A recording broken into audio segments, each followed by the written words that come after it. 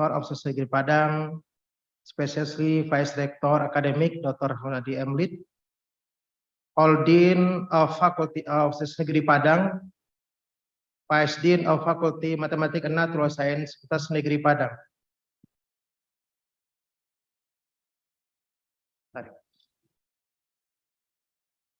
Head of Graduate Program in Faculty of Mathematics and Natural Science, Head of Department of Physics, Faculty of Mathematics and Natural Science, along all lecturers and staff. Head of Department in Faculty of Mathematics and Natural Science, Head of Physical Society Indonesia, Professor Wahyu Sri Utomo. Thank you join us conference. Head of Physical Society West Sumatra, Dr. Marzuki MSI, thank you. And all Physical Society members. General Chairs of ICLP 2022, keynote speakers and invited speaker, committee in this conference, dear participants, ladies and gentlemen. First of all praise and highest gratitude to Allah Subhanahu wa Ta'ala for the strength, the guidance, and the blessing proving opportunity to present the 5th International Conference on Research and Learning of Physics 2022 in conjunction with International Conference on Theoretical Applied Physics 2022, today which is hosted by Department of Physics, Faculty of Mathematics and Natural Science, Sosai Negeri Padang, and supporting by Physical Society of Indonesia. Here, I would like to express my gratitude to all the keynote speakers who have graciously accepted our invitation to share their knowledge and experience of our expertise. All keynote speakers will be give significant contribution to the audience for the conference. We are grateful to have you all here, to all presenters and participants. I'm greatly honored to pleased to welcome you to this conference. Thanks for attending, paying attention, and fully participating in the conference. I would also like to appreciate to the Department of Physics, Faculty of Mathematics and Natural Science, as well as the committee IHLP 2022. This international conference event can be held with the help and cooperation of all you. Heartily thank to your delegates and hard work in releasing this international conference. Next month, we celebrate 68th Universitas Negeri Padang anniversary. The improvement in all aspects shall be improved as academic community at Universitas Negeri Padang. This conference is a special occasion for youth and those who work in physics, basic education, and other related fields. We expect that the conference will be enable you to share your research, our research with international research community, and engage in discussion about the issues relating of the research, especially in physics education fields. Hopefully, this conference will contribute to the innovation and trend in physics and physics education, also other related fields in science, technology, for global challenges and supporting sustainable development goals. Finally, we respectfully request to Vice Rector of Sosai Negeri Padang to open the 5th ICLP 2022. Ladies and gentlemen, please enjoy ICLP 2022. Assalamualaikum warahmatullahi wabarakatuh.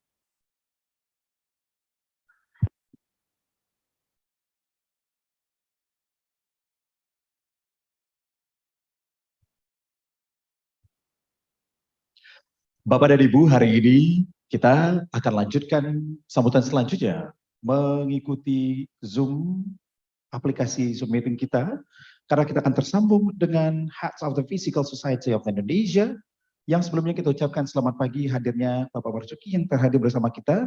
Beliau adalah Head of the Physical Society of Indonesia. Ini untuk wilayah Padang, Sumatera Barat. Boleh tepuk tangan dulu Bapak dan Ibu buat Pak Marzuki. Bapak dan Ibu hadirin yang berbahagia, selanjutnya kita dengarkan sambutan dari Ketua Head of the Physical Society of Indonesia, Profesor Wahyu Sri Gutomo, PhD, and then we calling from the Zoom app. Can we connect? Profesor Wahyu? Prof. Wahyu? Okay, it's your turn. You can do it.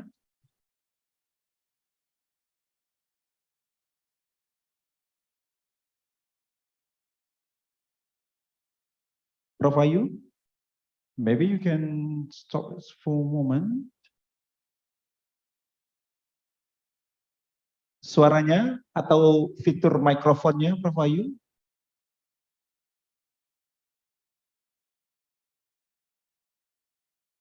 Okay. Ya. Thank you very much. Oke, Bapak dan Ibu hadirin, kita berikan speech by heads of the Physical Society of the Indonesia, Profesor Wahyu Sri Gutomo, PhD. Thank you very much. Assalamualaikum warahmatullahi wabarakatuh. Good morning to you all.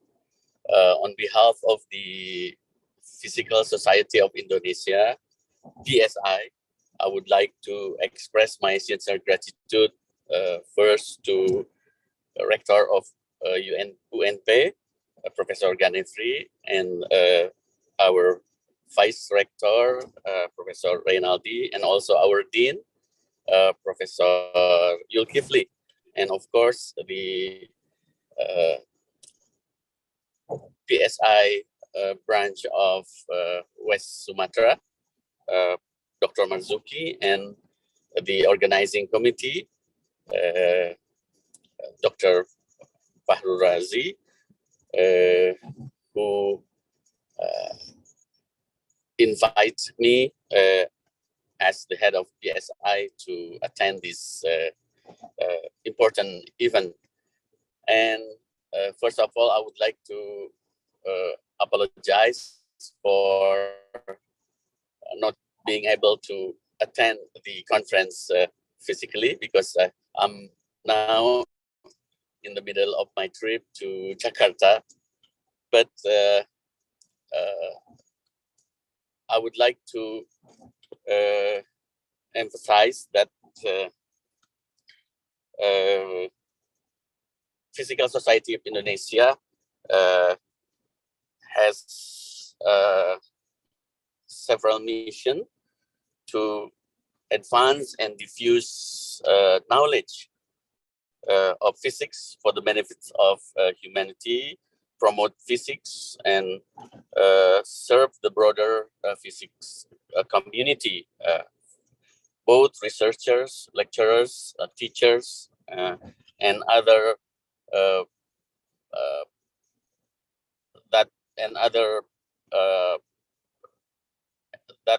related to physics. We want to, of course, provide a welcoming and supportive professional activities and engagement, and also broadening the membership of PSI. And of course, we want to also to support the advance of scientific discovery and research dissemination as this ICRLP and ICTAP events. And I would like also to thank all the keynote speakers, and also thanks also to the PSI West Sumatra and our Dean, Pak Zulkifli, for facilitating the meeting for PSI. Actually, we will have one meeting in this afternoon for all the physics, head of physics department or physics study programs all over Indonesia. And also tomorrow in the evening, we will have also the meeting of all the assembly of PSI member. And I hope again that these ICRLP and ICTAP can provide optimum benefits to all of us, to all of the participants, especially our students and young researchers, in order to strengthen the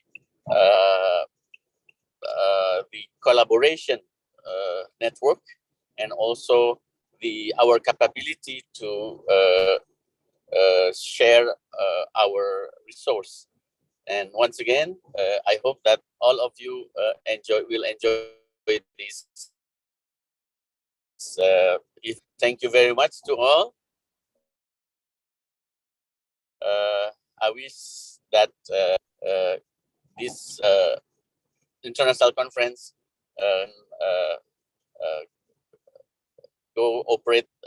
can run smoothly and successfully. Thank you very much. Assalamualaikum warahmatullahi wabarakatuh.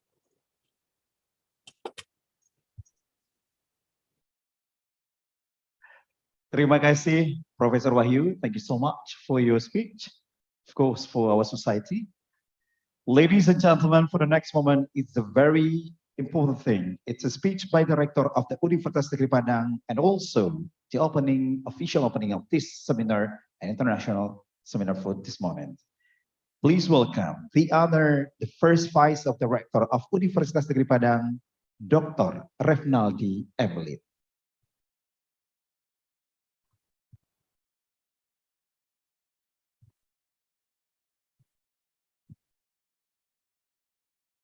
Bismillahirrahmanirrahim.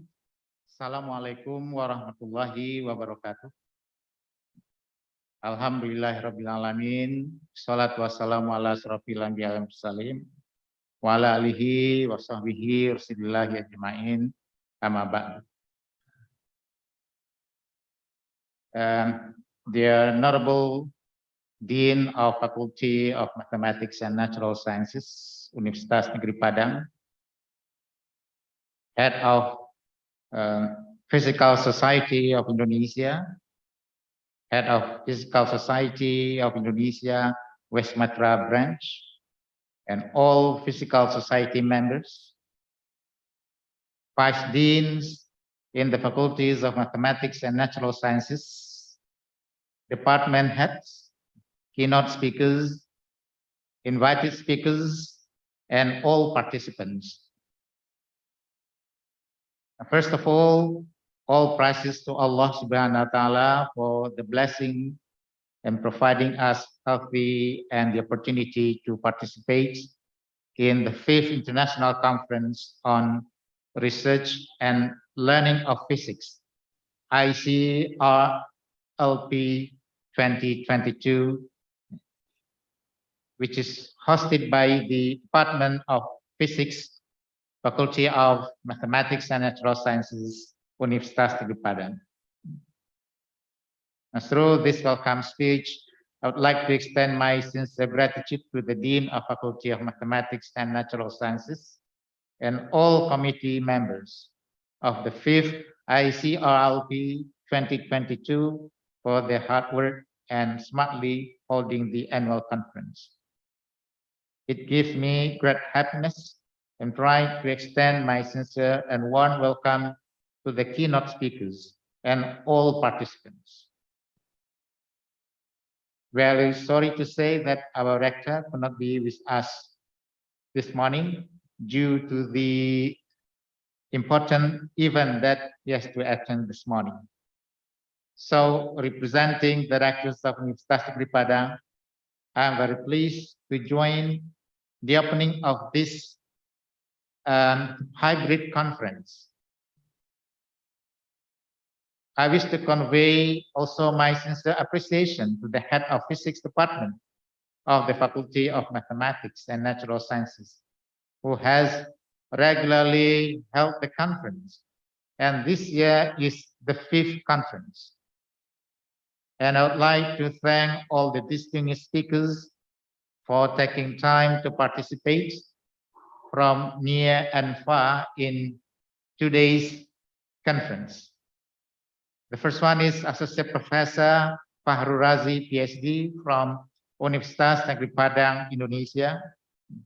Professor Yong Sap Hart, PhD from Kyunghee University, Korea.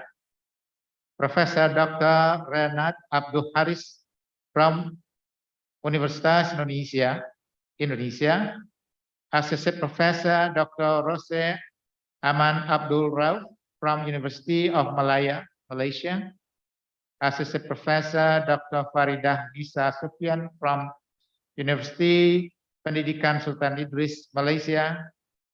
Dr. Suko Prayitno Adi, Deputy of Geophysics, BMKG Indonesia. And Christina Widi Jayanti, PhD from Nanyang Technology University, Singapore. And Jeffrey A.G. Ullman, PhD from Tasmania University, Australia. I believe that this conference will become a good medium and opportunity for us to learn, communicate, and share the newest information about knowledge, concept, theories, and result of research. And the most important things are to create networking and to collaborate with other international experts as well as institutions in the international level.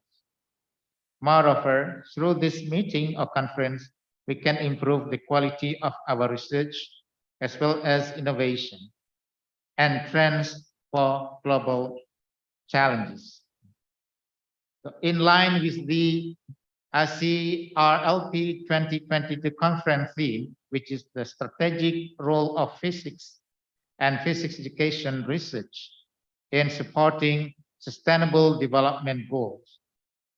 Sustainable development is taking into account the fulfillment of the needs of the future generation by applying principles of balance and sustainability in development by considering principles of economic welfare, social justice, and environmental preservation.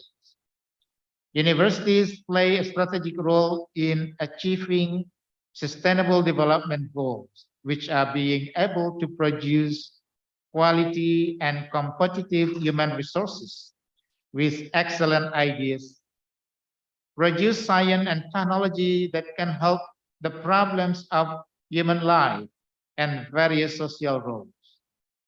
The development planning needs to be based on research results that can predict the trends of a phenomenon scientifically through research activities with various accurate data distribution, scientifically approved methods, precise analysis, and strong argument, which can be used in determining the policy of sustainable development that has good quality and meet the balance of economic welfare, social justice, and environmental preservation elements.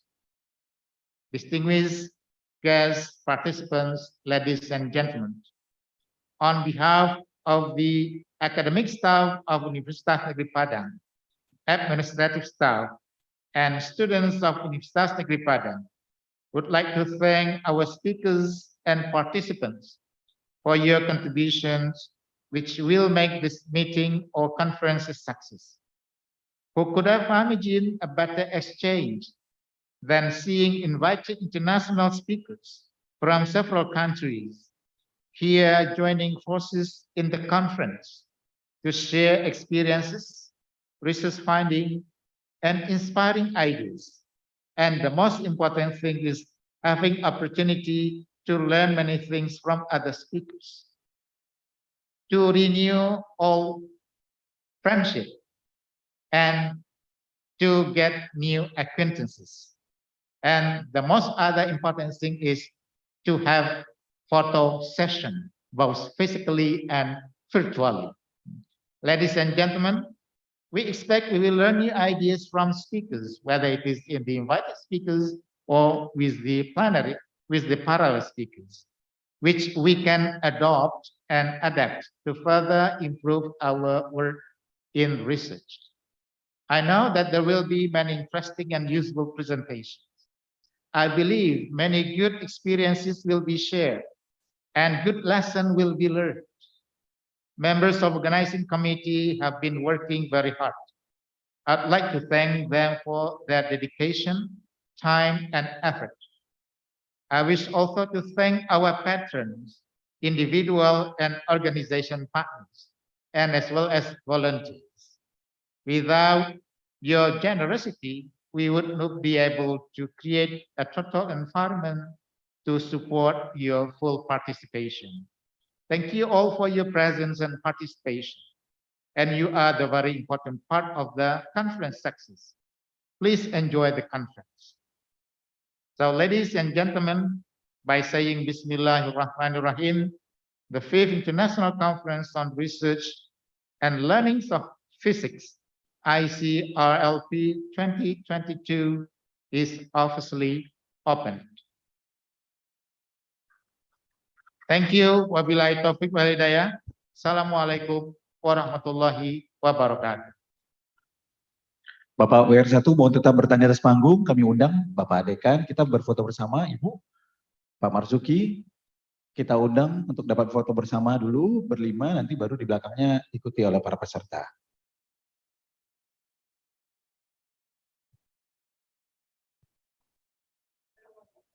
Di atas boleh Pak, masuk dari Ibu juga di atas gitu Pak.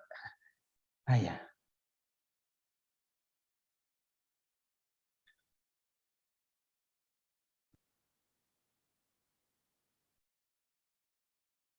Baik, Bapak dan Ibu, teman-teman yang hadir di Zoom, dengan foto bersama ini tentunya kita lanjutkan dengan break sebentar dulu, menikmati coffee break yang telah disiapkan. Baru kita akan berpindah ke prosesi seminar kita. Bapak dan Ibu di belakang, peserta boleh berdiri dulu, karena akan diambil dari atas. Nah.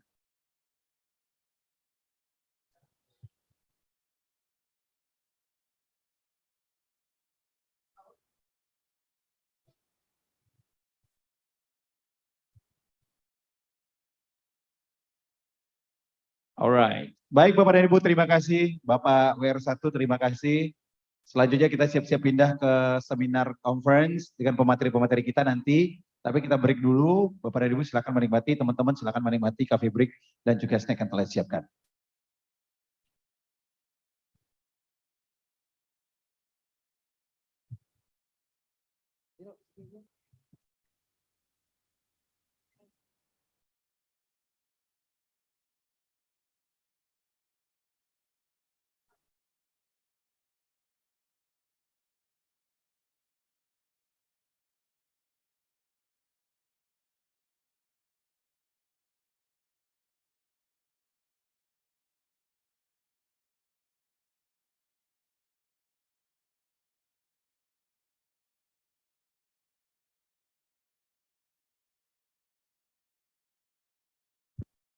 Bapak dan Ibu, teman-teman, untuk kopinya ada di sebelah kanan pojok, silakan ambil di sebelah kanan pojok secara mandiri, karena mungkin snacknya sudah dibagikan kepada Bapak dan Ibu, tinggal untuk kopi dan juga tehnya bisa diambil secara personal.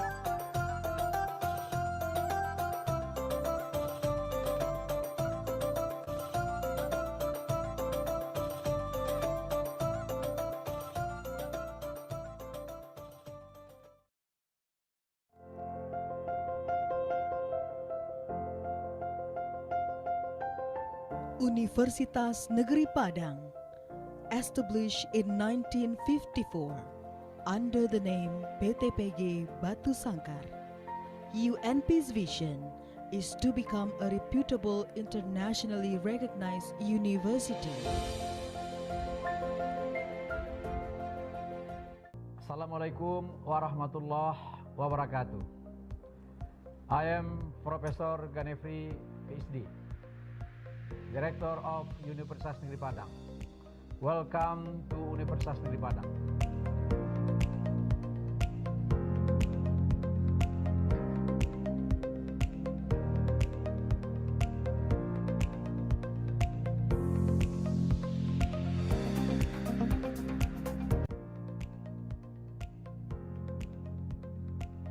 The impact of technology and the industry nowadays have triggered Universitas Negeri Padang to develop sustainable programs. Universitas Negeri Padang focuses on education and qualified teaching process, research and high-quality publication, then community services that give advantages to the society.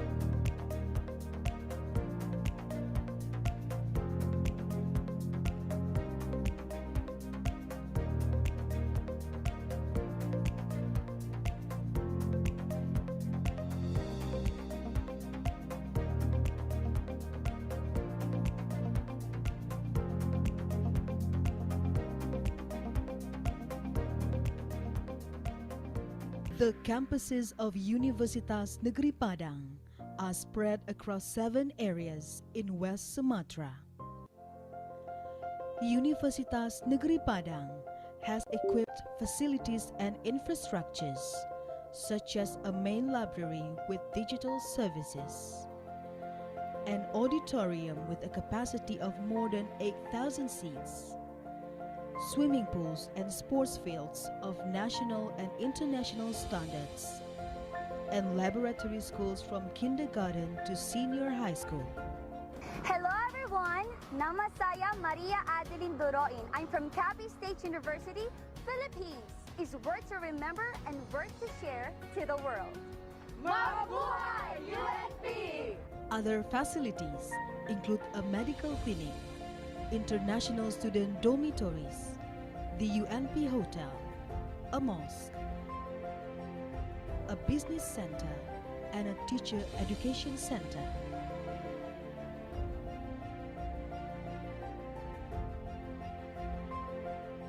Megala from Myanmar.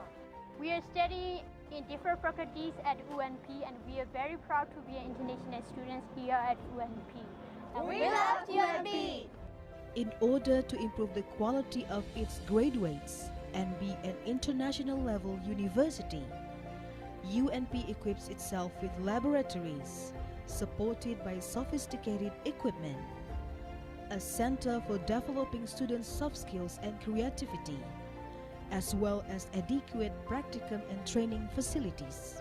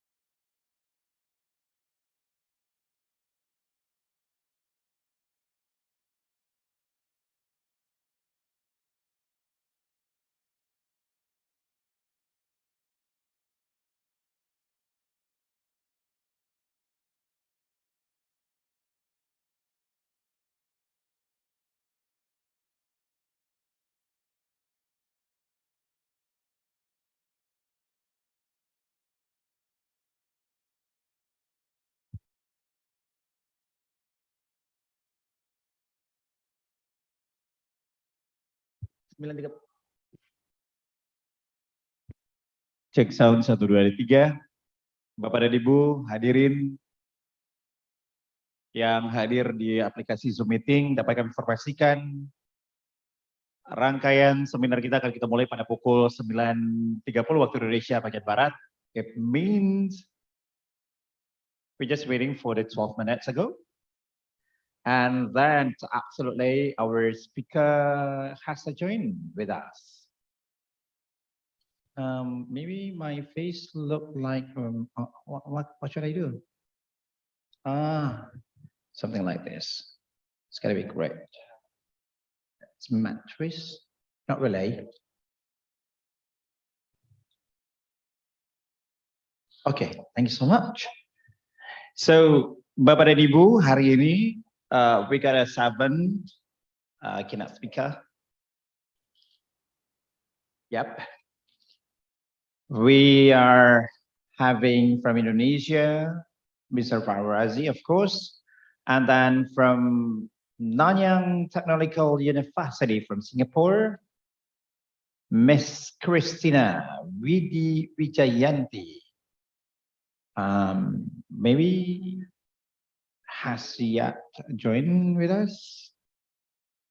And then we are calling to Mr. Jeffrey G. Ullman. Yeah, absolutely, Pak. From University of the Tasmania from Australia.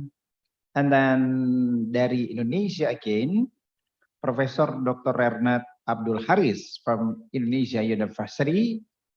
And then Dr. Farida Lisa Supian from University Pendidikan Sultan Idris, Malaysia. I thought Miss Farida has to join with us. Hi, Miss Farida. And then we're going to the next keynote speaker from Malaysia again, University of Malaya, Dr. Rosi Amnah Abdul Rauf. I'm not looking at of the, oh yeah, Dr. Rosi has joined us too. Thank you so much, Dr. Rosi. Rosi is the meaning of the rose, mawar ya, cantik nian lah ini ya. And then we had another speaker from United States of America, Dr. Suko Prayitno Adi. Nah, yang sudah hadir bersama kita, ini orang Indonesia tapi di USA. Nah, nggak apa-apa, pasti kangen sama makan rendang. Nah. And then our keynote speaker and the first moment nantinya, and the next up is from the Korea, from Kyunghee University, Professor Young Suk Park yang has joined with us. Yeah. Yeah. Thank you, sir. I'm here. Yeah. Ajushi, we found you. We're going to start this international seminar conference with a keynote speaker for the 10 minutes ago. And so we're just waiting on your guys who are watching us and joining with us in the Zoom meeting. We hopefully you're not too opened or put into your microphone feature is on. And don't forget to put your camera is on. We need you to take a look at you as a person. And so that's meaning of you need to open up your camera feature. Mungkin bisa diaktifkan kameranya karena kita tahu juga ini yang ikutnya juga orangnya ada gitu maksudnya kita. And then this morning we're glad to having Mr. Asrizal. Oh, this is our lecturer, our research. Juga Bapak Asrizal sudah bergabung bersama kita dari Pasca Sarjana Pendidikan Fisika. Terima kasih, thank you so much. Mr. Asrizal has joined this morning. Terus juga hadir Bapak Akmam bersama kita pagi hari ini, another lecturer in the Physics Department, Bapak Fedi Sadriar, and then another presenter has joined with us this morning.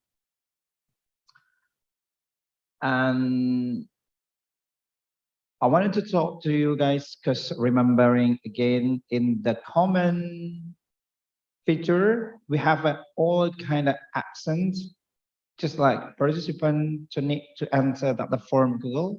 Jadi teman-teman tinggal isi absennya, Bapak dan Ibu peserta, jangan lupa isi absen yang sudah ada di bagian kolom komentar.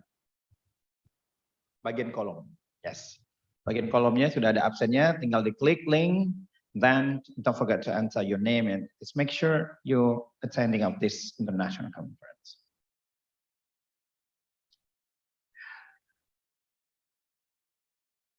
My background. Huh?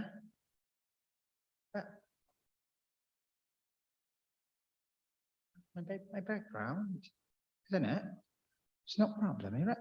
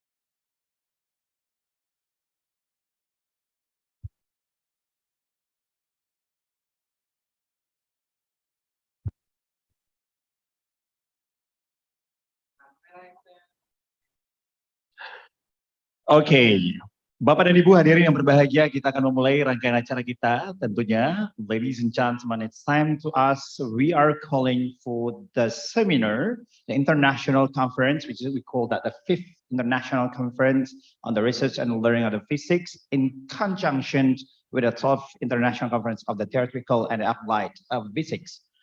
Bapak dan Ibu, ladies and gentlemen, we are going to move on to our 7th. We got the 7th, we got the 8th keynote speaker for today. And of course, we start with the number 1. And this moment, it's going to be going to our first keynote speaker from the Korea, Kyunghee University. It's a Professor Young-Soo Park, PhD. Before we calling him, and then before we start with the Mr. Professor Young-Soo Park, let me to giving more information about him. Mr. Young-Soo Park, it's right now has as the director of the Kyunghee University Central Equipment Facility, and of course, director of the NVCE EC Core Facility Multi-Dimensional Material Research Center of the Kyunghee University. And of course, this professor in the Department of the Physics at Kyunghee University since 2006. Oh my God, from 2006, where have I been? And then Prof. Young-Soo Park has a graduate from Northwestern University of Eastern Illinois from United States of America in 1994 as a PhD Physics and a Master Science of Physics in 1988 from Seoul National University, South Korea. And of course, in the same university in the Bachelor Science Physics Education 1986. Wow, 1986, I not was born in this earth. But that's okay. It's time to us to recalling just a little bit. Our next keynote speaker is very interesting about the general problem of surface and interface, phenomena, electronic and atomic structure, magnetic properties of the novel magnetic material, which is like structure and magnetic properties of the eluted magnetic semiconductor and a ferromagnetic semiconductor. At this moment, of course, let us to connect to Mr. Young-Soo Park from Kyunghee University. 안녕하세요, 아저씨. Yes, I can hear you. Oh my God.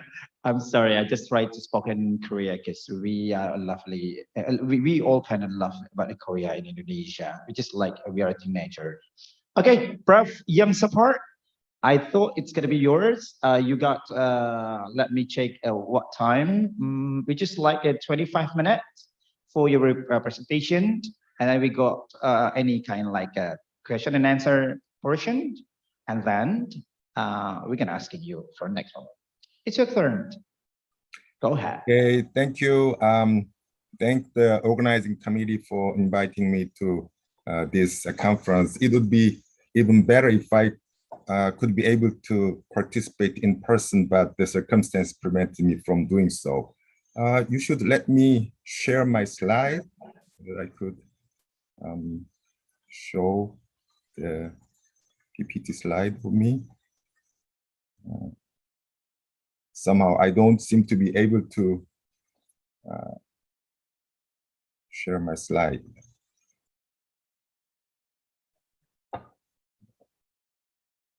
Okay, there we go.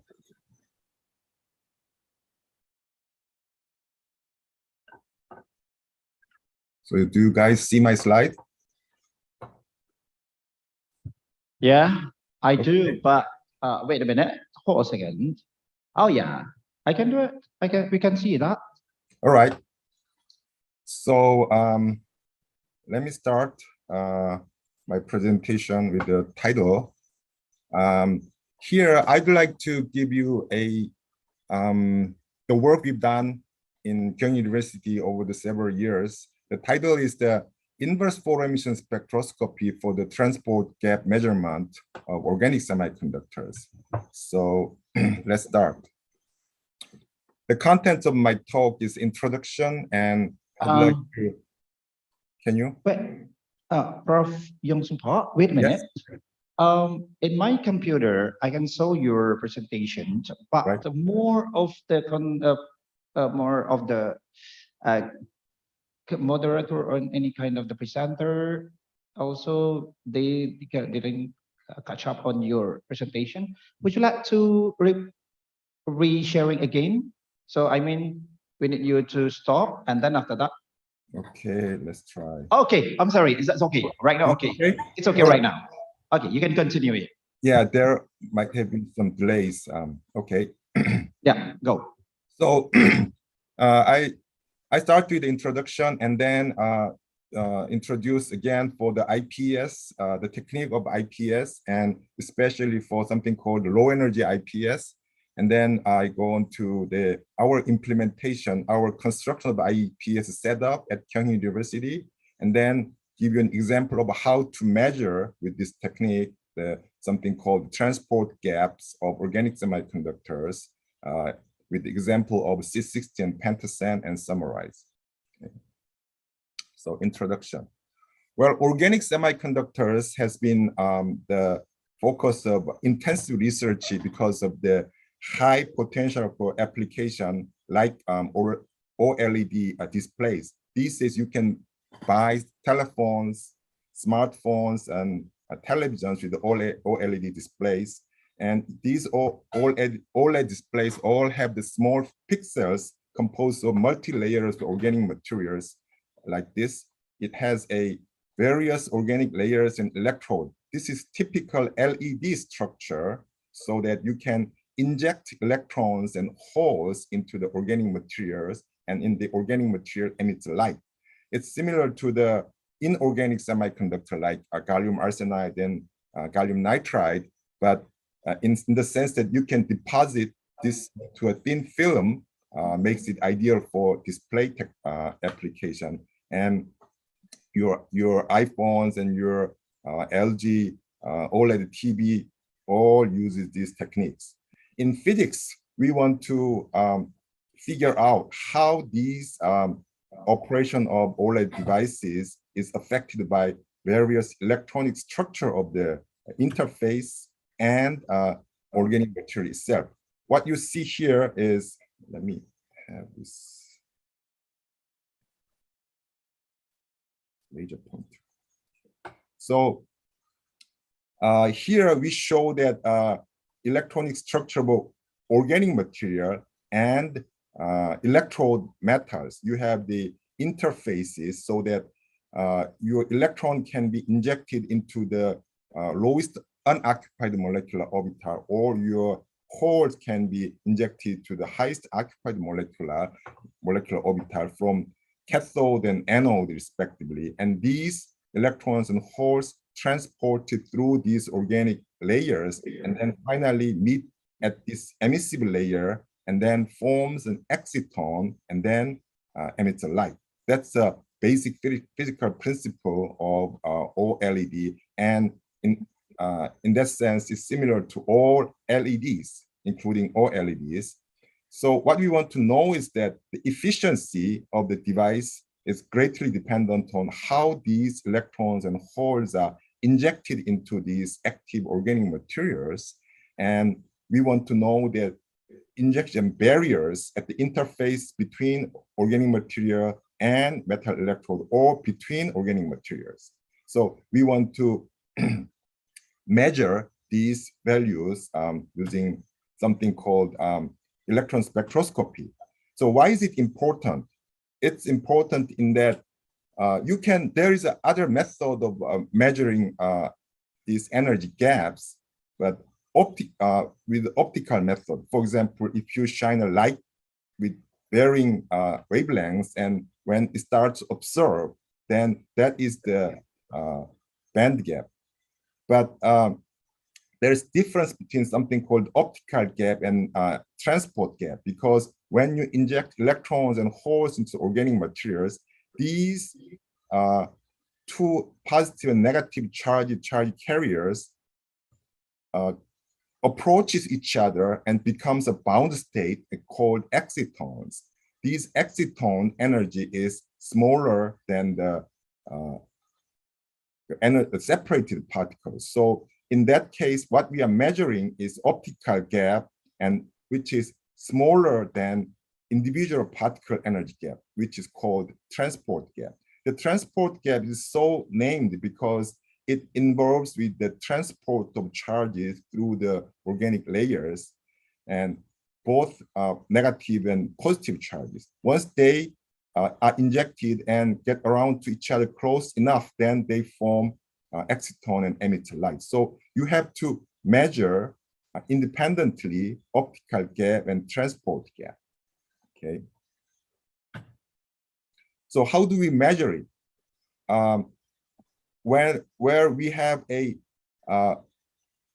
electronic state where the electrons are fully filled, then you can shine a light on it and eject electrons and then measure these energy levels, so-called photoelectron spectroscopy, or PES.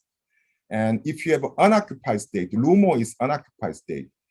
In that case, you shine electrons into it and let it emit a photons, then measure it so that you can measure these unoccupied state, density of state.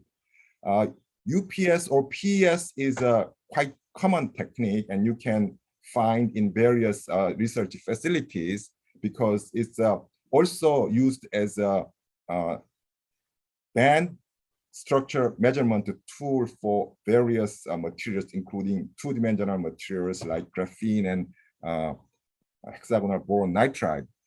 On the other hand, the measurement of unoccupied state, electrons in photons out technique is not common. It's much, much less common because this process is extremely inefficient. About 100,000 times or 10,000 times less efficient than photo emission process. So this is very, very weak signal technique, so that you cannot easily find these data. So let me introduce the inverse photoemission spectroscopy a little bit more detail. Energy level measurement techniques are listed here. PES, or photoemission spectroscopy, you can put photons in, eject electrons out, and measure where these electrons inside the solid or molecule existed. Photo absorption spectroscopy, you shine a photon and measure the absorption so that you can measure this something called optical gap I just mentioned. Another technique is X-ray absorption spectroscopy. You shine X-ray onto a material and core level electrons got excited to the unoccupied state. You can measure this. And inverse photoemission is you shine electron beams into the material, and these electron beams go decay into an unoccupied state of molecule or solid and emits a photon. By measuring this photon, you can probe these unoccupied states of materials or molecules. If you use a higher energy photons like 10 eV photons, this is the conventional inverse photoemission.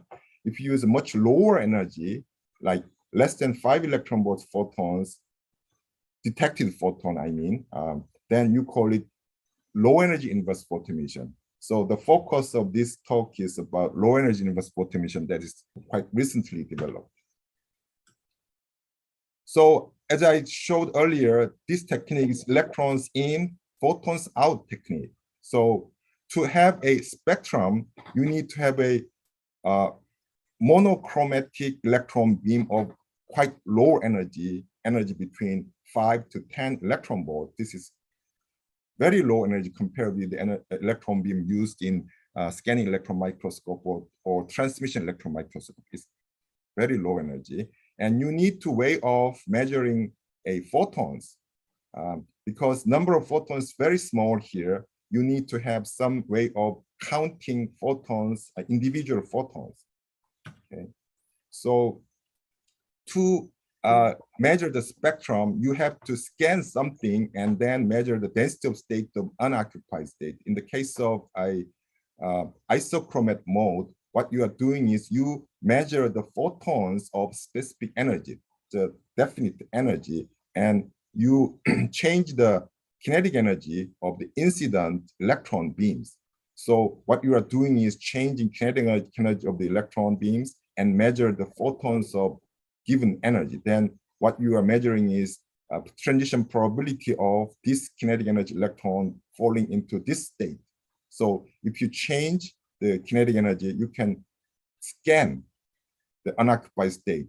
So by fixing the measurement photon energy and changing incident electron beam energy, you can measure the spectrum of unoccupied state. So to do so, you need a good bandpass filter for photons. If you use a 10 eV photons for detection, you need to construct a 10 eV photon filter, which is quite difficult, but physicists are quite clever, and they devised a technique, something called combination of window and gas chamber. What I mean is, if you have a high band gap material like calcium fluoride, magnesium fluoride, it has a high band gap of around 9 electron volts. So this acts as a low pass filter for photons. If the photon energy is higher than 9 electron volts, it will get absorbed. Lower than that, it will get passed. And then inside this chamber, you have a certain gas molecule like iodine molecule, I2. Then this iodine molecule have the threshold ionization energy of around 9 electron volts. So it acts as a high pass filter.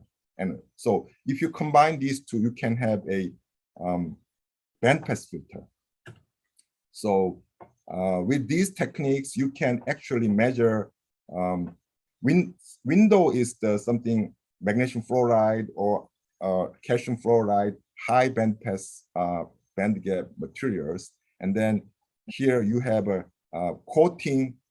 You can use chamber gas, or you can use solid films. In this case,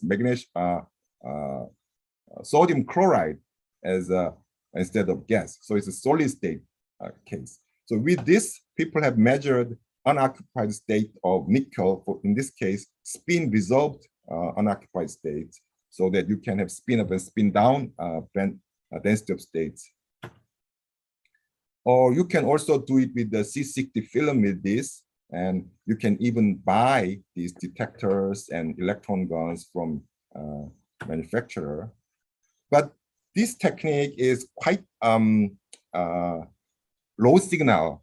I mean, the intensity of these unoccupied state signal is like 10 counts per second.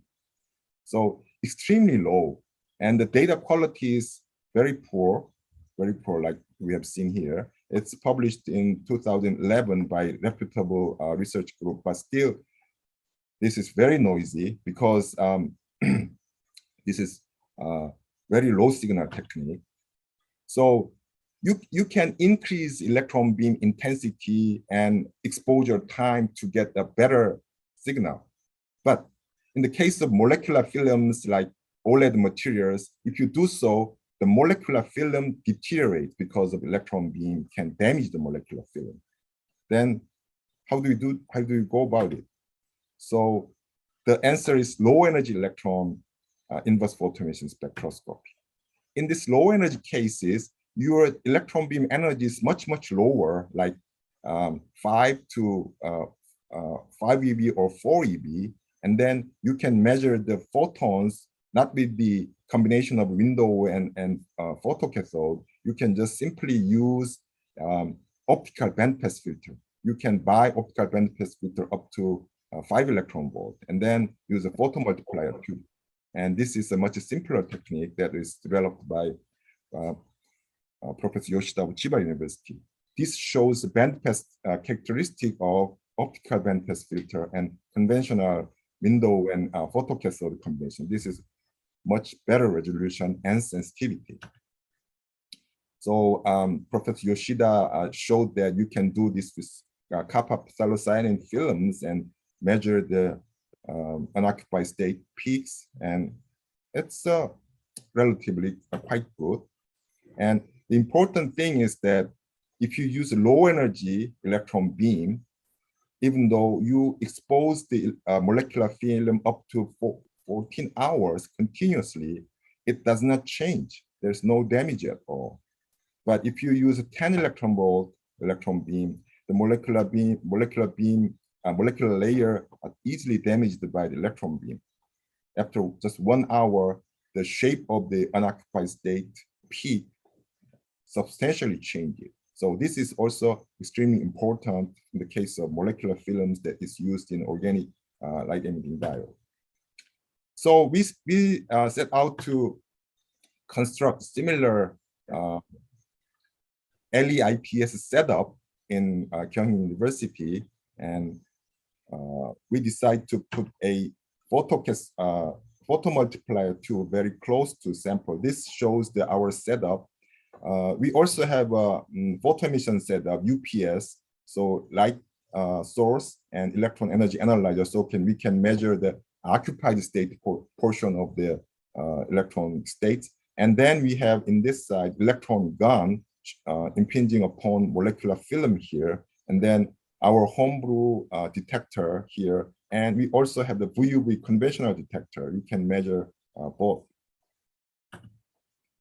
So we did it, and with the C60 as a standard sample, we could measure with the conventional VUV detector. We could see these unoccupied state of fluorescence, and also with the low energy inverse potential, we could measure the LUMO +1, LUMO +2 peaks. And still, these are quite low signal. So we thought that how do we improve the signal of these things? We thought that when electrons are impinging upon the sample, the photons are going in all directions.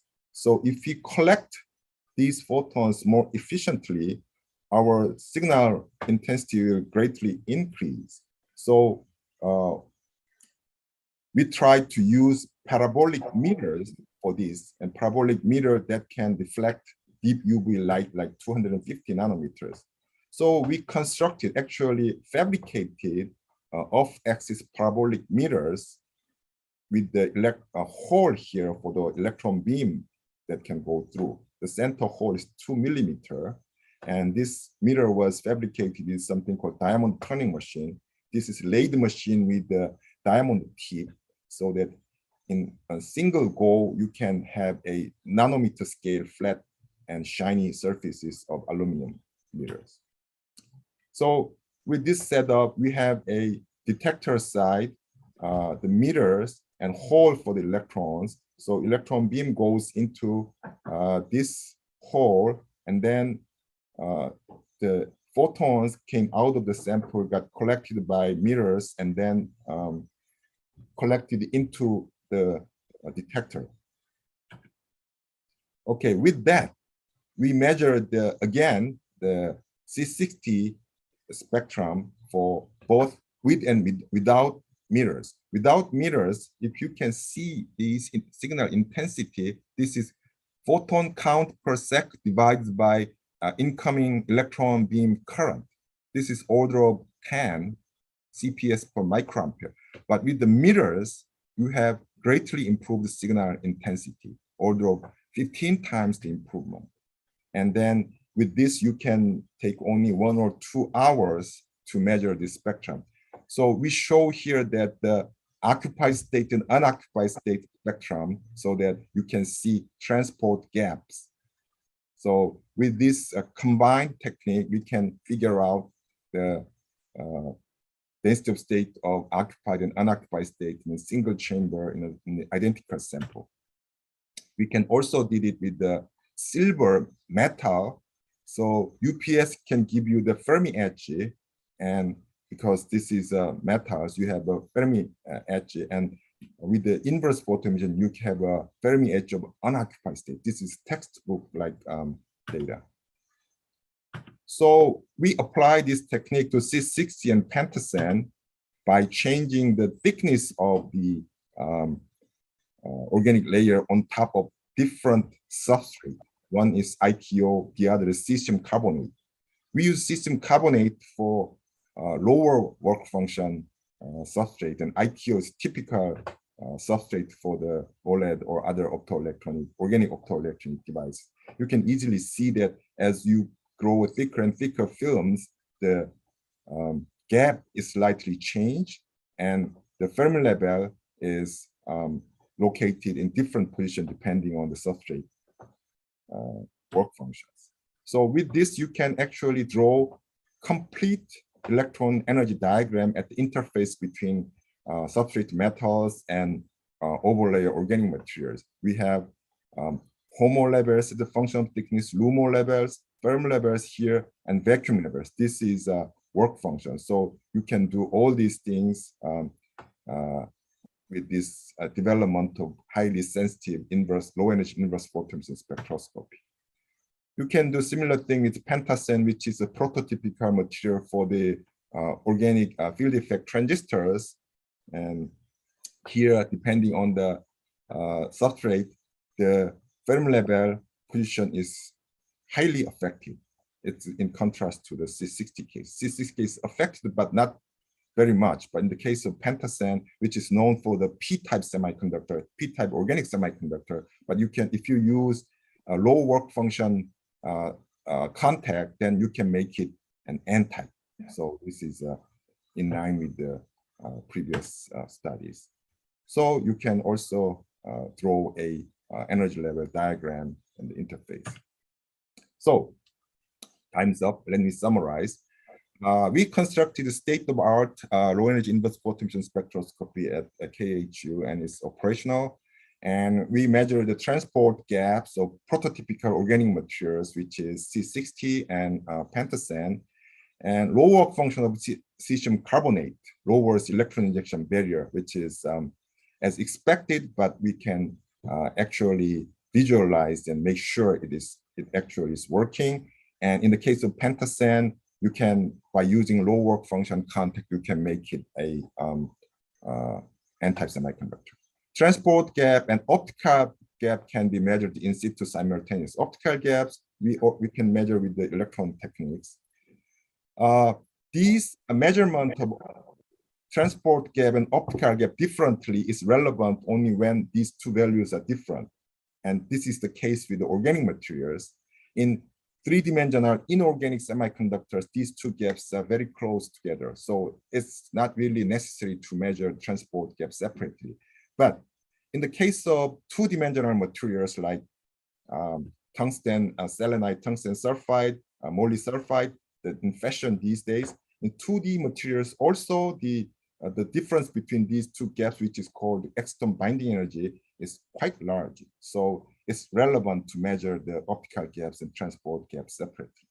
Well, we have this some near future development in mind.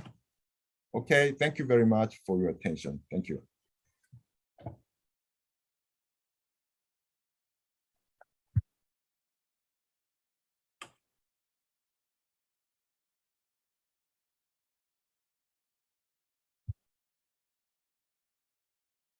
The microphone. Oh, yeah. Okay, thank you so much, Professor Young-Soo Park.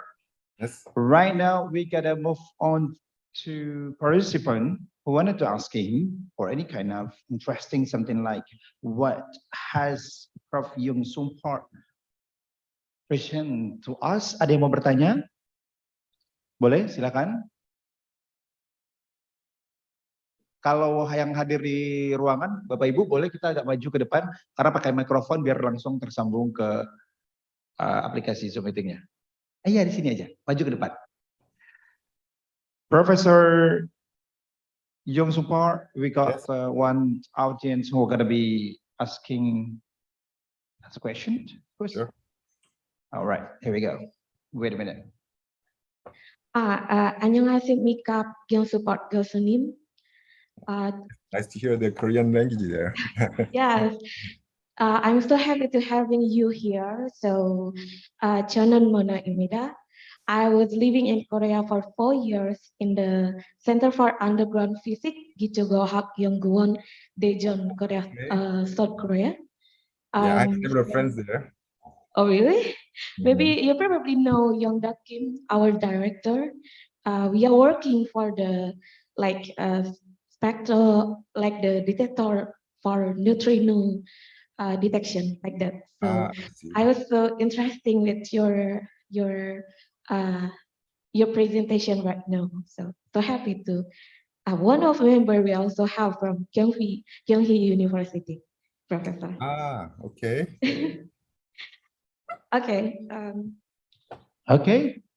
My question is, you explained that we have the electron, and then electron having a photoelectric, and then detected by photomultiplier tab, and then with the Geiger-Müller counter and others, and you have a good detector. Yes. So my first question is, how about detector resolution?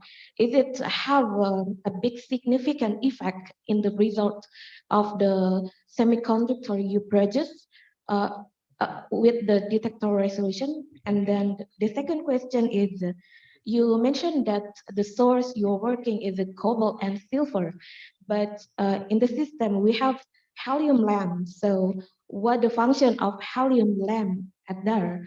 And the last and very curious about the what the energy region of you working, because we know the cobalt 60 and silver, and we know the energy level of that. They have gamma, they have some the alphas, and also they have some about some MeV. So I curious about which energy region you are working about. So that's my three questions. Thank you so much, Professor. Okay. As you can see in this slide, we are working in a million times lower energy range here. We are working in the very small, very low energy region. It's several electron volts. So it's far, far away from mega electron volt range. Both our electron beam and our photon detector operates at around 4 or 5 electron volts. So this is a very low energy electron. And making low energy electron beam is also quite difficult. If you have a if you have a mega electron volt or kiloelectron volt, it's quite I wouldn't say it's easy, but it's quite well-known technique. But if you go to 5 electron volt, 4 electron volt, it's not easy. It's doable, and there's commercial ones, but it's not easy. So that's the energy range we are playing with. And regarding the resolution, resolution is determined by two factors. One is the energy spread of these low energy electron beams. You say, when I say 4 electron volt, this is kinetic energy of the electron, but the kinetic energy is not a monochromatic, it has a spread. The spread is coming from the thermal broadening of the cathode of the electron gun, which is sometimes in the order of 0.2 or 0.3 electron volt, 300 milli electron volts.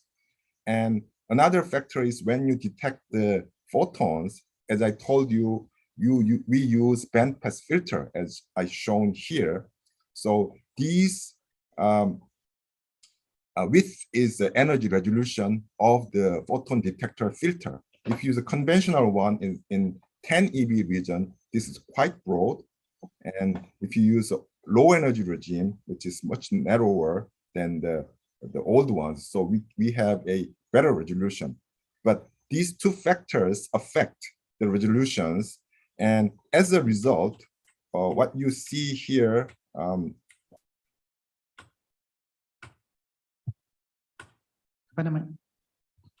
in this slide shows the resolution. This is a Fermi edge of the unoccupied state. So at room temperature, this curve includes Fermi-Dirac distribution function at room temperature, which plus the resolution of our instrument. So by judging from these, we estimate our energy resolution between 0.3 and 0.4 electron volt, which is quite good. Quite good, right? Yeah, but it's in the case of UPS or photo emission, you can go here. This black curve shows the UPS spectrum, which gives you a resolution of less than 0.2 electron volts. But in UPS, in modern higher resolution instrument is available, and you can go down to 10 millielectron volt resolution. We don't use that, but state-of-art photo emission, not inverse photo emission, but direct photo emission measurement, you can go down to 10 millielectron, even sub-millielectron volt, hundreds of microelectron volt resolution. But inverse photo emission, that's not achievable readily so far. So our resolution of 2 to 0.2, 0.3, or 0.4 electron volt is respectable value, I believe. Okay. Kamsahamnida 교수님 만나서 반갑습니다. I got it and I got the answer and the detector resolution. I think I'm agree that it is quite good and I got all of the answer. Once more, 감사합니다. 수고했습니다. Thank you. 감사합니다. 네. Okay, Nasranian. Okay. Another question, participant? Ada yang mau bertanya lagi? I thought that's enough. Mr. Professor Yom Supar, thank you so much for your joining with us for this international conference. You want to say something for the last moment or the last statement, maybe? Well, just thank you, and I hope this conference will be very successful one. I think this is already very successful. There is more than 150 participants online right now, and including the offline ones is quite successful. I hope I can join you guys in the next one in person. Thank you very much. Yeah, we sure. We hope too. We can meet up with you also in the person, in the real time, in real moment as the offline international conference pastinya. Thank you so much. Kamsahamnida.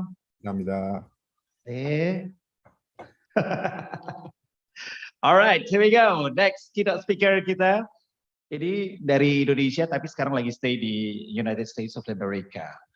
I didn't find any kind of the curriculum vitae or any kind of that background, but Bapak dan Ibu, ladies and gentlemen, the next keynote speaker has graduate from Universitas Negeri Makassar S3-nya pada tahun 2011 dan tentunya beliau dari Sekolah Tinggi Meteorologi, Klimatologi dan Geofisika mengajar sebagai dosen tetap, but sekarang beliau menjadi Deputy of the Geophysics BMKG-nya Indonesia yang lagi stay di United States of America. And here we go, please welcome Dr. Suko Prayitno Adi, MSI. Baik, terima kasih. Thank you very much. Assalamualaikum warahmatullahi wabarakatuh. Ya, ini saya sudah pulang dari Amerika, lagi di Jakarta. Oh, sudah pulang lagi, Pak? Ya, alhamdulillah nanti tanggal 30 Oktober 2009 berangkat lagi mungkin ke Kanada. Sudah terima kasih. Pak. Kemudian Bapak Ibu sekalian, barangkali nanti saya campur ya pakai bahasa Inggris dan bahasa Indonesia, nggak apa-apa ya. Boleh.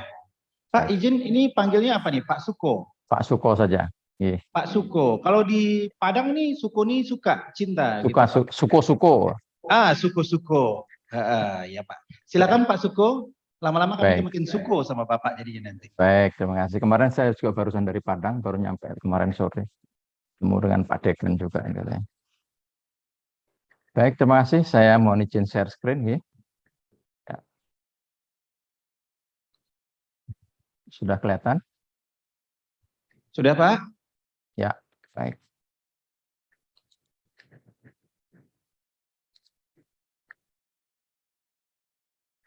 Yeah. Thank you for this time.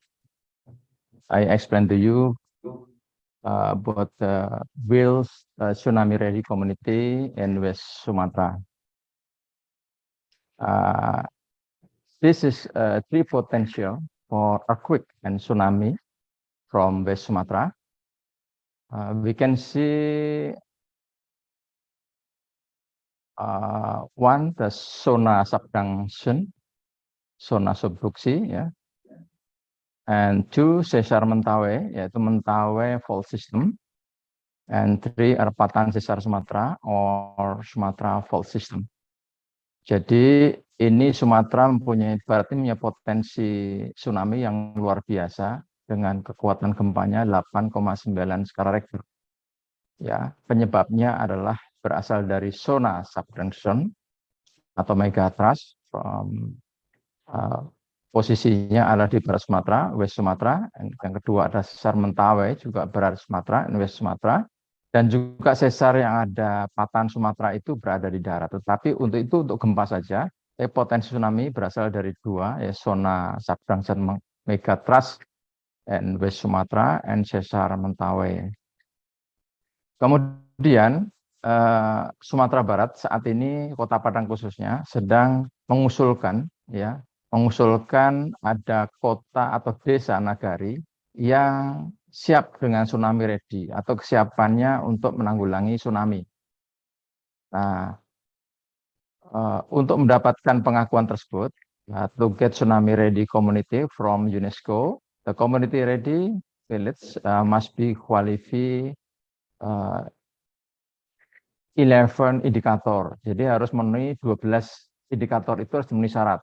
Nah, kemudian apa saja? Yaitu harus memiliki peta bahaya tsunami, yaitu informasi perakhiran jumlah orang yang berada di sekitar situ, dan seterusnya ada kesiapsiagaannya dan responnya.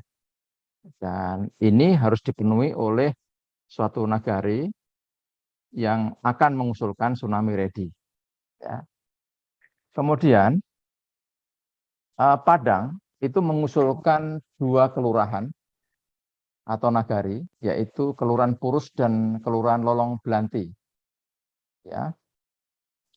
Dan ternyata kelurahan ini juga sudah dikunjungi oleh tim kami dari BMKG, yaitu pada tanggal 7, ya, the National Tsunami Ready Board, team conducted file verification on 7 and 9 September 2022, ya. Dengan hasilnya adalah field verification-nya bagus. Jadi tim itu mengatakan bahwa desa ini ternyata sudah memenuhi syarat sebagai tsunami ready. Ya. Dan karena memenuhi 12 indikator dari UNESCO tersebut.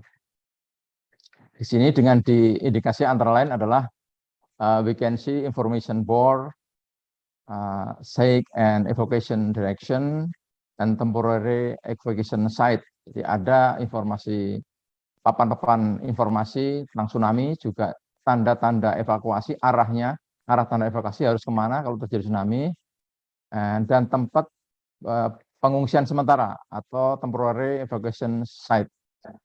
Ini sudah ada di Desa Purus.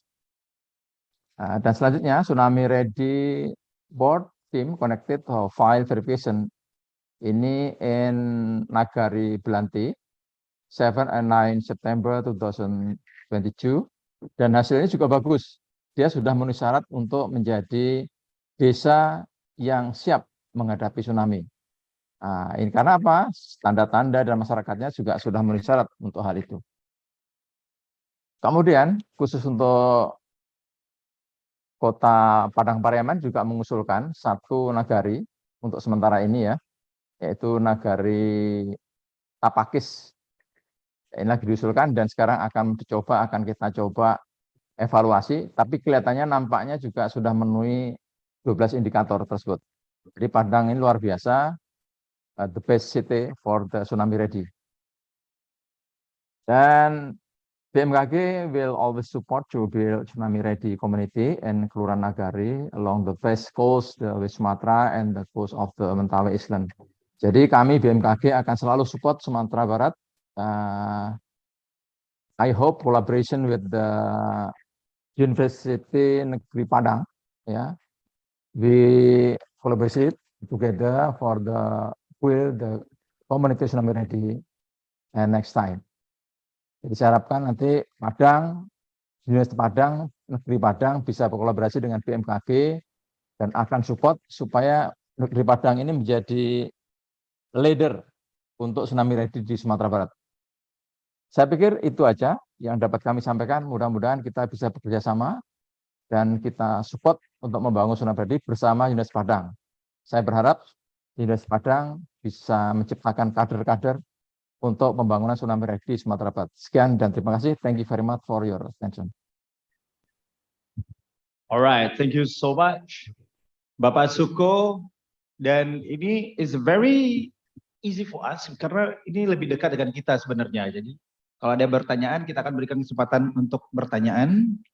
Kita akan berikan kesempatan buat teman-teman ingin memberikan pertanyaan karena ini sangat dekat sekali dengan kita. Selalu setiap hari, almost kayak every day, we touch the part. Kita ada di daerah itu, melewati daerah tersebut. Baik, oke. Kita minta buat yang bertanya dulu, silakan. Oke, satu. Ada lagi yang mau di Zoom nanti tinggal hands up atau raise hand di aplikasinya. Silakan.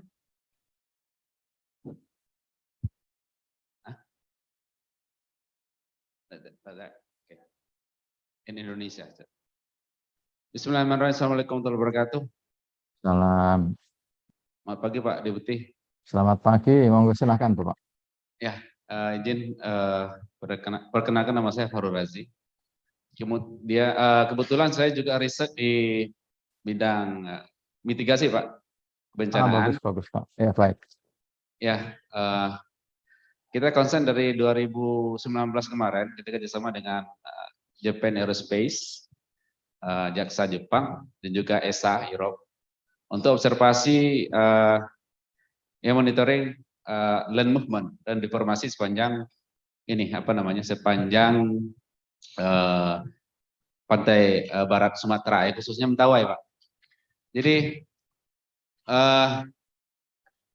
ada dari monitoring yang kita lakukan saat ini nampaknya ada sedikit indikator, Pak.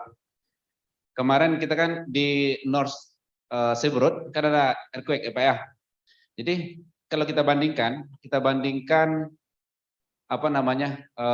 land movement mulai dari Pagai utara selatan, kemudian Sipora dan Seaboard itu memang di Seaboard itu lebih aktif dan distance movement itu jauh lebih besar, Pak, dibandingkan dua pulau itu. Jadi kalau kita urutkan, jadi yang paling aktif itu movementnya Seberut, kemudian Sipora, kemudian Pagai. Pagai nampaknya ini udah start. Jadi mungkin Pak ya, apakah ini bisa juga sebagai indikasi potensial ya dari banyak researcher meramalkan ya potensi berada di Pulau Seberut. Bagaimana Pak kalau menurut ini BMKG? Terima kasih Pak. Assalamualaikum warahmatullahi wabarakatuh. Waalaikumsalam warahmatullahi wabarakatuh.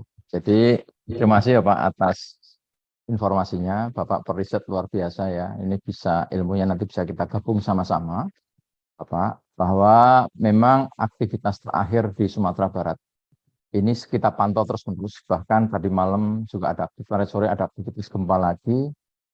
Dan posisinya sama, Bapak. Posisinya sama, kekuatannya juga mendekati sama, ya.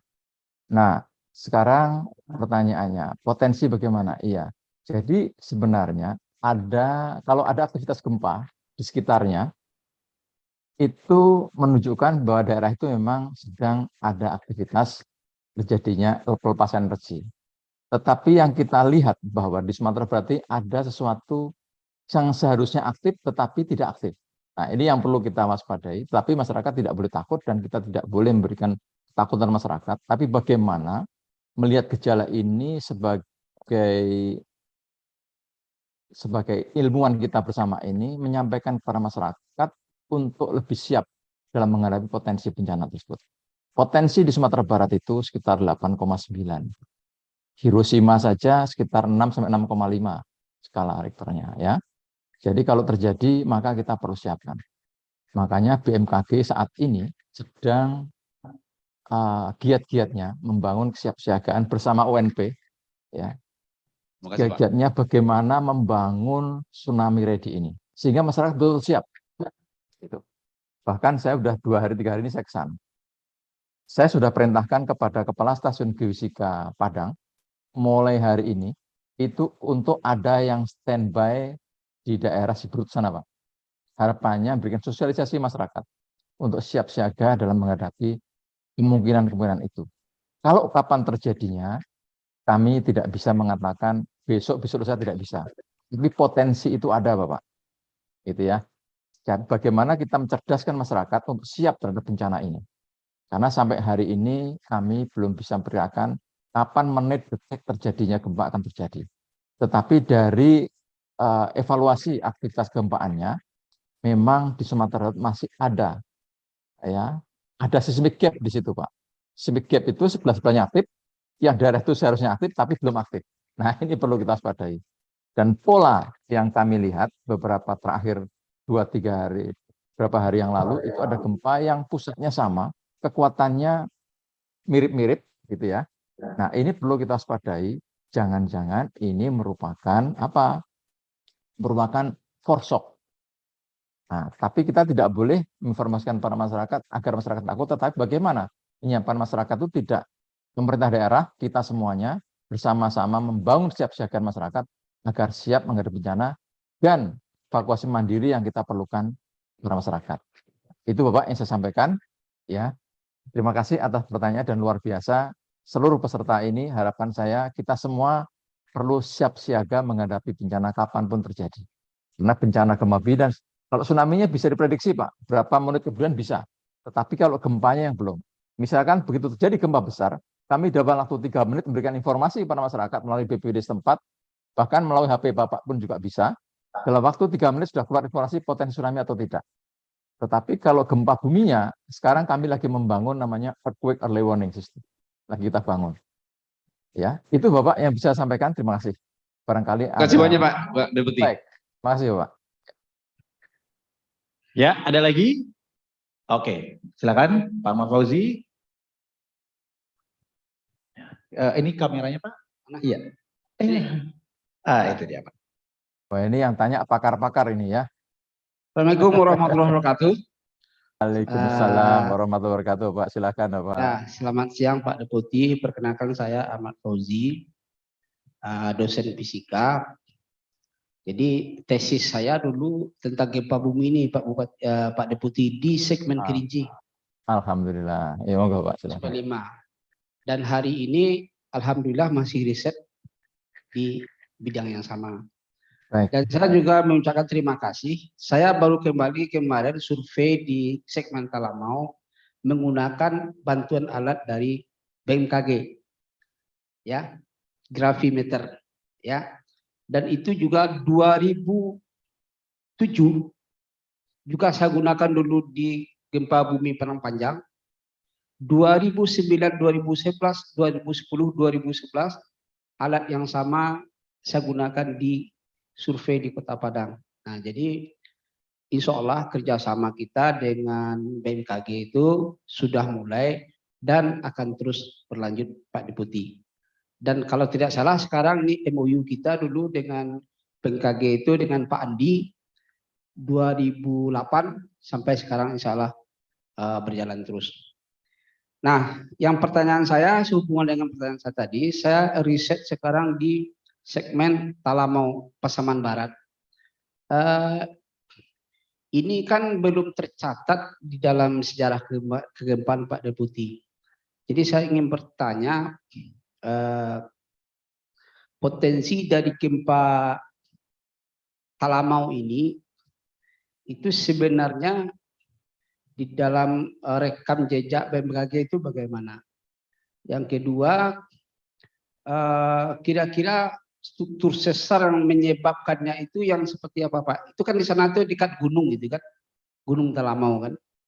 Nah sehingga nanti kami dari tim punya bayangan bagaimana memodelkan struktur di daerah sana untuk mencarikan konsep mitigasi yang bencana yang cocok untuk di daerah segmen Talamau dan sekitarnya. Itu saja Pak Deputi, terima kasih.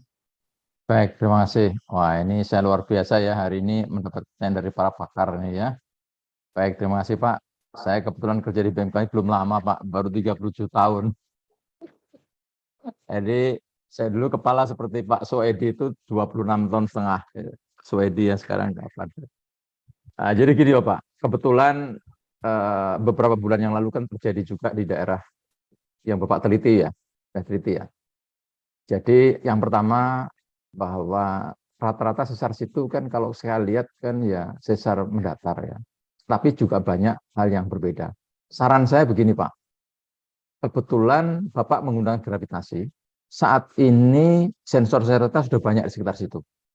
Alangkah baiknya untuk mengetahui aktivitas bentuk sesarnya, itu bisa digunakan pakai model vokal mekanisme yang sudah berhasil dianalisa oleh BMKG, Pak. Nanti bisa koordinasi dengan Pak Soedi, bekerja sama, sehingga nanti benar-benar secara detail melihat bahwa bagaimana aktivitas sesar, terus kemudian bagaimana vokal mekanismenya bisa dilihat dari hasil analisa yang kita peroleh. Jadi kita sudah punya peta-peta itu Pak, tapi saya nggak hafal secara detail ya. Yang jelas di sana juga ada yang mendatar, juga ada yang sedikit agak naik gitu ya, ada ya. Tapi lebih detailnya nanti Bapak bisa komunikasi dengan Pak Soedi, nanti akan kita bantu, kita bersama-sama riset bersama, syukur-syukur bisa menghasilkan S3 lebih bagus lagi nih. Ada Pak Soedi di situ kah? Nah, nanti kita riset aja sama-sama, data kita lengkap sekali Pak. Kami itu mempunyai data yang banyak, tapi lagi kita explore bagaimana bisa menjadi sesuatu yang bermanfaat untuk kita semuanya. Jadi selain gravitasi itu pertama adalah Bapak alatnya mahal, tapi kalau data gempa itu banyak sekali data kita yang belum kita olah.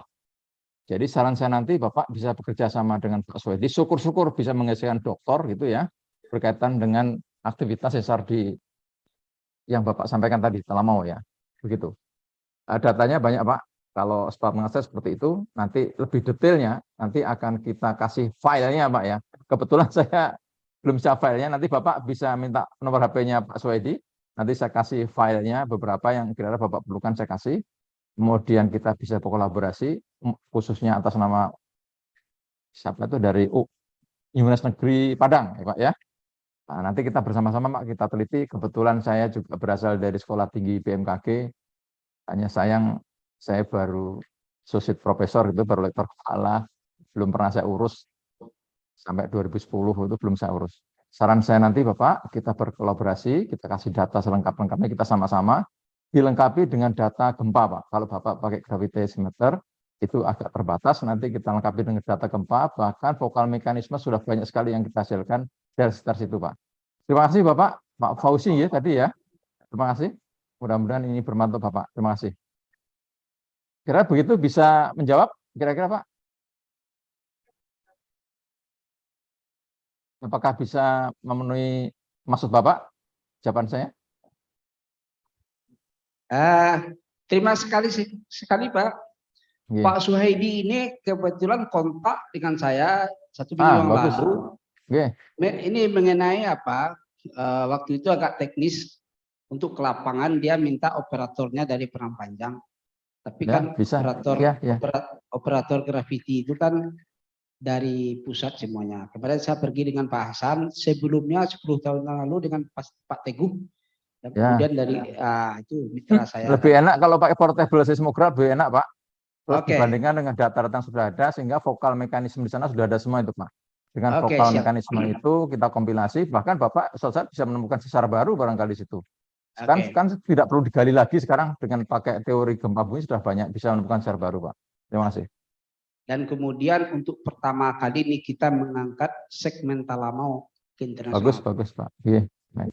Jadi terima kasih Pak atas ininya, dukungannya. Salam juga ke Bu Dikora kan, pernah juga diundang dulu dengan Sembar. Oke, jadi untuk selanjutnya nanti kalau bisa saya minta kontak Pak Deputi. Monggo silakan Pak. Iya. Kita kombinasi antara data seismik dengan data graviti. Sebenarnya kami punya apa? Gravimeter itu. Jadi jadi di Indonesia itu yang punya itu ITB, BMKG, UGM, dan terakhir UNP. Cuma pada saat karena COVID jarang digunakan, saya kurang yakin. Jadi saya minta bantuan ke teman-teman BMKG. Dan ke depan nanti saya punya data gravitasi itu dari tahun 95, segmen Kerinci, Singkara, Talamau. Mudah-mudahan nanti bisa kita sharing dengan BMKG untuk zona kenyamanan lebih baik untuk Sumatera ini. Terima kasih Pak. Oke, baik. Terima kasih Pak Suko. Terakhir pertanyaan. Ya, Terakhir Pak Suko, masih ada satu lagi. Terakhir Pak Oh, Suko. silakan Bapak, silakan. Maaf ya, waktunya Ya, ya. jadi panjang ya. Ya. Oke, Pak. Terima kasih Pak Wery. Assalamualaikum warahmatullahi wabarakatuh. Terima kasih Pak Suko atas kesempatan yang diberikan. Saya Yeni Darvina.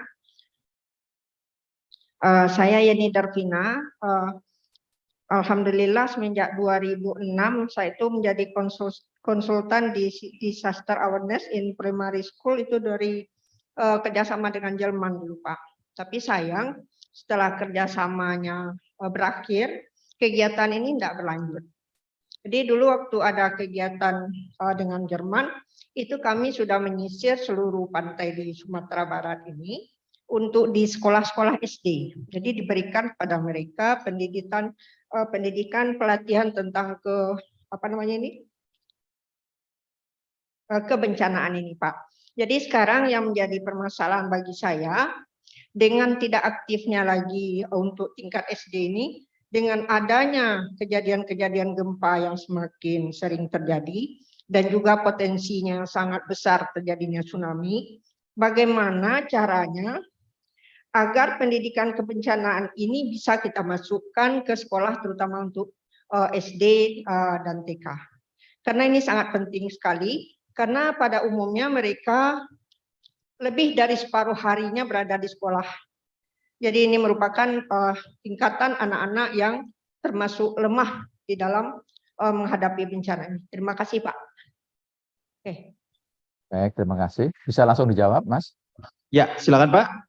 Baik, terima kasih. Baik, terima kasih Ibu atas informasinya. Saya selaku pimpinan BMKG di bidang geofisika, saya siap membantu Ibu. Tolong Pak Soedi nanti menjadi renungan bersama. Kita sudah mencanangkan BMKG Goes to School, ya. BMKG Goes to School. Mudah-mudahan nanti ini bisa kolaborasi dengan Stasiun Geofisika Padang, Bu. Bisa mencoba. Syukur-syukur nanti kalau keinginan saya, SD sekitar yang kita usulkan Tsunami Ready itu sudah kita latih juga bersama dengan Ibu nanti ya, bersama dengan Ibu. Dan ini tidak perlu kita pakai duit, tidak perlu pakai kontrak, kita bersama-sama bekerja sama dengan BMKG, ya. Kita mulailah Bu dari sekarang. Dan dari sekarang kita akan dukung. Kalau perlu saya support, saya datang ke sana juga nggak apa-apa. Yuk kita sama-sama UNP menjadi leader di Sumatera Barat dalam rangka menyiapkan masyarakatnya tangguh bencana, ya. Khususnya SD monggo kita dukung Bu programnya. Kita akan siapkan tenaga kita sudah siap semua di Sumatera Barat. Kalau kurang kita tambahkan dari dari Medan juga bisa. Monggo aja kita siap untuk mendukung Sumatera Barat Ibu. Saya pikir gitu Ibu. Kalau masalah kerjasama dengan Jerman, saya pikir sekarang kerjasama dengan BMKG saja. Ya kita follow up. Kalau sekarang berhenti, sekarang kita jalan mulai hari ini pun bisa Ibu. Silakan. Terima kasih. Baik, terima kasih Pak Suko. Terima kasih Pak. Terima kasih Bu Yeni Darvina. Kita berikan tepuk tangan dulu buat Pak Suko, Bapak dan Ibu. And then that's the end of the session of the Pak Suko. Ada yang mau di closing statement kan Pak Suko? Baik, terima kasih Bapak dan Ibu sekalian. Terima kasih atas seluruh dukungannya, atas saya diberi kesempatan pada hari ini. Dan saya berharap UNP menjadi leader dalam menyiapkan masyarakat Padang menjadi masyarakat yang tahan bencana gempa bumi dan tsunami. Saya berharap seperti itu dan Soedi memang sengaja kami tugaskan di sana untuk membantu itu. Silahkan nanti diperlukan apa yang diperlukan oleh UNP bersama-sama dengan BMKG akan kita support. Terima kasih. Wassalamualaikum warahmatullahi wabarakatuh. Waalaikumsalam warahmatullahi wabarakatuh. Baik, thank you so much Bapak Suko, Dr. Suko Prahito Adi, MSc, Deputy of the Geophysics BMKG Indonesia. Dan selanjutnya kita akan berpindah kepada keynote speaker kita. We gotta move on to the next keynote speaker, of course, from the University of Malaya, Malaysia, Associate Professor Dr. Rose Amnah Abdul Rauf. First, so we are sorry because we late on the schedule, but that's okay. Just a little bit, like 14 minutes. Before we taking handle to Professor Dr. Rose, let me to giving a little bit information about Dr. Rose. Beliau has a graduate from University Kebangsaan Malaysia, UKM 2005 for a PhD in the science of education. And right now, Dr. Rose as head of department of University Malaya in education faculty. And then very interesting about the membership of Dr. Rose is member of the study committee for the Master of Education program, Mathematics Education, and then juga Qualitative Research Association of Malaysia membership. It's a national level, and of course, very the point thing of Dr. Rose is right now interesting about expertise about the STEM education, science education, chemistry education, science process skill assessment, evaluation, curriculum development, program evaluation, and many more. Then we are so glad to having Dr. Rose, because since 2012, Dr. Rose has to enter Scopus untuk karya ilmiah beliau, ya. It's very amazing. Since 2012, you remember 2012, right now 2022, it's a 10 years. Dr. Rose has a break the Scopus. Ladies and gentlemen, let us connect to Associate Professor Dr. Rose Amnah binti Abdul Rauf. Assalamualaikum, Dr. Rose. Dr. Rose. Waalaikumsalam. Selamat sejahtera. Ya. Dr. Rose sudah siap ke ini? Ya. Oke. Alright. Kalau begitu kita persilahkan ke Dr. Rose dan juga buat Bapak dan Ibu, ladies and gentlemen, if you have any questions, don't forget to put your question in the chat room at the Zoom app. And then if you here in offline participant, don't forget to raise on your hand after Dr. Rose presentation. And now, Dr. Rose, it's your turn. Okay. Thank you very much to the chairperson. Assalamualaikum, selamat sejahtera. Dengar ya? Dengar, Dr. Rose. Okay. So saya punya my presentation, I will use bilingual, some of it in English and some of it in bahasa Melayu lah, bahasa Melayu. That's okay. Okay. Tak apa lah. Tak apa ya, bagus. Okay. I'm again Associate Professor Dr. Rose Amnah. Okay, you can call me Dr. Rose. Okay. Oh, bacanya Dr. Rose. Rose. Kalau Rose ini, kita itu tadi takut salah sebut. Kalau panggil Dr. Rose, sudah ingatlah sama saudara-saudara kita. Ipin Kak Rose, panggil Kak Rose nanti sama Dr. Rose, kena tampar sama Dr. Rose. Jadi kita panggil Dr. Rose tadi. Oke, kita panggil Dr. Rose berarti ya. Oke, tidak ada masalah. Seperti bunga ya. Okay. Sila, Dr. Ross. Terima kasih. So I will start my presentation. So my part is on education per se, since the first two speakers is about pure physics, which is a very interesting domain in the content part. So for STEM education, it is very important we are up to date with the research in every domain in the science field. Okay, so I will share my presentation.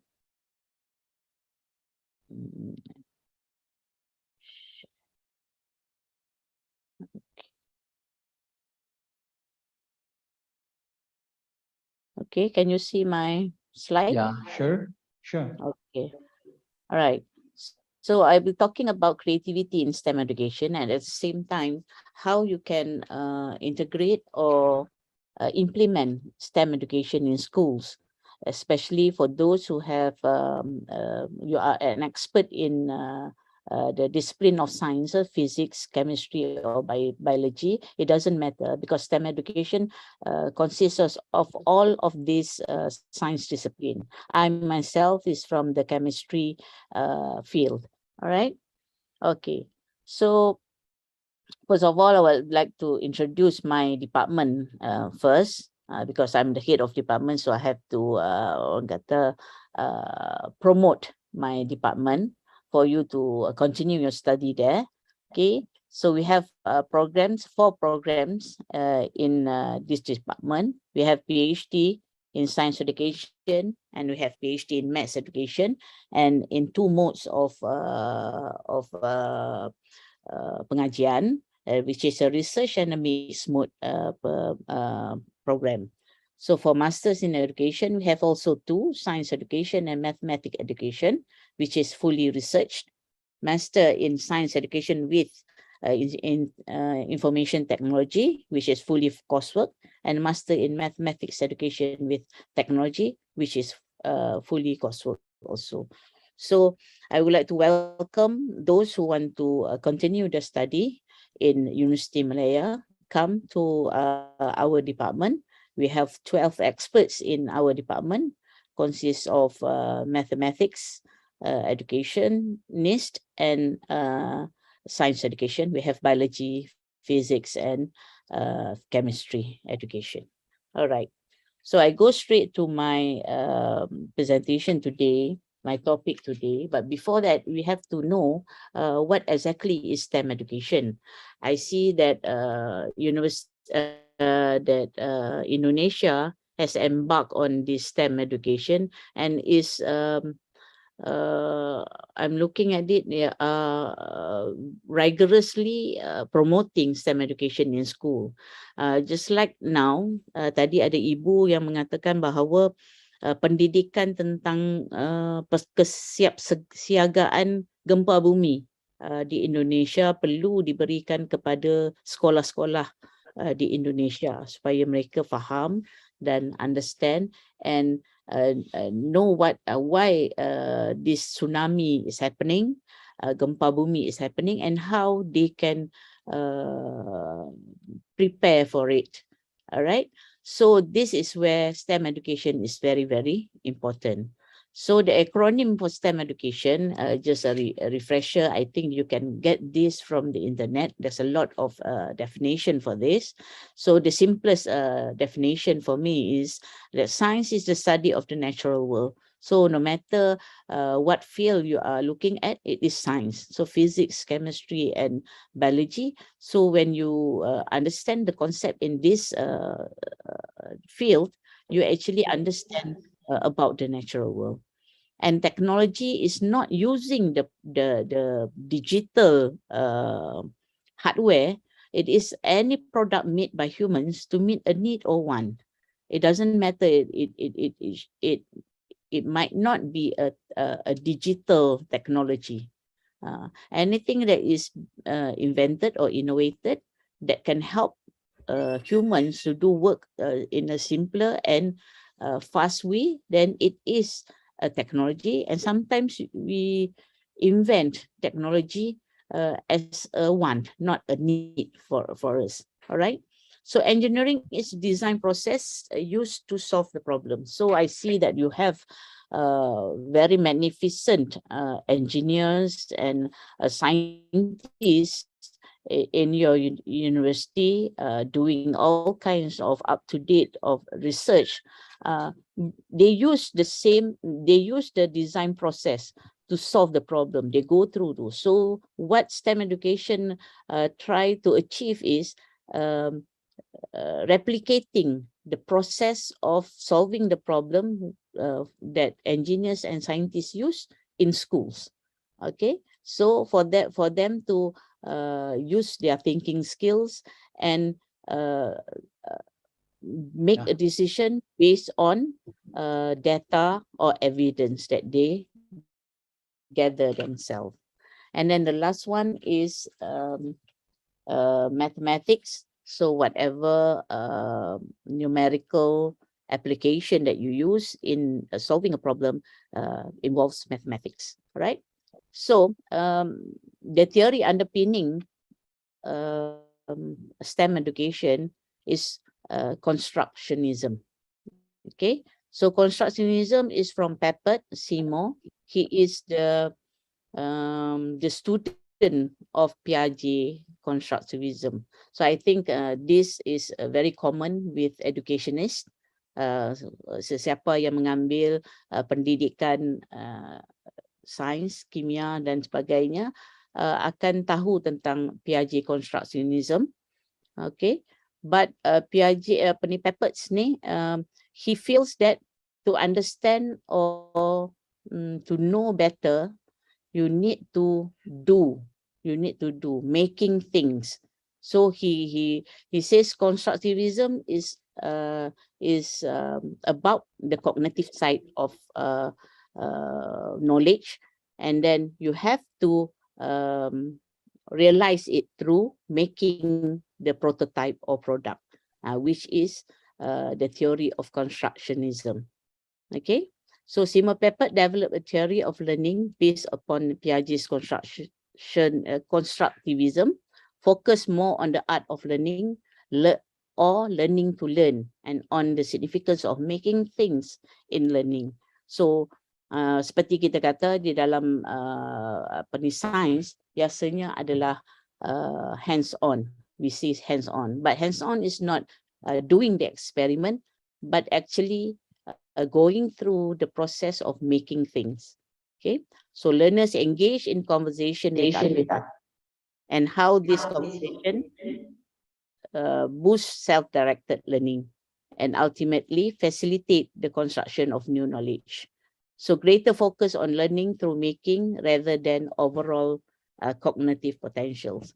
So constructivism is making new knowledge from your experience of doing the activity, but it stops only in your cognitive, but you do not see whether it you do not test it to see whether it works or not.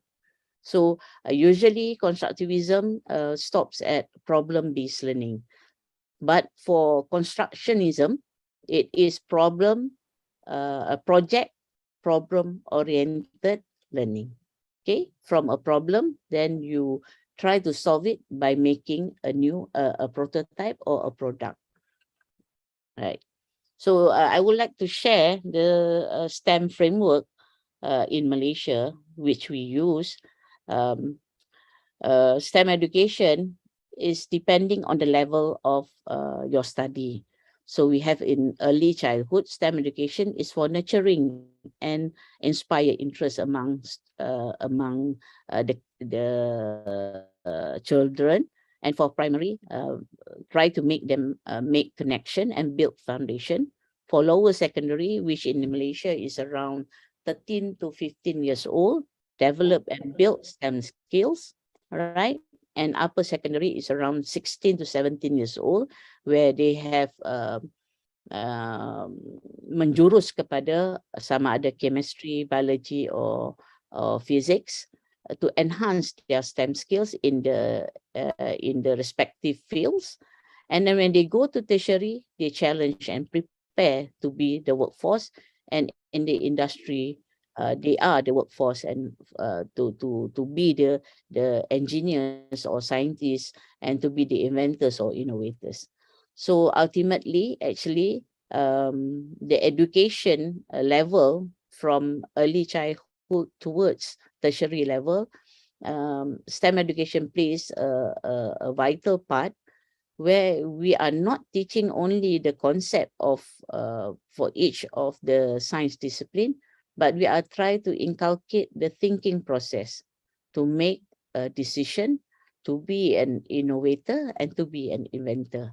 So whenever you do an activity of science, you not only do it as an activity, you just do, and if it succeeds, yes, you are happy.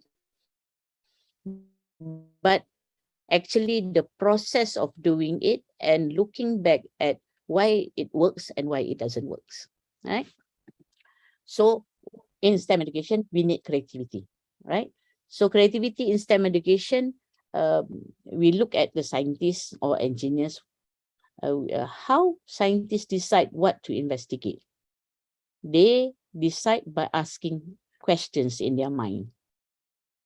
Okay, and the question is specific to the problem to be solved. It's not just a random question. It is a specific question, because you cannot ask a general question to get an answer, right? And then when you can pinpoint your question specifically to a problem to be solved, then you need the high creativity will occur. All right. So creativity in STEM education, There is plenty of talk in news about making our children creative. So everyone wants our students to be creative. Teachers also need to be creative. Through my experience training teachers, actually teachers are not as creative as children. So we need to instill and try to build creativity among teachers, right? Creativity is the secret sauce to STEM, okay? Science, technology, engineering, and mathematics. Playing with ideas increases learning and it can nurture creativity. We must encourage playing with concepts to nurture creativity. Creativity is the art of metaphor. So metaphor creates a linkage between two dissimilar ideas and are useful in the sciences because they allow information to be attained by connecting the unknown with the known. So this is the key element to scientific creativity. So when you teach science in class, we try to give them a metaphor or analogy for them to understand better. Give examples that is close to their environment, close to their heart, and whatever they can see in everyday life. Okay, 7 ways to promote creativity in STEM education is first, you can prepare conducive of physical environment, whether it is in your classroom or in your school. Okay, you can create a flexible space which is inclusive and mobile. Mobile meaning that the arrangement of the tables, of the chairs is not static. You can change it wherever you think is suitable for the activity you are going to do. So that the student are free to move around. Okay, kita tidak terlalu rigid di dalam pengurusan kelas. Just making sure that the students are not out of control, but they are free to move around because maybe they want to ask the teachers, they want to look at their friends' work, and they want to converse with their other students. Okay, then you can create task party, not making a party in the class, but you give you prepare a lot of tasks so that the student can, whenever they have the time, they will go to that task, read the task, and try to do. And these tasks are given by the teachers, which are challenging tasks with a specific time and goal. So you must fit one task to be finished in a certain time. And then the materials you also provide for each of the tasks. Okay.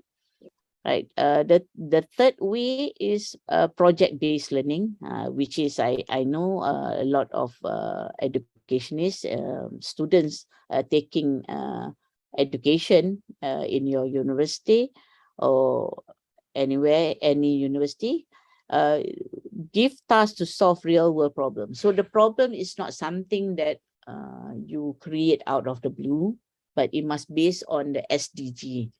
Sustainable development goals, so that the students know what is happening around the world, and they have a notion on why this is happening and what is their role as a science citizen, maybe to solve or help to reduce these problems in the world. Okay, so you can downscale this real world problem so that the student can actually solve it in their own environment, in schools or in the community or in their class. Okay, allow students to ask questions, think critically, and apply concepts. So give them tasks so that they can actually try out their ideas. Okay, this is called project-based learning, based on a problem, and from that problem they solve the problem. They try to solve the problem by inventing or innovating a product or a prototype so that they can solve that particular problem. And teacher will act as the facilitator. The facilitator must be a role. The teacher role as a facilitator must have the skill to ask the right question, to initiate ideas, and also to guide them towards thinking about the concept that they have learned in school. So STEM education is not teaching the concept, because teaching the concept is done by the teachers teaching science, teaching chemistry, teaching physics, or teaching biology. In STEM education, we are trying to give them activities so that they can use that the concept that they have learned to solve the problem. When they can solve the problem using this concept, then you know that they understand the concept they have learned. Okay, so the next one would be hands-on activity. Okay, so hands-on activity is not experiment per se. It is doing the activities, building or creating the product or the prototype, and testing the product or prototype whether it works or not, and looking back at the result of the testing and to do improvement or to make it better. Okay, so you can have I think you are familiar with makerspace, the concept of makerspace, whereby the student will create or do something or in exhibition or competition, right? Okay, the next one is create an art or STEM trap in class. This is more or less similar with just now task party. Okay, but when you have when they go, there's a corner in the classroom or in the school per se, a kind of invitation to the student to create. So give them, maybe you can put up a task they can read, and then they can think right there and then to create something to solve that task that you have given. So provide materials that they can use. So the task might not be that difficult, just to make it a habit of creating and thinking creatively. And then the next one is avoid killing creativity. Okay, avoid killing creativity. How do you avoid killing creativity in class? Do not monitor. So whatever the student are doing, you are always looking at their back. Maknanya sentiasa mengawal. Jangan buat begitu, jangan buat begini. Jangan bising sangat. Jangan. So it will kill their creativity. They do not want to do it because they will be scolded by the teacher. Okay, don't evaluate. Whenever they do anything, you don't say, boleh cantikkan lagi, mungkin ini tak berapa bagus, mungkin buat begini. So don't evaluate. Just ask them, why do you do this? Why are you making this decision to use this material, let's say. So this will help them to think about what they are doing. Okay, don't always give rewards. So this one is also something that is not encourageable, because if they give the right answer, you give them reward. And then even though the answer is like a very simple answer, you always give reward. So they will end up just giving any kind of answer. So kata bagus, pandai, pandai pun, teruskan lagi. So jangan selalu memberikan pernyataan-pernyataan yang memberikan, kadang-kadang kita katakan sebagai harapan palsu. So dia tidak mahu berfikir dengan lebih lanjut.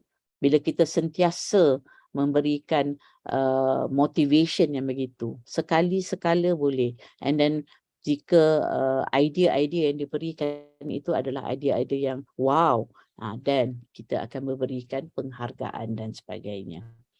Okay, dan akhir sekali, do not pressure them. Cepat buat ini. Kenapa tak boleh buat? Why you can cannot do this? Why you are so slow? So don't pressure them. Let them do it at their own pace. Maybe you can remind them of the time, maybe from time to time. Okay, so the last one is embrace failure or mistakes. We must actually teach our students that failure is okay, but do not always orang kata okay, failure is okay, okay lah saya dah fail, saya tak apalah, saya terima. No, but you must teach them to learn from their failures, to learn from their mistakes, so that they will think of another alternative way to make it better and so on. So students are trained to be problem solvers. So these are 7 ways to promote creativity in STEM education. So actually, during my program, I train a lot of teachers, and also I've done a lot of programs with students using the engineering design process, which is when you map it with the NADM 5 phase, which is constructivism, and also the inquiry-based learning in science, it is almost the same step. So the engineering design process actually is an adaptation from the way engineers do their work in the industry. Okay, but we simplify it. We follow the steps.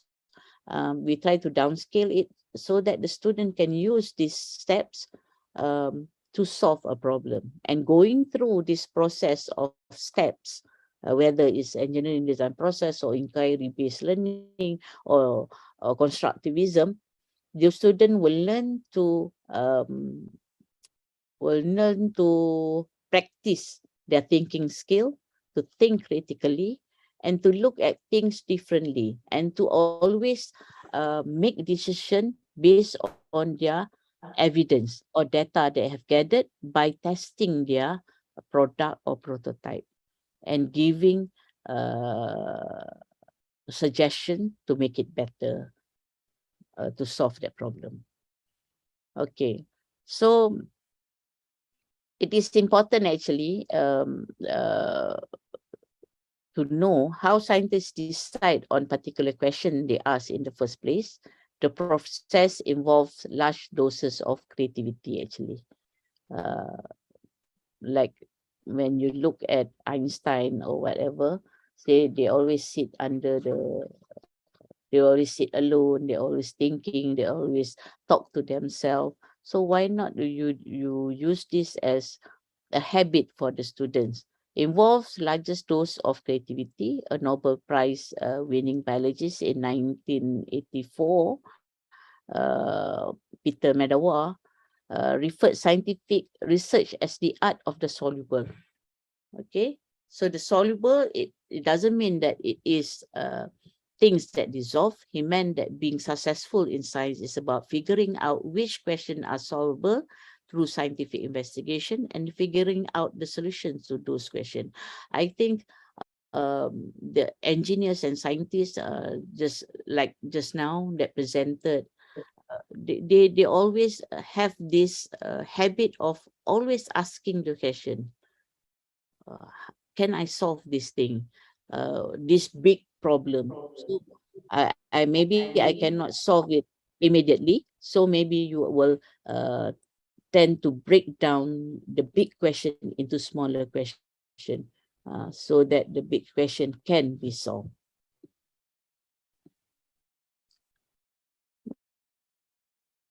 Right?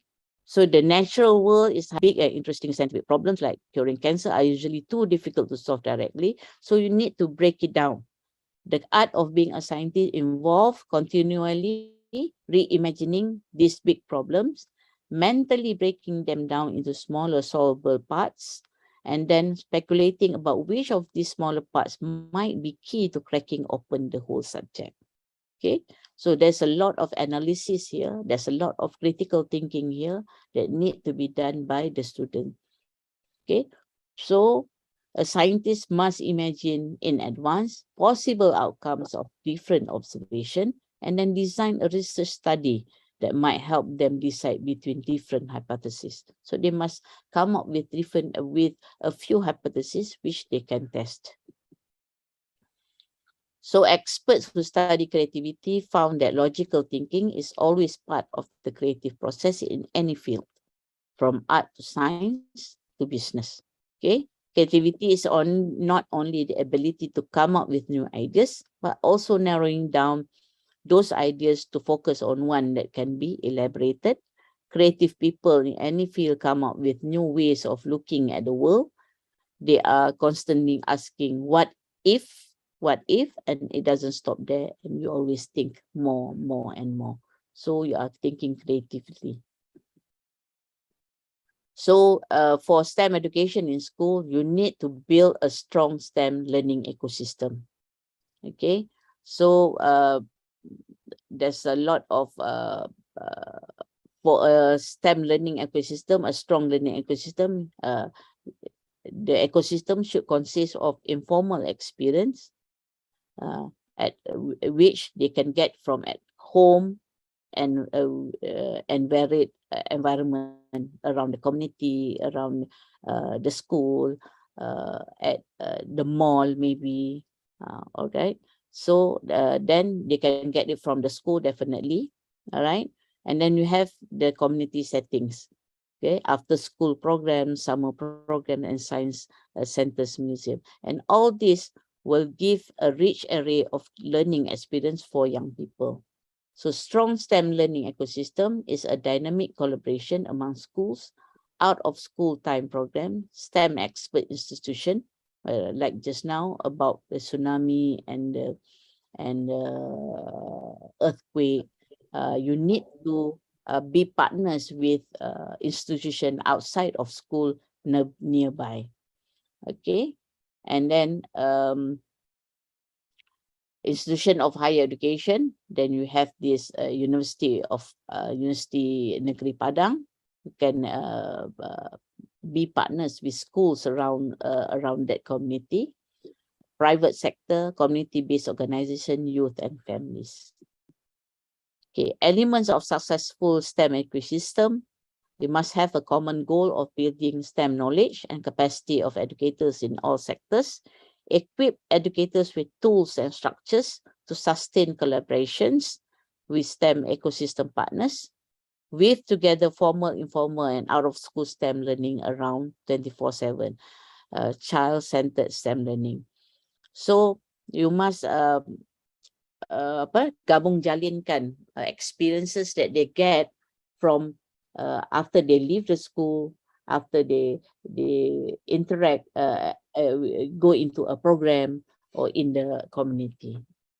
Okay, engage families and communities in STEM learning. So try to involve families and communities whenever you do a STEM carnival, a STEM program. Okay, partner with businesses who need a STEM ready workforce. Okay, focus on expanding student awareness on STEM college and career opportunities, and maybe create a lot of STEM fairs, competition, carnival and whatnot. So they have the opportunity to practice their STEM education. So to create this STEM learning ecosystem, we need STEM leadership, which is the principal or administrator of the school, or maybe the state, the district education department, or the state or the Ministry of Education. Okay, so all these play a lot of part to create a STEM learning ecosystem. So STEM leadership, you have 3 components to be a good STEM leader. And then you need these 3 components to be a STEM leadership. Okay, first is equity to rich and rigorous learning environment, community engagement and partnership, and instructional leadership. So I go through each one. STEM leaders should give equitable access to rich and rigorous learning experience to their students in that school. So STEM leader should have the notion that all students deserve access. So how you can do that? You support teachers in developing classroom where ideas are welcome and valued. Change the way we teach, actually, how we approach the student, how the environment of the classroom is. Do not be too authoritative, just giving lectures and getting answers from the students. Ideas are welcome and valued. Encourage questioning, and students solve real problems as an authentic way to learn important content, so that they are more engaged with problems that they see every day in their own life. Okay, STEM leaders should ensure high quality learning.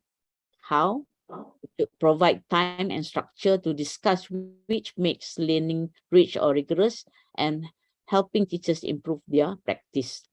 Okay, so how do the STEM leaders can do that? They create or make a group to build a professional learning community among teachers. So have a day, maybe 1 hour in a week or 2 hours in a week.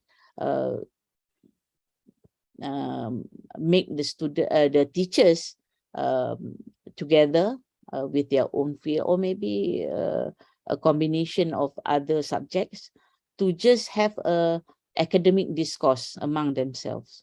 What practice in their classroom is working, how they try to solve it. Maybe they have a problem and they can help each other. The sharing and the critique should be a practice among teachers, and they must be open to critique. Critique is for improvement, not to critique you are tak pandai mengajar and so on. All right. All right, Dr. Rose, we got time. Okay. Okay. This I think this is the last one. Instructional leadership. So they must demonstrate support on the organization. Do not hinder teachers from creating, practice leadership strategies. And the last one is, okay. All right. And then lastly is community engagement partnerships. Step outside of the school, try to engage with, find opportunities with industries from outside, define desired students' outcome. It must be a collaborative, a desired outcome with all the teachers. Okay, so examples of REACH, this is the project that I've done with University Jogja. This is the student who did it. We did a robot, we do biomimicry, try to mimic the natural binatang yang itulah. Okay, this is AR, augmented reality, and VR. Teachers, we teach teachers to create this and use them in the classroom. Okay, these are the training. These are the camps and programs with the students that I've done. Okay, thank you. Do you have any question? You can ask.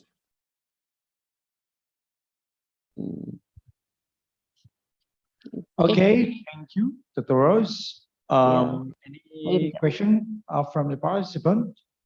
Maybe. Ini jika ada yang bertanya, silahkan. Pertanyaan mengenai pengembangan dari STEM tadi yang sudah dijelaskan oleh Dr. Rose. Any, ya silakan Pak. Sebelah sini, dekat kamera nanti. We got one participant to asking you, Dr. Rose. Yeah. Here we go. Assalamualaikum warahmatullahi wabarakatuh. Assalam. I am Hamdi from Physics Department, and I have been working about in education, especially for educational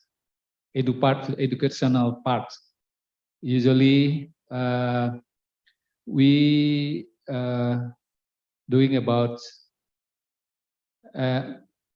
what the concept in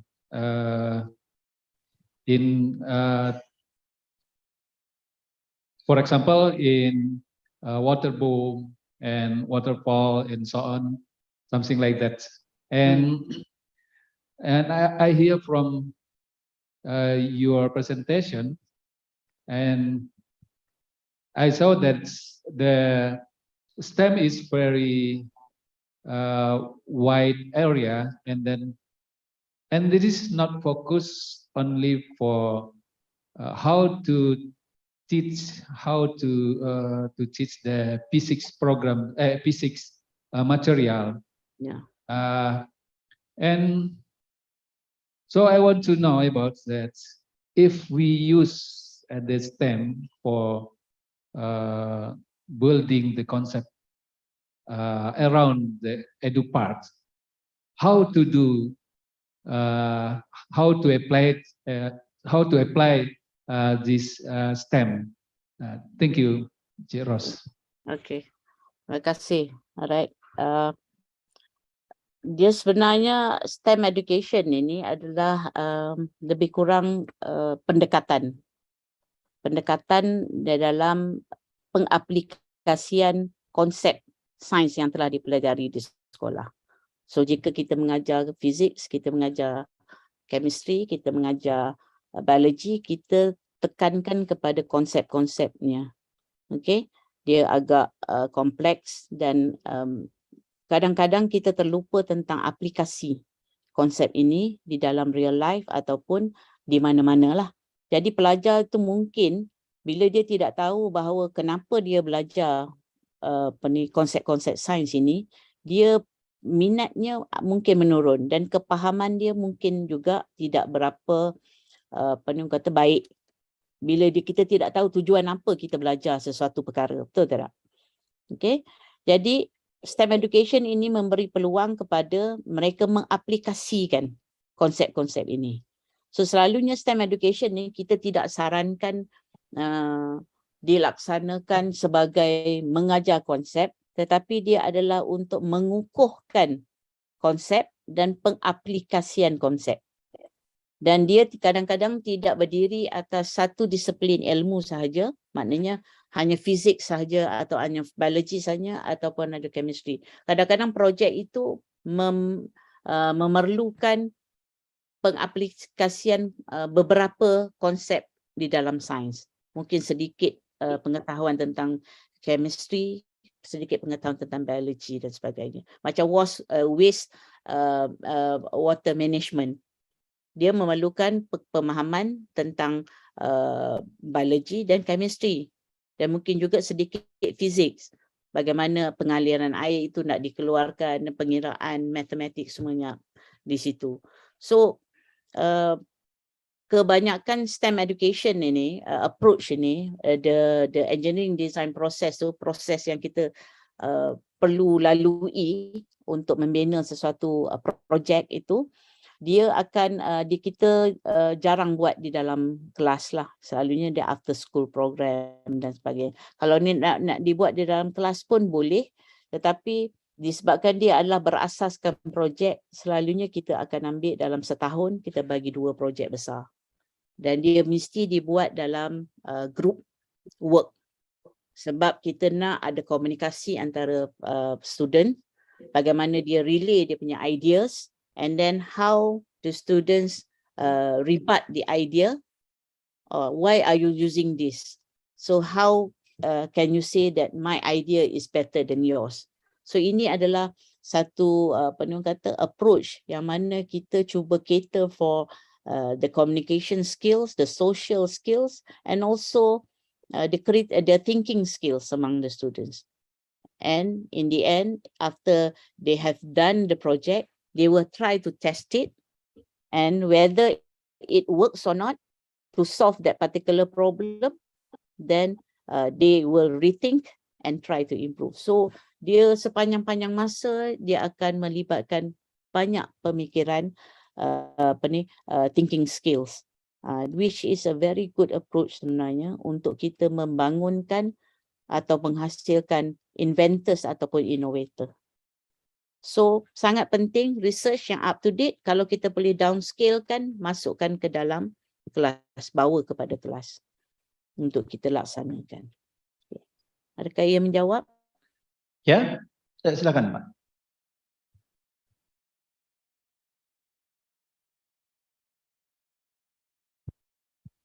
Thank you for explanations. I know, but I know better about the STEM. If I want to know more about STEM, how to contact Bu Ros, or maybe, yeah, if possible. Right now in UNP have like research collaboration international. Yeah. If possible, let's we do the research collaboration international, especially for ESTM program. Okay. Okay. Thank you, Boros. And then I want to know your address after this. Thank you. All right. Okay, welcome. Okay, I welcome the collaboration. So in my department, we have all these experts in STEM education also. Okay, you can contact me through Bapak Pakro Razi. He has my contact number and he has my email address. No, okay. Okay, thank you. Thank you so much, Dr. Rose. We are so sorry because we have just a short time because we didn't have a lot of time to any next discussion, question and answer portion. But if we also to inform to all any kind of participant, if you have any kind of something like confusing or if you need to more know about the STEM or something like the presentation of Dr. Rose, again, you just contact next in the email, Dr. Rose, maybe next Dr. Farozi will be sharing to us. And the last moment, Dr. Rose, actually, I wanted to your presentation to giving to us the material, which is like PDF file maybe, because actually it's very, it's gotta be bakal kita gunain buat kita mau study STEM. Okay. The No last problem. statement maybe, Dr. Rose? Okay, Last statement? okay. Thank you for giving me the opportunity to share about STEM education, which I feel that need to be exposed to all. And if you have any, you can we can collaborate actually, and give you want me to give training on STEM education, feel free to ask. Okay. All Yeah, right. sure. Why not? Next time, maybe inshallah. Thank you so much, Dr. Rose. Kita bolehkan berikan tepuk tangan yang bergemuruh lah. Apa ini bahasanya? Kita berikan tepuk tangan yang meriah buat Dr. Rose, Associate Professor Dr. Rose Amna Abdul Rauf, University Malaya. Thank you so much. Okay, terima kasih. Okay, bye. Terima kasih. Assalamualaikum, Dr. Rose. Next kita pindah dulu. Selanjutnya kita berpindah. We are also say sorry to our the next keynote speaker is Associate Professor Dr. Faridah Lisa Supian from University Pendidikan Sultan Idris, Malaysia. This is the second time I met you, Dr. Faridah, even though you didn't know me, but maybe next month we get to meet again for the third time. You're coming? Yeah, the next October, the 3rd October maybe. Okay. October, okay, we're gonna meet again. And then, as you know, guys, this is our keynote speaker, Associate Professor Dr. Faridah Lisa binti Supian, as a graduate from University of Sheffield, United Kingdom, at Nanomaterial Physics 2010. Wow. For the PhD, and also from University Science Malaysia for Master Science, Solid State Physics. Oh, your specific is nanomaterial physics for your PhD, and then for your master, it's solid state physics. Okay, that's very good. And right now, she's the Deputy Dean for Academic and International. Wow, international relationship. Yeah, it's us. And then a specialization of the Associate Professor Dr. Faridah Lisa is nanomaterial, solid state physics, organic metal sensor, and nanosolar cell. And right now, we got to move on to Dr. Farida, because we didn't have a lot of time to introduce you, and it's your time. Right, may I? Yeah, sure, why not? Thank you.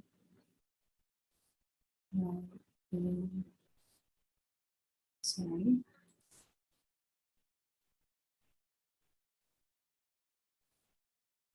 All right, so can you see my slide? Yeah, of course. Okay, We can right. show it.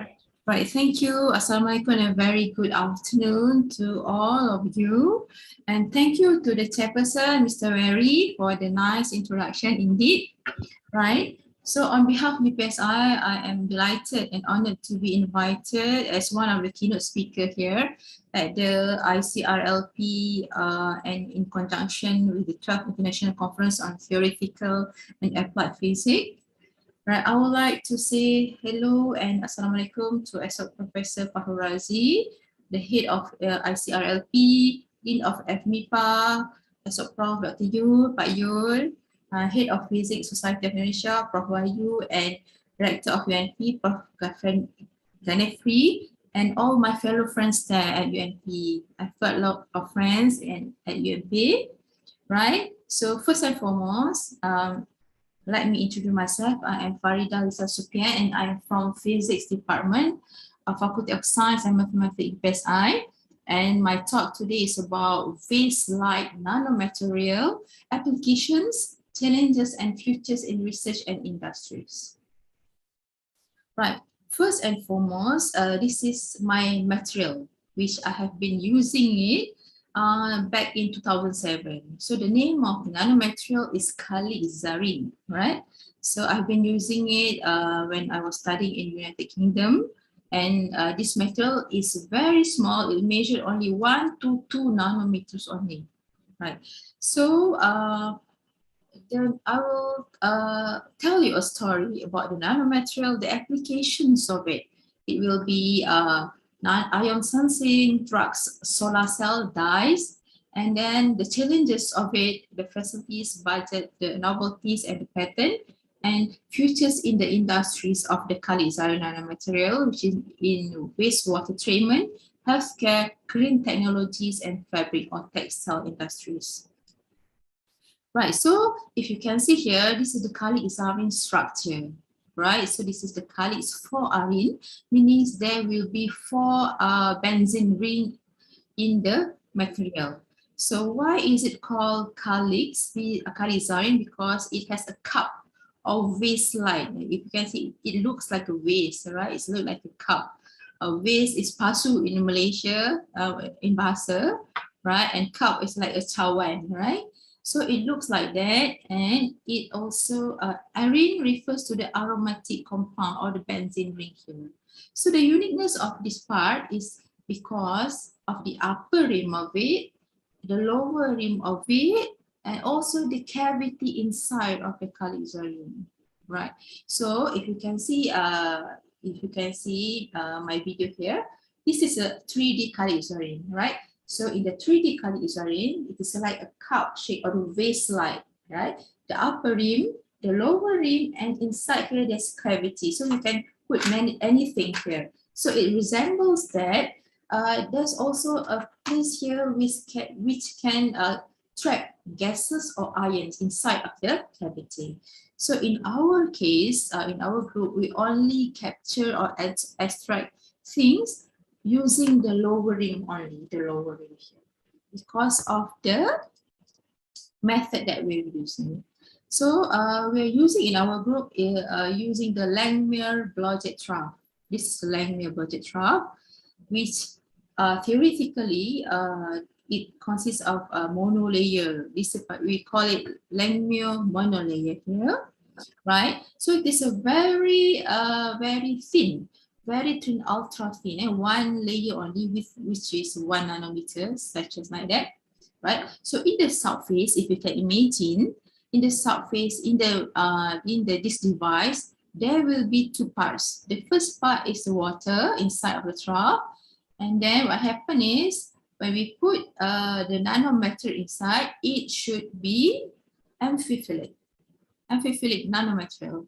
It means that the material should be has two parts, which is hydrophobic part and the hydrophilic. Hydrophobic means scared of water, while hydrophilic means love water. So we can imagine that all the material inside here will be floating at the water, at the interface of the water. Right, so let's watch a little bit of a video how to do a Langmuir film.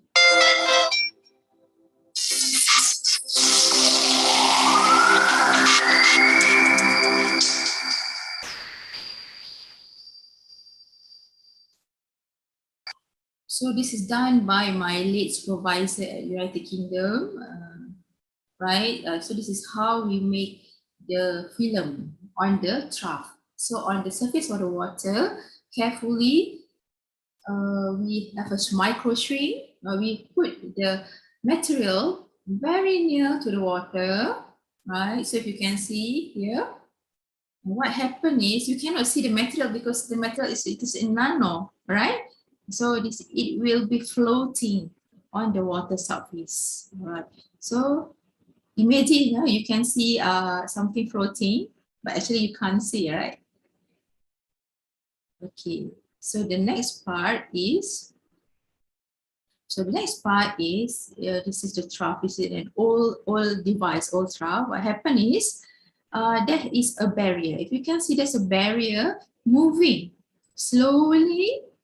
And what happened is all the metal on the water surface will be packed together, very, very near together, and there is a pressure sensor which will indicate that the material is coming very near to each other. So if you can see, here is the pressure. The pressure is increasing, so it indicates that something happening here which will be closely packed. The nanomaterial will be closely packed on the surface.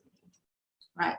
So what happened is, as you cannot see, but this is the diagram of it. So the nanomaterial here, it is floating, right? So when the barrier closes very slowly, it pushes them together. They will be closely together like this. When we have something like this, this is called Langmuir film, because it's on water. And then what happens is when we deposit it on the substrate such as silicon, glass, and quartz, it will be on this film. So after this, it will be called LB films, Langmuir Blodgett films. So let's watch a little bit of how it is coated. So this is a trough, all right?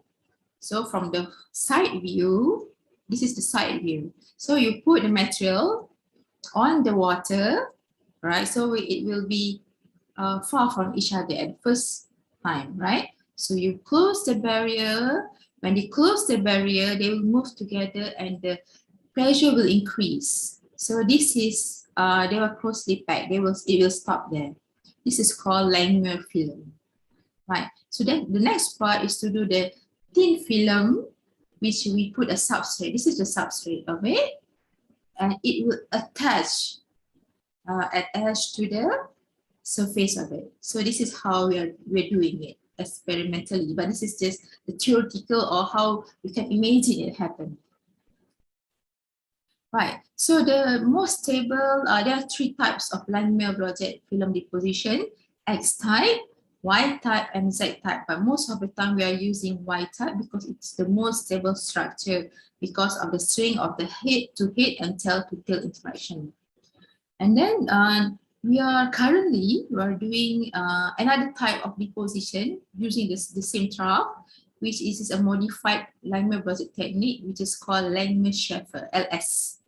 So LS is just like you stamping. Yeah, so you have something, you stamp on it, right? So it will be on the substrate itself.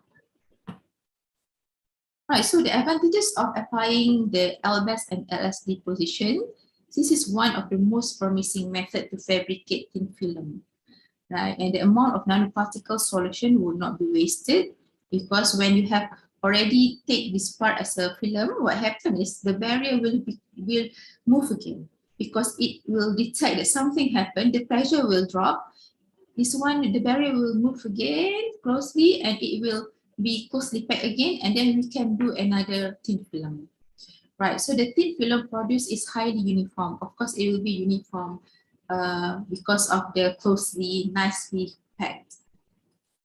Right, so the characterization here we are using in our group is Lanigan trough, four-point probe, Raman, surface pressure, UV visible spectroscopy, PESM, and EDX. So we move on to the application. The first one is nanomaterial, so we move on to the application. So in our project, in our team, have currently involved with heavy metal cations such as copper, lead, cadmium in very low concentration, and we already hybridize it with CNT and RGO. So this is the diagram of it, right? So we use the characterization such as surface pressure area, surface potential, effective dipole moment. This is all calculation, graphing and calculation, a lot of calculations. And then this is the structural properties which we observe the films. And currently, my two PhD students, S3, is using the FT to calculate band gap. And with a collaborator with my friend here, we're doing something with the optomechanical, the optical tweezer. And then with a chemistry friend, we are trying to encapsulate drugs. We are moving to drugs and dye extraction. And the last project, the most recent project is for anti-cancer treatment. We are trying to do this part. Right. Okay, so this is one of the project which is successfully proven that the kali isorin can extract or capture copper and lithium ions in a solution in an aqueous environment. So there's something here. There's some calculation here, and then you can see that there's something happening before at the graph itself.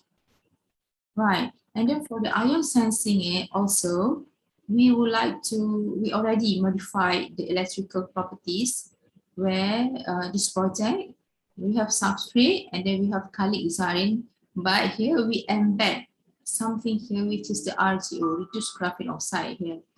So to increase the electrical properties, because of kali isorin itself, it is an insulator, it is an insulator. So what happened after we do these LV films, we observe that we only kali isorin, the IV, there's no IV, right? But when you make this one with RGO, the potential increases. So it detects something happening here that is proven that this part, so the application, the further application, we are moving towards it. Right, so with the project also, we are observing the surface morphology. We are looking at the Raman spectrometer and we calculate the nisbah, the ratio of it, right? And then we are observing also the RV curves of it. So it looks like it modifies the electrical properties of it.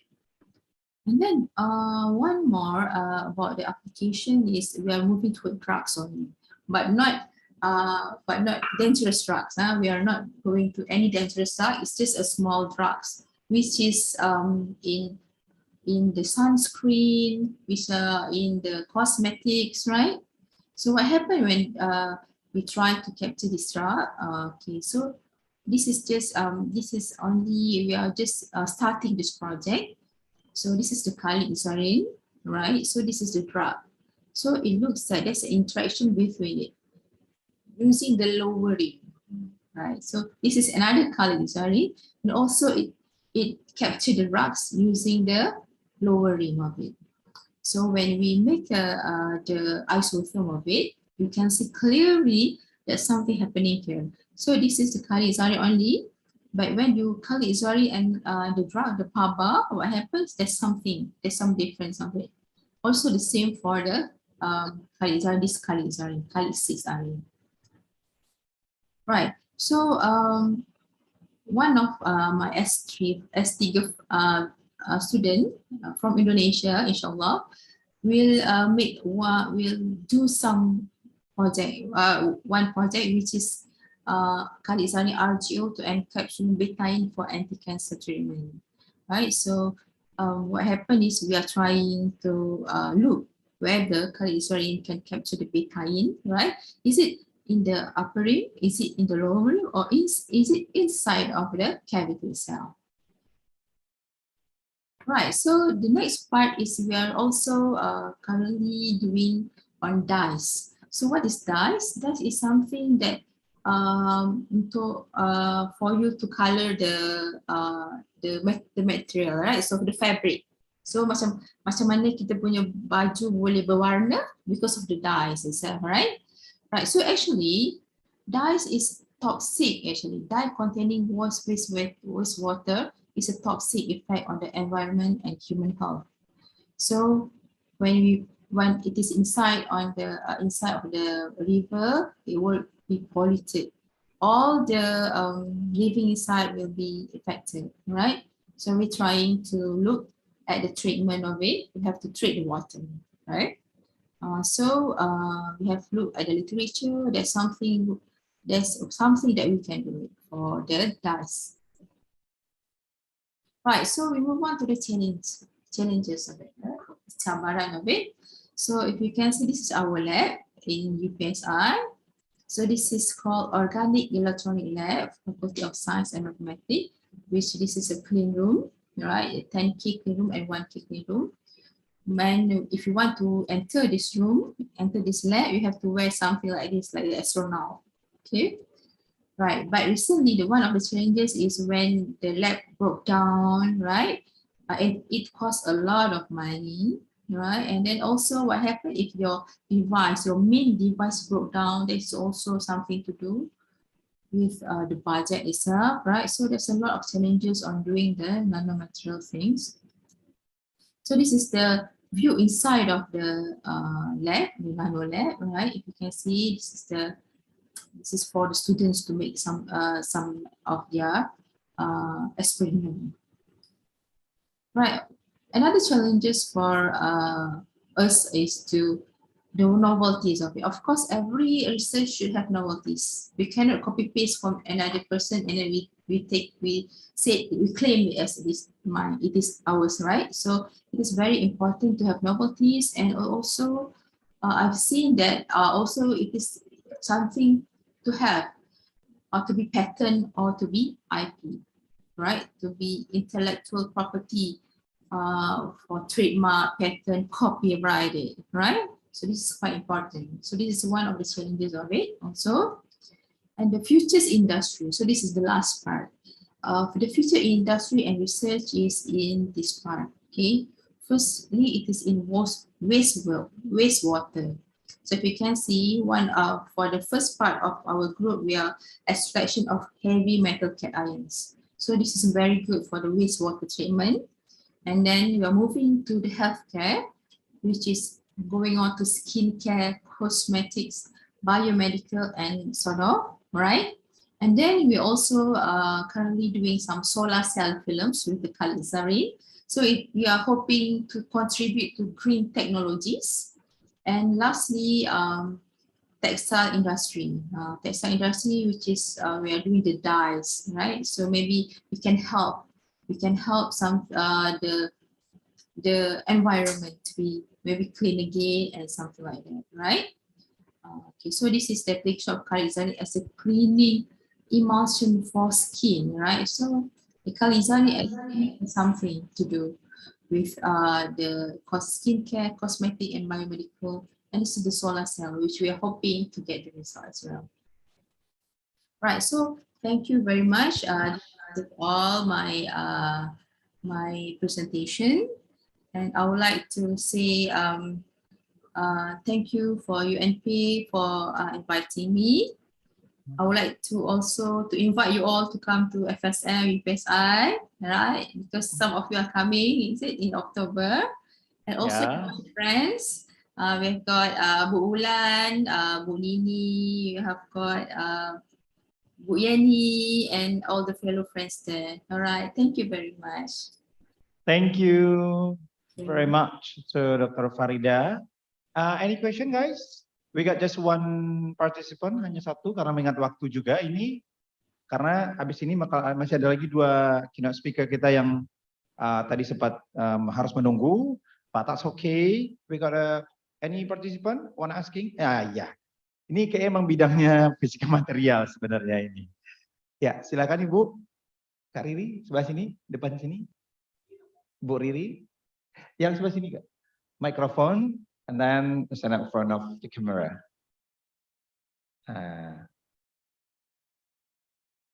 Dr. Farida, kita berikan kesempatan dulu untuk Bu Riri. Ya, depan kamera, Kak Riri mundur ke belakang sedikit. Oke. Teman-teman operator, thank you. Silakan, go ahead. Assalamualaikum warahmatullahi wabarakatuh. Nice to meet you, doctor. Yeah. Yeah. I mean, I'm really interested. Oh, wait a minute. Hold second. Itu nampak layar. Nampak ya? Okay. Is it okay? Okay.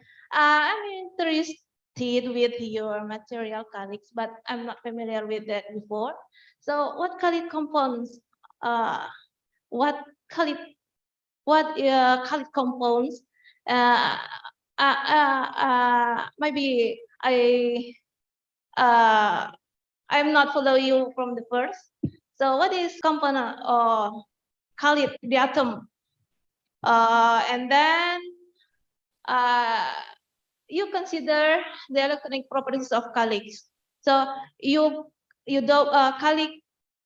You put colleague on surface, graphene surface, right? So the application for a solar cell. What kind of part of solar cells?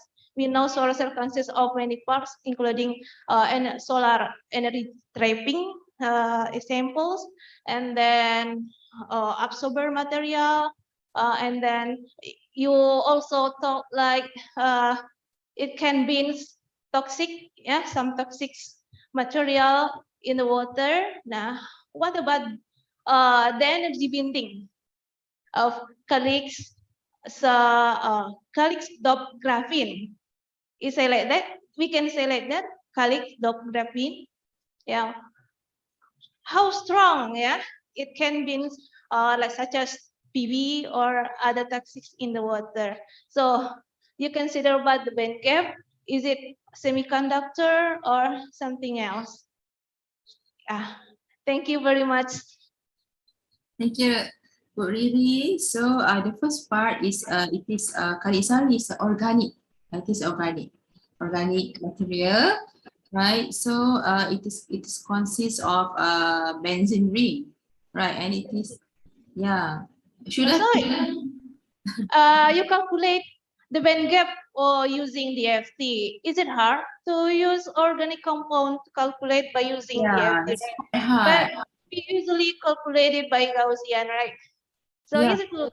We are using what do you call it? I forgot about it. But actually we just started it, but we haven't calculated the energy band gap of Kalisari and the graphene. Not yet. We haven't done that. Oh, not yet. Yeah, So you don't know what kind is material so far? Is it semiconductor or it is something metal? Surprisingly, it's semiconductor, but semiconductor. Calculating with it, right? But because we haven't calculated RGO with Kalisari, not yet. But we have calculated in the FT is only Kalisari itself. Only Calyx, and then Calyx with the drug, the Kalisari Paba, only that, but not yet with the RGO. That's a very good suggestion, doctor. All right. So but it may be a little bit challenges then, right? Yeah. Is it difficult to calculate complex molecule using the FT? Usually we use Gaussian for that. Yeah. Okay. So yeah, it can be we can define the precision structure, right? Yeah. Because it's molecule, we can define what is structure, BCC, FCC, HCP, and so on, right? So we usually use Gaussian for that. Okay, all right, that's true. And about the Okay. solar cell, we are not using RGO. We are using Kalisarin with the gold nanoparticle. I haven't Gold mentioned. nanoparticle. Right, yeah. We're trying. Cluster or single nanoparticle you use for Gold drop calyx, right? Yeah. Particle drop calyx. Sorry, this is a calyx. For example, this is calyx. So where is the position of nanoparticle here? Yeah. So what we are doing is a Kalisarin. We have like a film of it, right? We're using a mask, and then we embed ITO, and then we put some gold nanoparticle on it, right? So we're going to do the, what do you call it, solar simulator, but we haven't gone to that yet. So that's why that I haven't talked a lot about that, because it So for computation is so complex system.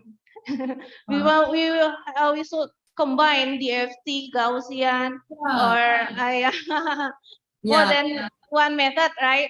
Yeah, modern method. I'm not just doing experimentally in the lab, but also the calculation, the simulation as well. So there's a lot of work for the S3, pelajar S3 pening sikit lah. All right, thank you for the good suggestion. It will work out for that. So, Doctor, the pristine of calyx is with semiconductor, and what is the band gap? You One, mean two, the band gap of calyx, the pristine calyx. Oh, calyx. I'm sorry, I haven't got the data here now. I'll contact you later. Right. Oh, okay. Because we have got a lot of data for the Kalisari and the drug itself, but I can remember it now. Sorry, doctor. Yeah. So if you want to apply calyx, for solar cell application, maybe it will be semiconductor, right? Yeah. Yeah. At least it has a band gap around 1 eV. So because ZNO, zinc oxide, has a large band gap, 3 point something. So it just only absorb UV, right? Start from UV. But we know the light most compound of infrared and visible light. So we need to reduce the band gap.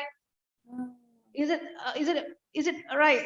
Is it correct? Right, but we haven't really to make our semiconductor can absorb infrared and visible light, ultraviolet regions, and so on. Right. So we must reduce the band gap. Is it your field? Is the band gap? I do calculation. I just do DFT since 2015, but until now, still learning until now. You are doing the simulation, is it? Yeah. So I should learn from you, because we are new for the simulation part.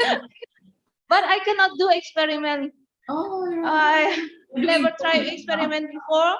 So since beginning of my doctoral, I just do a computation using the DFT, Gaussian, but right now I forgot about Gaussians because I mostly use DFT because I don't do molecules calculation. It's very complex. Yeah, it's very complex. And it's very supercomputer to calculate it. Yeah, we're using this. Right, thank you, doctor. I think we learn from you.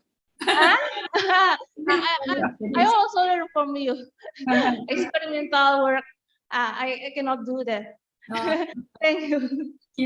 Thank you, doctor. See you soon. Oopsie. On Saturday, right? Saturday. On the 3rd, right? Earlier, is it? Are you coming earlier? No, just like this. Through meeting online. Okay. All right. Thank you. Thank you very much, doctor. See you. Assalamualaikum warahmatullahi wabarakatuh. Waalaikumsalam warahmatullahi wabarakatuh. I am the person who's going to be coming on the 3rd October, Dr. Farida. Don't forget to say hi to my supervisor, Dr. Shafika, Nur Saida. Saya sama saya sama Dr. Nur Saida. Ya, nanti don't forget to say hi just a little bit.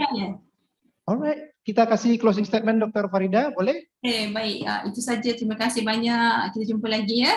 Bye. All right, thank you so much to Dr. Farida Lisuspian from Malaysia. Thank you so much. And also right now we are just trying to connection for the next our keynote speaker, Professor Dr. Ernest Abdul Haris, but I didn't found it in Zoom app. Of course, we just move on to the next speaker from University of the Tasmania, Australia. It's we call the Jeffrey Ormond, PhD.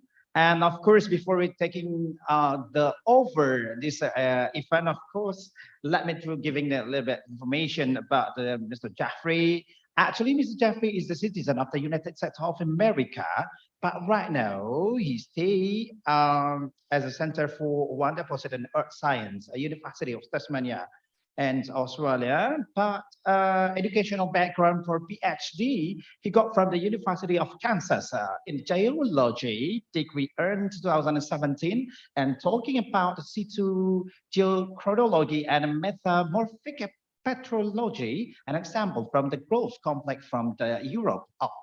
And it's very quickly interesting about him. Guys, we are talking about independent operation and maintenance experience, and also especially about the software. He got a Python app, MATLAB, Glitter, Lolite, LAGR, it's many kind of that. Ooh. We are so excited talking about the geology, and it's time to connection with the Jeffrey Ego Ormond from University of Tasmania, Australia. Hello, Mr. Jeffrey. Hello, can you hear me? Yeah, absolutely. Okay, When we great. say, yeah, you can hear me. Oi, oi, oi, oi, ozi, ozi. Yeah, something like that. We just Yeah. we just Something try like it. that. Okay, I'm going to give you a quickly short time, the 20 minutes for your presentation, and Sure. it's running to you right now. Okay. Yeah, thank you everyone, and thanks for the organizers and everyone. Thank you for Pahamdi for asking me to speak here, and it's great to see all this wonderful research being done. And it's really been mind-opening this morning. So so let's see. Can you see my screen now? Yeah, what's up? You can do, yeah, we can see that. Okay, great. Okay. Yeah. Yeah. So I'm going to talk to you today about what we do here in Tasmania at the Center for Ore Deposits and Earth Science in the analytical labs, and that's we use microanalytical techniques to help with mining industry and in earth sciences. And so first, I'll just go through this quickly because we're short on time. But you know, this conference's theme is sustainability. And so, what's sustainability? And this definition here is, I think, really nice. It's meeting the needs of the present without compromising the ability of future generations to meet their own needs. And the sustainability goals are these 17 goals that we hope can banish a whole host of social ills by the year 2030. And I think a good summary of sustainability is that it's at the intersection of people, planet, so the environment, and profit, or the economy. Okay, so how can earth science contribute to sustainability? Well, over the past few years, many countries have come up with these lists of critical minerals. And what I mean by critical minerals are they're required to transition to green energy, but they're not very easy to obtain. These include things like cobalt and lithium for making lithium ion batteries, and the rare earth elements, particular neodymium, which is used for wind turbines and electric motors. And so we at the Center at Coates are helping to find these minerals and extract them sustainably.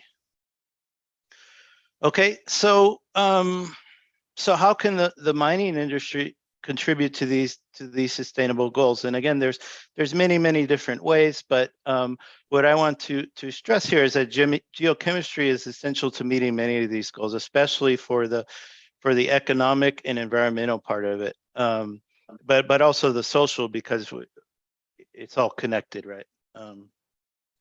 Okay, so quickly, what is geochemistry? So as the name suggests, it's a science that uses tools and principles of chemistry to explain what's happening in geological systems, such as the Earth's crust and its oceans.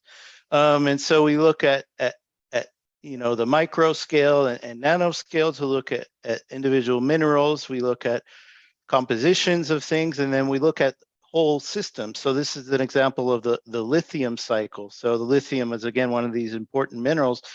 And as geochemists, we think about, how it's moving around these different Earth systems. Okay, so I talked a lot about chemistry, but isn't this a physics conference? Well, actually, a lot of what I do is physics, and it's in order to measure the compositions of rocks, minerals, water, et cetera, we need to use physics. And now I'll explain how we do that in the labs here. So as I said before, we mainly do microanalysis. So that's measuring the chemical, so elemental isotope composition of materials at spatial resolutions between 0.1 and 100 microns. And we use mainly laser ablation, ICP-MS. So I'll explain what that means shortly, but here at CODES. And so we can look at, where different elements are within crystals, the spatial distribution of those elements within minerals and rocks and other materials, and the just the general chemistry of from different samples, and look for trends and things like this to help with mining and other environmental questions. And we do this at relatively small scale. So this is a 20 micron laser pit. And so that's kind of the scales we generally work on. So as I said, what's laser ablation? Inductively coupled mass spectrometry, where there's three parts to it. There's the laser ablation part, which is what we use to extract the material that we measure from the sample, the ICP, which is a plasma that ionizes the sample, and the mass spectrometer, which separates things according to their mass charge ratio so we can measure their relative abundances. So here's an example of the laser we use. We use an excimer laser. It's excimer stands for excited dimer, and we use an argon gas. We excite the argon gas using an electrical current, and that produces photons with a wavelength of 193 meters. So basically, what happens when we run this current through the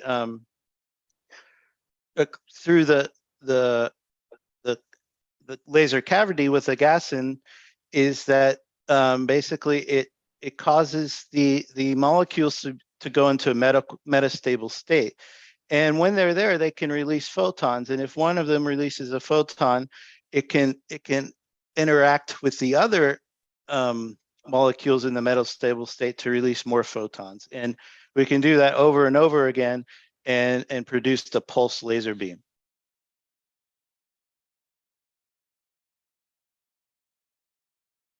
And so we do that at repetition rates, usually on the order of about 10 times per second. Okay, so what do? We make this laser beam, and how does that work? So basically, we fire the laser beam at the sample, which can be a rock or a mineral. Usually, it's a polished, so very flat surface. And basically, we want to get the particles of that rock. Okay, so there's a few things that happen within a few milliseconds, but basically, we're interested in getting to the particles. So little tiny pieces of that mineral, and then we use helium and argon gas to carry them to our mass spectrometer. And here's an example of the sample cell that we use. So the sample goes inside here, so we can put the epoxy mounts into these little holes and put that inside. And basically what happens, we fire the laser through the cup here. It has a window on it. And that hits the sample, and then we have the helium gas making basically an eddy or like a small tornado here, and that carries the ablated material, the little particles, to the ICP-MS, to the mass spectrometer. Okay, so the next step is to get ionized. So we go from molecules down to ions. So ions, of course, are atoms with that are charged. So they're in most of our case they're +1s charge. And so once they're charged, we can use electromagnetic force to steer them and separate them according to their mass. And the next step is to extract them from the plasma. So we use a series of electromagnetic lenses to do that. And then along the way, the photons and neutral species that are also present in the plasma, because we cannot steer them, they get removed from the ion beam. And then once we get the ion beam to the mass spectrometer, there's a few different types of mass spectrometers or mass analyzers that we use to separate them. The most common, I think, is a quadrupole. So we have 2 negatively charged poles or rods and 2 positively charged rods, and we create a resonance so that only certain ions, so only certain ions of a certain mass can make it to the detector at any given time. And we could cycle through the entire periodic table, going through all the masses, within less than 1 second. So within several hundred milliseconds. And so that way we can measure a whole lot of different elements at one time.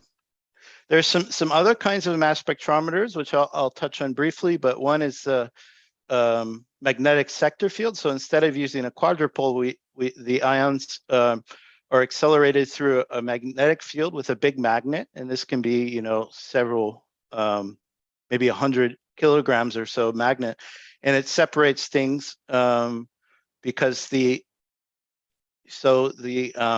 lighter ions are easier to steer than the heavy ones, and so this is better for high sensitivity and for things that where you need higher precision, okay? But you cannot go through all the elements as fast. Okay, one of the more recent developments in LA-ICP-MS is to use a time of flight mass analyzer, and this is an example of that. So all of the ions come in together and are accelerated through this reflectron, and the lighter ones go faster than the heavy ones, and so they're separated basically according to their time. And what's good for this is it's really, really fast. So the quadrupole, we can measure the whole periodic table in a matter of maybe 500 milliseconds. With this, we can go all the way from hydrogen to uranium and beyond in less than a millisecond, so hundreds of nanoseconds. Okay, so then once we can measure basically the relative abundance of these different elements, we need to quantify it. And to quantify it, we have to use a reference material. And these can be either synthetic materials such as glasses, or in some cases we use natural crystals and other natural materials in order so that they're very similar to what the minerals that we're measuring. And so basically we know the concentrations of the elements in these reference materials, we can come up with an equation to calculate the concentration of those elements in our samples or unknowns. Okay, so now I'm going to move on to some applications of this, in particular applications for sustainable mining and environmental studies. Okay, so this is pyrite here. It looks kind of like gold, and it's actually called fool's gold because many people mistake it for gold, but it's kind of a misnomer because it can actually contain a lot of gold, although you cannot see the gold because it's in very low concentrations, but it's an important gold ore. And it's also important ore for other metals, including some of the critical metals like cobalt, but it also can contain some environmentally harmful metals like arsenic. And so by using the laser ablation system to map out the distribution of these different elements, we can see where the gold is relative to where the cobalt is relative to where the arsenic is. And you can see here, so the gold is mostly on the outside of the grain, the cobalt is mostly kind of in the interior, and the arsenic is kind of overlapping with both those zones. And so we can use that information, or we don't really do this here in the earth sciences, but the metallurgists and mining engineers can use this information to better develop techniques for extracting the elements of interest and knowing, what they're dealing with in terms of potential waste elements and environmental contaminants. Another thing that we do here is for discovering new deposits of different minerals. And so this we call this vectoring. And so here it was developed in the Batu Hijau mine in Sumbawa in Indonesia. And basically the surrounding the copper ore, so the copper ore zone is here in the hash color, the hash outline. And so by measuring all these different samples in the zones around that, they're able to come up with this proximity equation, so that by measuring different elemental ratios, one can find the distance to the center. So how far are you to the ore deposit? And at the University of Tasmania, we've developed a software called LocateOre, and that helps to use this data and to plot it up so we can see, where the best or the most likely place that the ore body might be. And you can see where all these different circles are intersecting, where you have most intersections. And this is a case where we knew where the ore body was, and so it comes pretty close in most cases. And so it can at least get you close to there. And this is especially important in places like Indonesia and other places where there's a lot of vegetation, and it's hard to see what the rocks actually are. Okay, another example is what's called urban mining, and this is becoming more talked about recently, and it's because we have all this waste, and so why can't we reuse the waste? Because we have those critical metals in the electronic waste already, and so people started developing techniques to extract those critical metals from the waste. So they put the waste into a smelter, and we get out mostly copper for electronic waste, but within that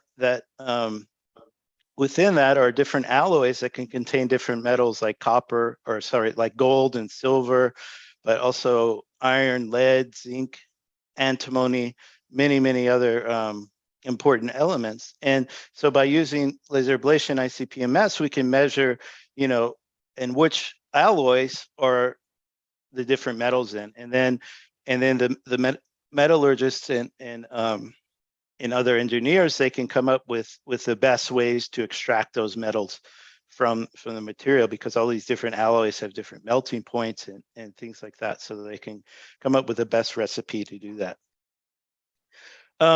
Moving on to environmental aspects. So of course, mining has got a bad reputation for destroying the environment, and a lot of that is because of what's called acid mine drainage. So when sulfides are exposed to the surface of the earth and oxygen and rainwater, they can basically release acid, but also release all the heavy metals that are toxic to life. And so some of our collaborators do experiments where they try to simulate the effect of acid mine drainage or the process of acid mine drainage in the laboratory. And we can use the laser ablation ICP-MS to look at the products throughout those experiments and say, okay, at this stage in the experiment, not much has changed in terms of the arsenic, but when we get to 30 weeks into the experiment, almost all the arsenic is gone. So that means it's in the environment. And so by looking at these for specific mine sites, we can come up with better mitigation strategies and remediation strategies to hopefully prevent these toxins from getting into the environment. But if it does happen, and when it does happen, we have a better idea of what's there and then how to remediate it. Okay, and then another thing I know we're short on time, so I'll go through this quickly, is what we use nuclear physics for in geology, and especially what my background has been doing in, and that's radiometric dating. So different elements, of course, can be radioactive. So that means they decay to other elements over time. Protons turn to neutrons, or neutrons turn to protons, releasing energy. But we can exploit that to determine the age of the mineral. So basically we can use half-life. So half-life is the time required for half the radionuclides to become the DARTA product. And so by measuring the ratio of the parent and daughter isotopes, we can calculate the age of the different minerals. And here I won't spend too much time on this. This is a chart of the nuclides, or a nuclear physicist periodic table. So of course, all the stable minerals, elements that we recognize in the common isotopes are here in black, but you've got all these other ones that are radioactive and have different half-lives. So we can exploit a lot of different isotope ratios that give different timescales to measure the age of different geological materials. And here's an example of that. So using calcite veins, so the calcite can take uranium when it forms, and the lead that's within the calcite, when we measure it, is at least in part from the decay of uranium, because uranium turns to lead over billions of years, over half-lives of billions of years. And you can see here, this image shows is that, we have all these calcite veins within a rock, and a lot of times calcite veins can contain or are common with important ore minerals. So things like iron, zinc, lead, cobalt, nickel, all these things can occur with calcite veins. And if we're able to date the calcite, so determine the age at which the calcite formed, we know the age at which the important mineral form, then we can use that to help us unravel the processes that happen to make those minerals. So we better understand, where we should look for next if we have a model to investigate. And it also helps us to basically correlate things. So sorry, I forgot to switch slides, but here we have calcite vein with realgar, which is a mercury sulfide that also contains, there's gold particles in here and other things. So by dating this calcite, we know the age of the mineral deposit, and these researchers were able to understand that this certain deposit was related to the intrusion or volcanism that happened at this age about 70 to 80 million years ago. Okay, so that's all I've got. And so in summary, I'd just like to stress that, finding and exploiting deposits of critical minerals is necessary to meet these sustainable development goals. And microanalysis of geological environment materials is crucial for this transition to green energy. So it helps us to find the minerals and recycle used components into raw materials and minimize and remediate the environmental impacts of mining. So with that, I'll say thank you. And again, thank you for inviting me to give a keynote address, and I'm happy to take any questions. Yeah, thank you so much also. Mr. Jaffrey, any kind of, any participant want to asking? Let me check this one out before. Yao. Okay. Anyone else want to asking? Nope. It's because we got yeah, Bapak. Okay. Okay, the one participant who are asking you, to Sir Jeffrey, and then after that we quickly to close this part because we are moving for the next part. Yeah, here we go. Would you like to help me to put a camera video? Thank you. Oh, wait a minute. Hi, Jeff. Hi. Hi. How are you? Oh, Fine. good. Hi, Pamdi. We have no contact around 2.5 years. Yeah. Yeah. Exactly before COVID, right? Yeah, before COVID, back when we could travel freely. Yeah, when we were going to Sumatra Utara or North Sumatra, around Toba. Yeah. All right, your presentation is very nice and very interesting for me because of I know we have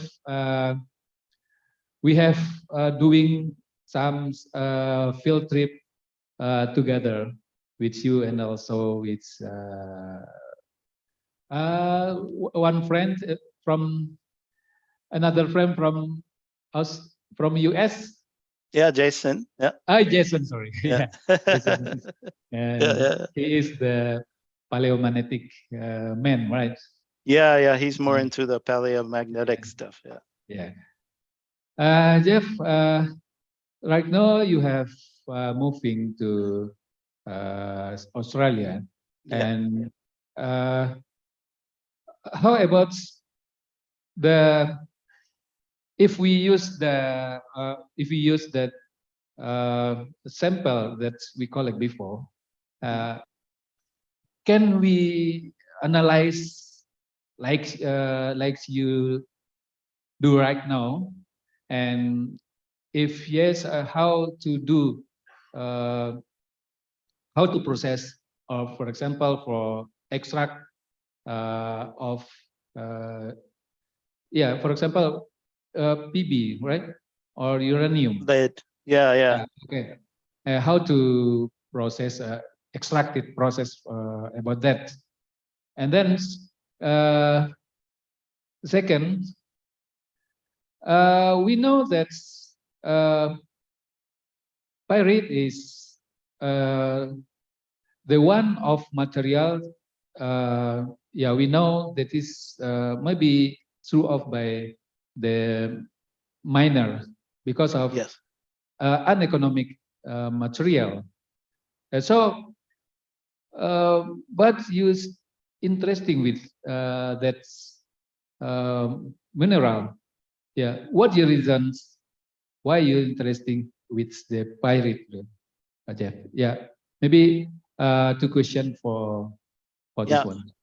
Yeah, so I think your first question, so were you talking specifically like about the samples that we collected in North Sumatra, or just samples in general? Yes, in general. In general, yeah. In general, maybe rock and also sediment. Yeah. Sure. Yeah. Well, depending on what rocks or which samples you have, and you know whether it's a rock or a sediment or what, there's different ways to do it. And so, for example, if it's a sediment, it can contain heavy minerals like gold or other things, tin ore, so cassiterite, which is mined in the Belitung Island in Indonesia, and that occurs in the sediments. And so it's quite easy to extract those things because you just use gravity, right? Because the minerals you want to get out are very dense, so you can use gravity to separate them. So like panning for gold and this kind of thing. But there's bigger industrial machines to do that for very large quantities. If it's from a rock, it becomes a lot more difficult and requires smelting. So basically heating up the rock and melting the different components. And so different elements and different alloys and different minerals have different melting temperatures. And so by heating them to certain temperature and maybe certain conditions, you can melt certain things and extract them from what's left over. the second part of the question, which was, oh, why pyrite? Yeah, so like I said, pyrite it does contain some of the elements. So pyrite, of course, is mostly iron sulfide. It's almost all iron sulfide, but it contains trace amounts of gold and cobalt and arsenic and many different elements that are economically available. And so if you have enough pyrite, you can actually use a smelting process to extract the other elements. But yeah, again, like you said, it's what usually at a mine is thrown out, and this causes the environmental problems. And so care has to be taken when using this, and maybe other things need to be introduced to neutralize the acid if there's acid drainage being produced and things like that. So it's the whole extraction of the different mineral elements and metals from the different rock types is kind of another aspect called metallurgy. And I don't know too much about that, but it's quite interesting. Yeah. So in pyrite, we usually focus for iron only. Do you mean like that? Well, no, pyrite is not an important iron ore, but pyrite occurs a lot with other ores. So galena is a lead ore, lead sulfide, and copper sulfide's sphalerite. And so all these different minerals usually occur together. And pyrite, because iron is more abundant, there's more iron in the crust of the earth than the other metals that are maybe more useful. They all occur together. But a lot of times pyrite can be the waste product. And we're really looking for these other things that just so happen to crystallize and form with the pyrite. Yeah. Okay. Still have chance. Okay. Thank you so much, Mr. Jeffrey and Mr. Hamdi. Enough or still have? Oh, maybe we didn't have a lot of time because it's time to break up. Oh yeah. Yeah, lunchtime. Lunchtime. Makan siang. Yeah, makan siang. Jeff, maybe a little bit. One more question about the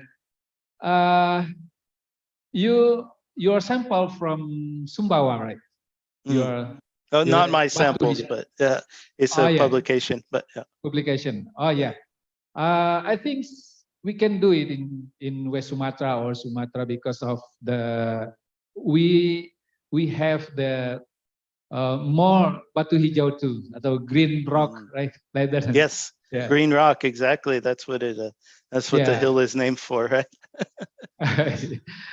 Okay, Jeff, okay. Maybe we can do here. Sometimes you can come to Padang. It would be good to think about what we can do there. Yeah.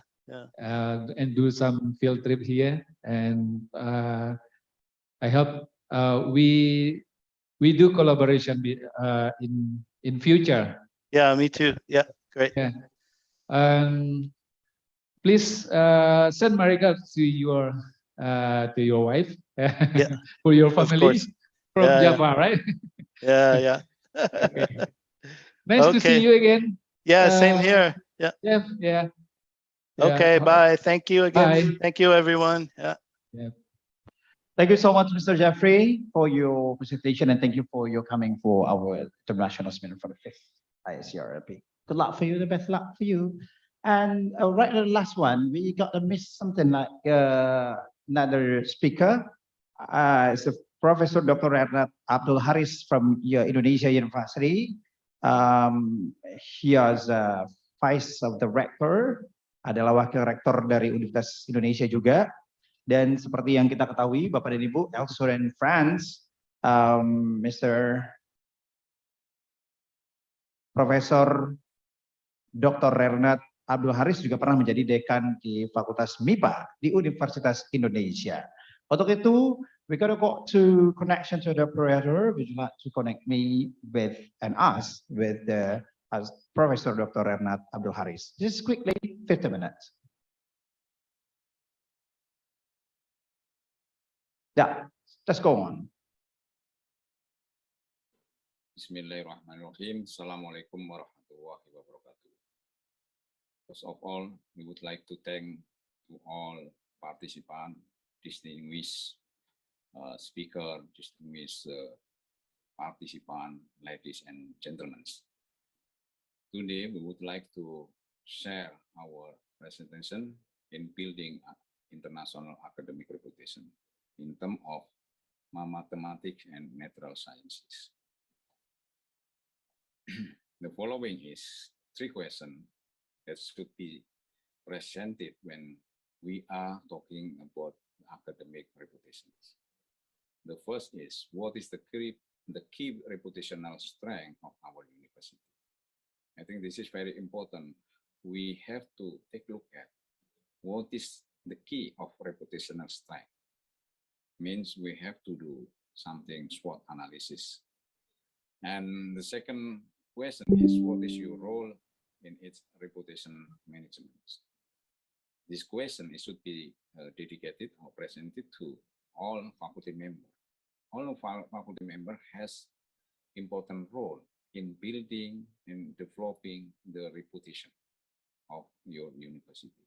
And the third is, what is your priority to improve our university reputations? In this case, we have to define what is our priority, how to improve, how to develop, and how to strengthen our university reputation.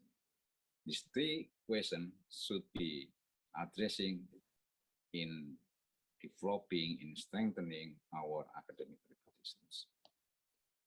The next is an example here in our case in Universitas Indonesia. We know that the reputation is the key to institutional success. Yeah, in this case, we have to do such kind evaluations. What is your position, your university position currently? For example, in our case here, in national rank and also international rank. Universitas Indonesia also should be competing with the another university around the world, and also our partner in national university. There is so many indicators of the evaluation, depend on what kind of the ranking should be followed. For example, for the US ranking, there is any parameter or variable that should be fulfilled, in which area we have to strengthen our reputations. And actually, what is the terminology of the reputation? Reputation is actually what other people think about us, about our university. So we have to really know that reputation is something like silent, that people, when see us, that directly know us. That's reputation. What is other people think about our performance, about our achievement? And that's more or less similar, something like the brand, but this is any different. The brand is what you say and what to be explained about our university, our institution, or our university to other peoples. And also, we know the reputation management. This is something professional process of the communicating the brand and working with stakeholders to improve our university. Also, this is the key terminology should be understood for us how to build our academic reputations. And I think by understanding the definition and the strategy of the academic reputation, we can directly design, formalize what kind of strategy of our institution to be engaged globally. So the following is the global engagement model. For example, we have to do something active in the global alliance, main active strategy with a flagship partnership for the change, and also we are working closely with the industry. And also this is very important when we really engage on the global SDGs, Sustainable Development Goals. The active engagement with the key partner on the SDGs activations. This is something like the proof of our participation, because the SDGs is already a flagship of the international or global tagline, something like that. And the global innovation, also this is something to be involved in innovating with the partner across sector and also new program. And the next is, this will be very important, how we build up our academic reputation. I mean, our faculty members should be really engaged in global research. Right now, we really know that doing research by ourselves can be parameterized on the impact. When we are doing research by ourselves, by our university faculty member, I think the impact not really big compared with the result of the research coming from the global research. Mean the international co-authorship is very important to gaining the global impact. So this is very important.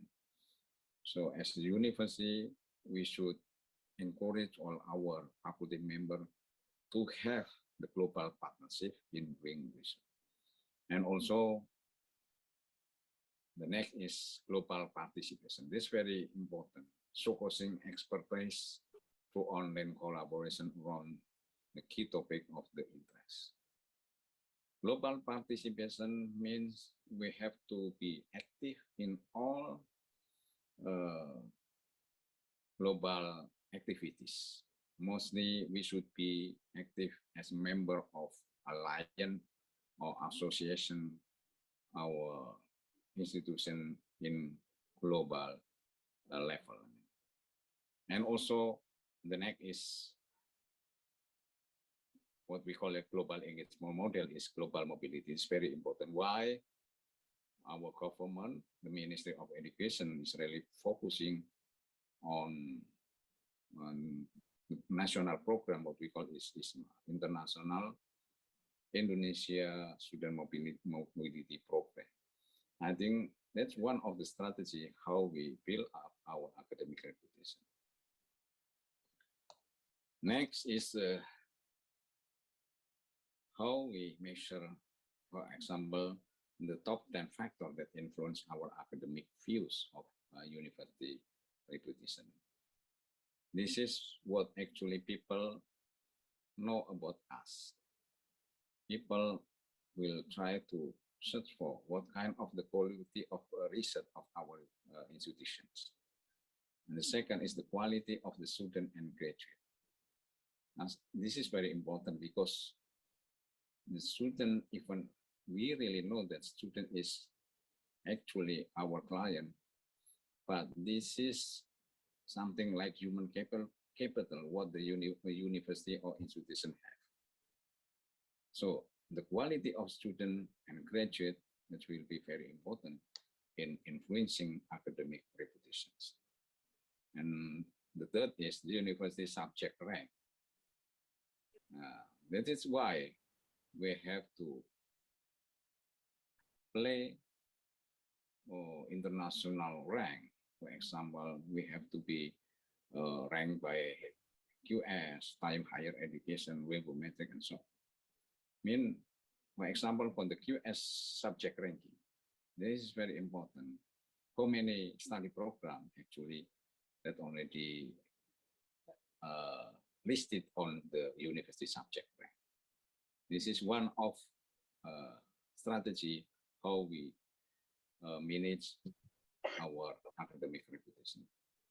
And also the 10 factor, including the word or mode from friends, how they know about our university.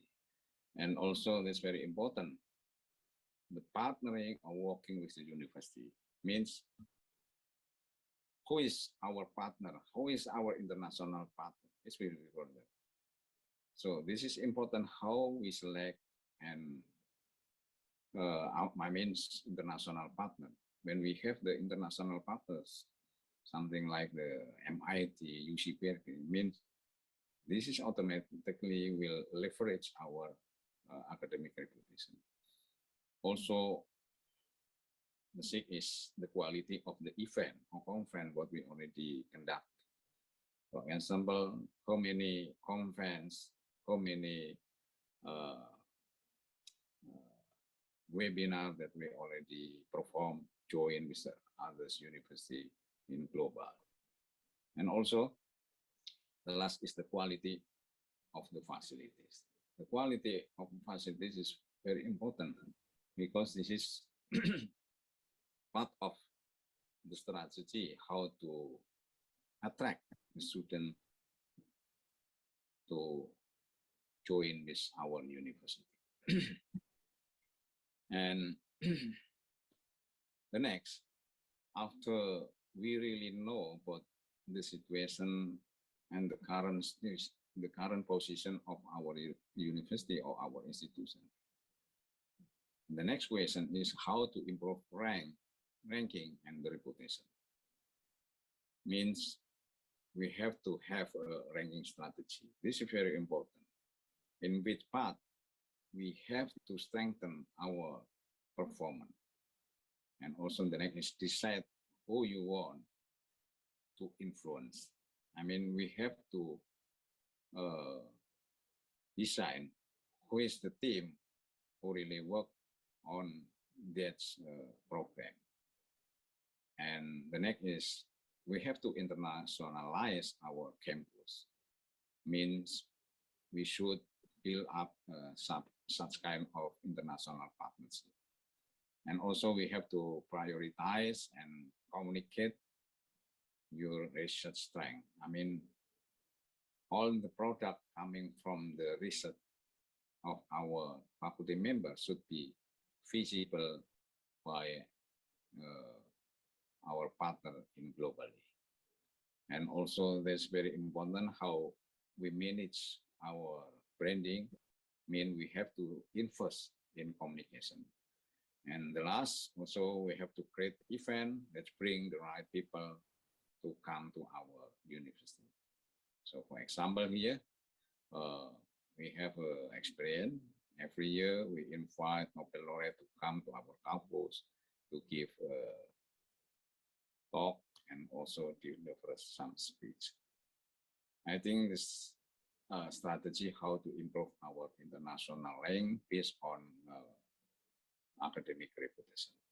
So in the last, our presentation is as the conclusion.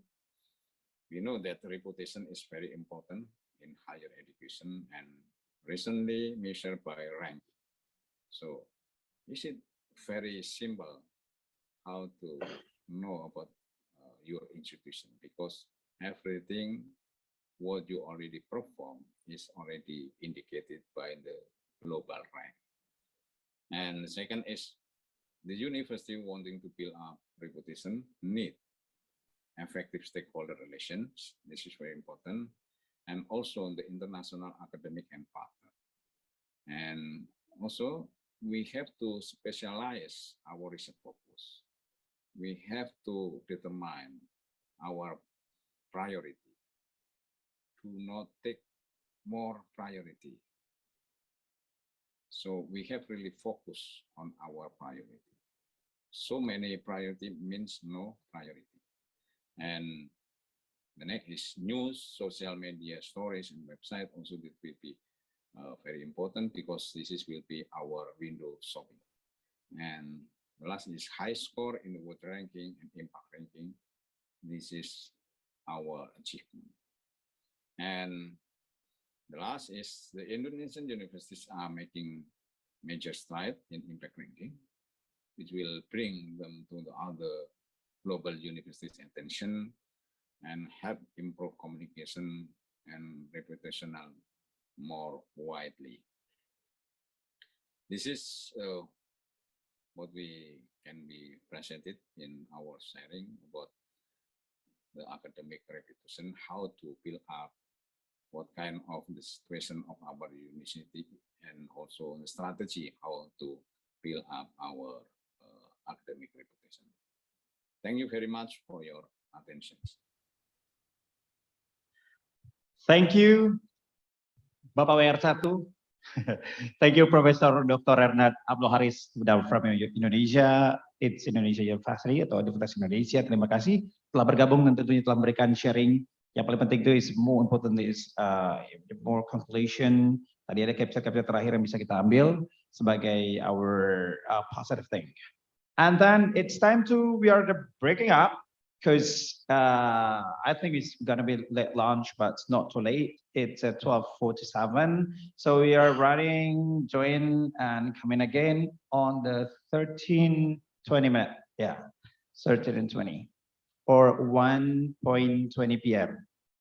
Jadi kita istirahat dulu sampai jam 13:20. Habis itu kita kembali lagi bareng untuk melanjutkan sesi selanjutnya. But it's not with me, but with my partner. Nanti akan ada rekan saya who gonna be guide this next speaker, the next presentation. It's time to be very as your host from this morning until this afternoon and this day. And then thank you so much for your attention. Sorry for any kind of mistake or if any confusing to make your didn't comfortable. And the last one, we would like to say Alhamdulillah, Alhamdulillahirabbil alamin. Assalamualaikum warahmatullahi wabarakatuh, and see you the next round.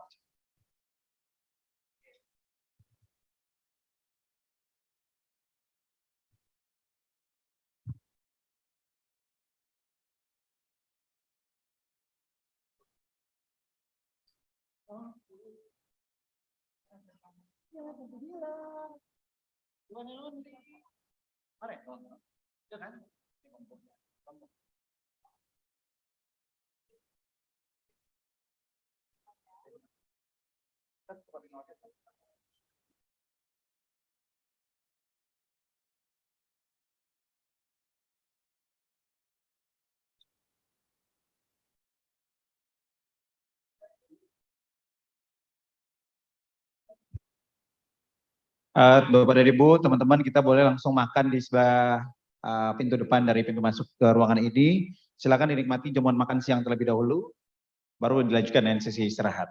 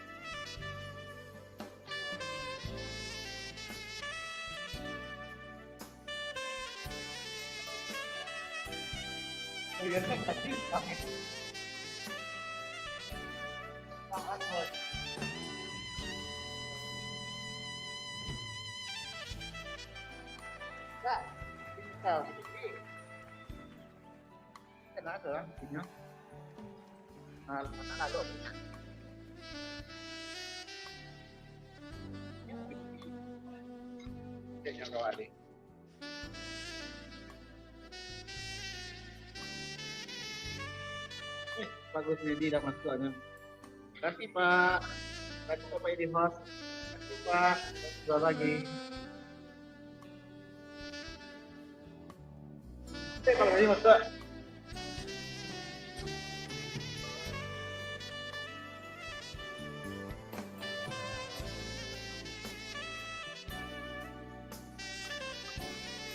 Ya. Makan.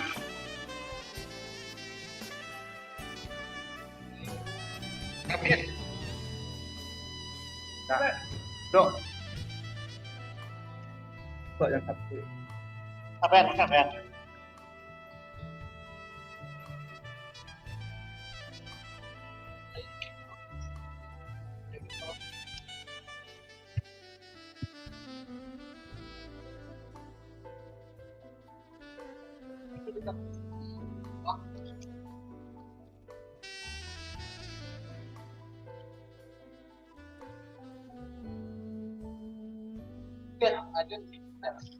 Ada yang masak ya kan?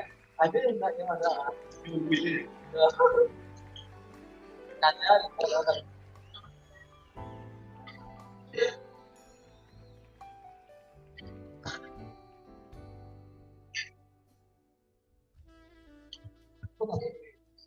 Kalau itu kan next berapa?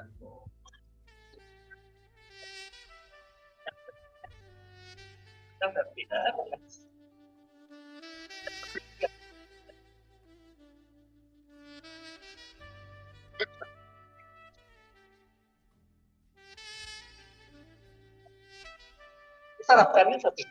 Sarapannya ada dari 72. Maksudku bisa ya kan, semua kan, kan.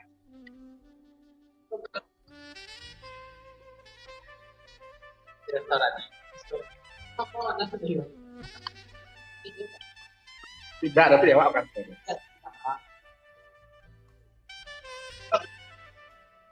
Ayam.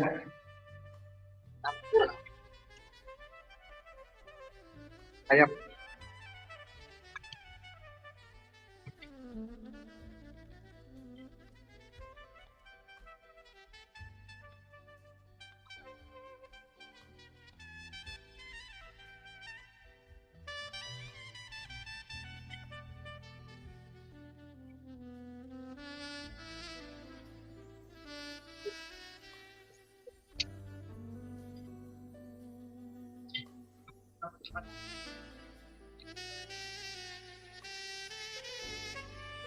Dengan awak mengah.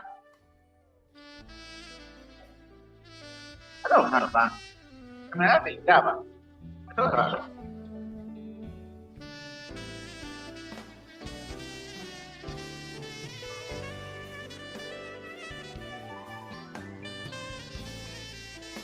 Pernah ada apa? Tanya ini awak dulu. Ada video ni lah. Ada di bodoh.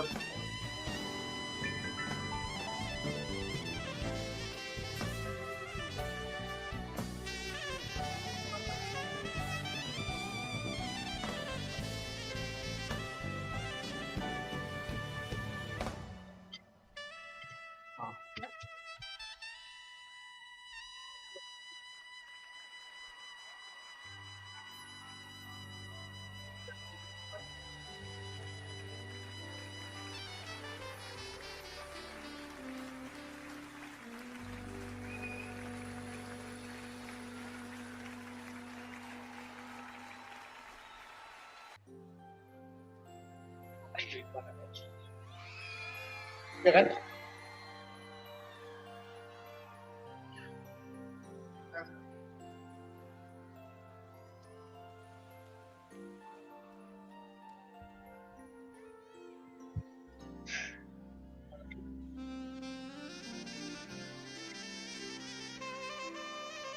Jangan ada umumnya tak ada.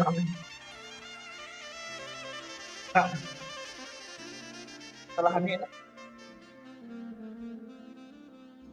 Ini yang ajar banyak. Dak ini penyakit lembang, moni itu rawat namanya. Kan itu ada uyun dalam musiknya lah.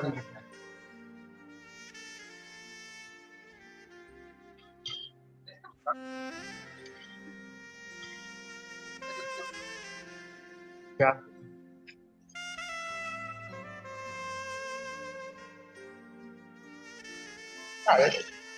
Ayo.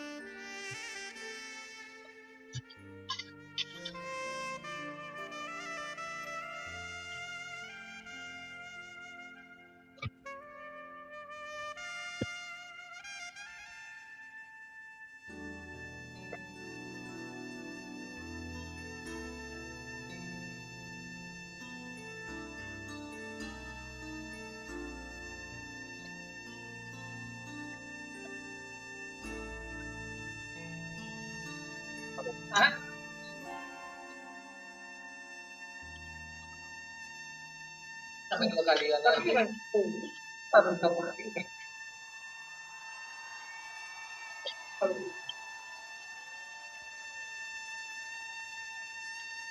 Ya, dua ya.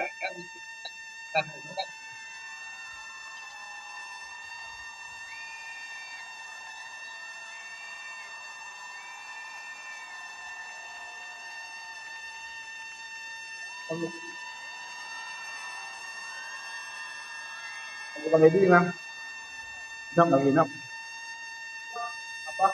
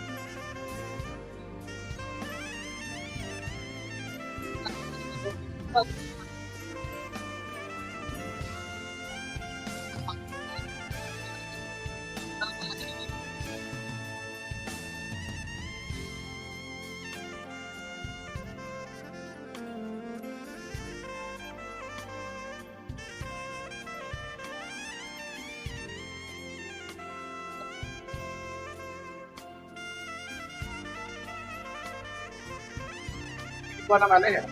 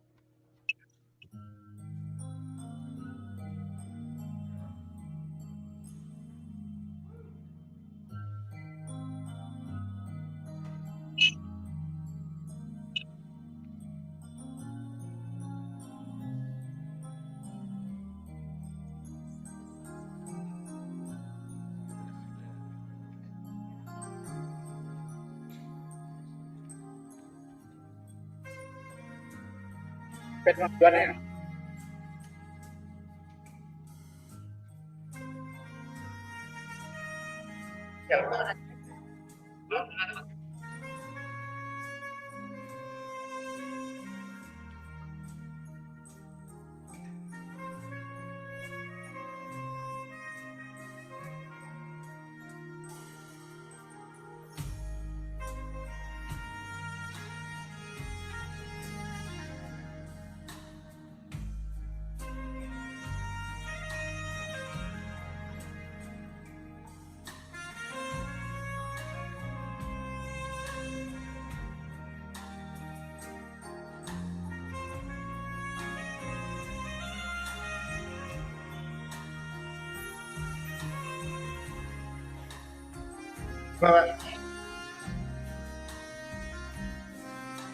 Gue tambah nih ya.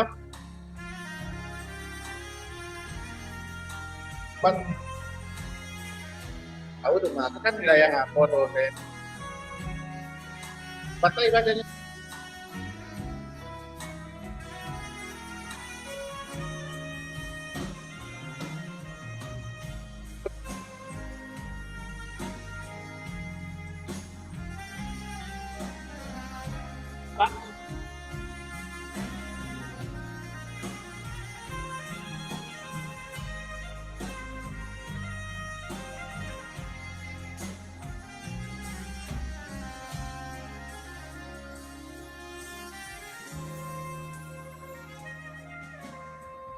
Dia apa ya sih?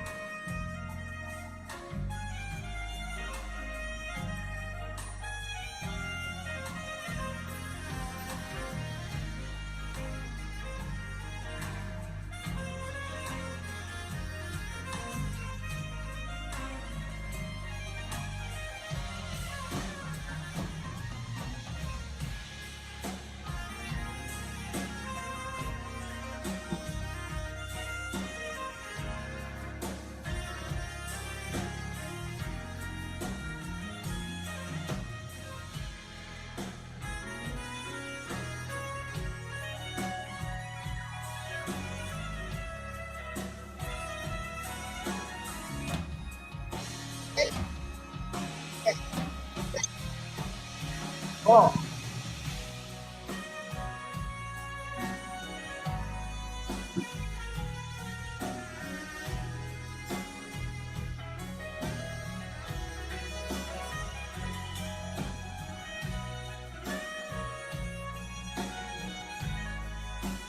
Aman, Ben. Lawannya.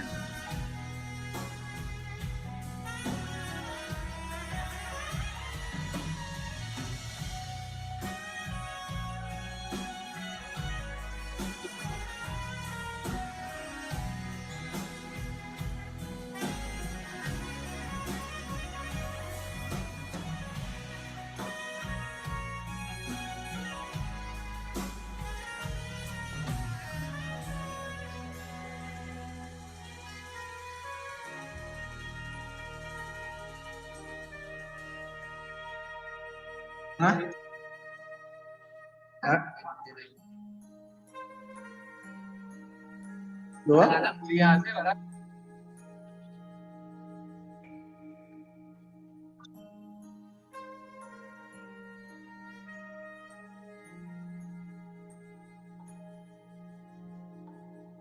Hah? Bah. Dah.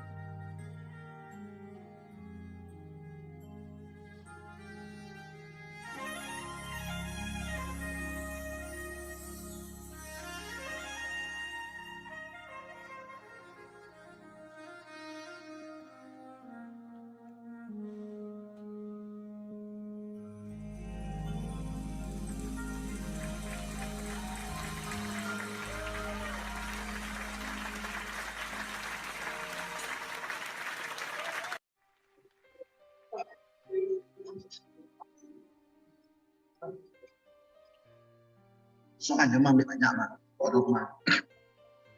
Banyak. Oh, kalau ah.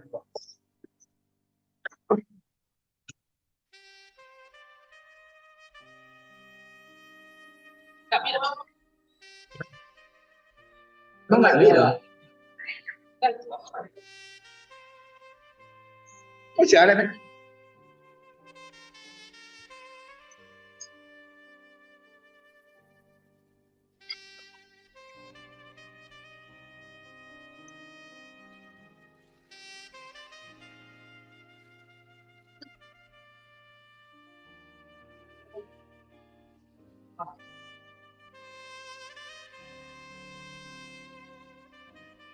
Alawi.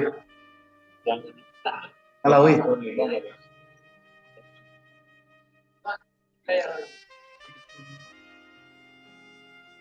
Ma.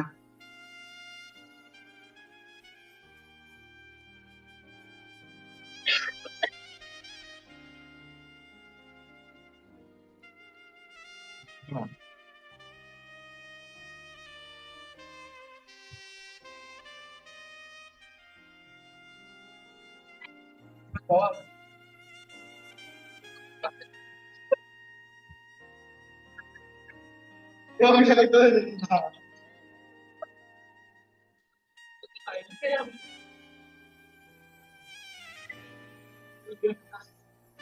Kalau sa kamar main di bawah.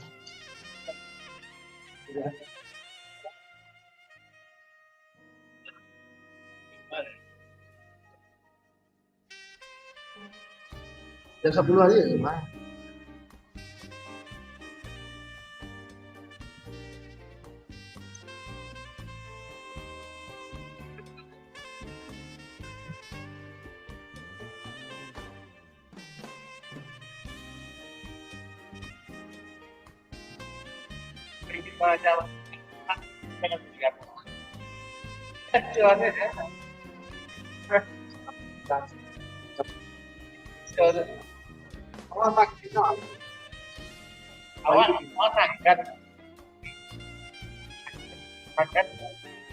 Karena tahu ini pernah dia kata saya aja pernah kali kan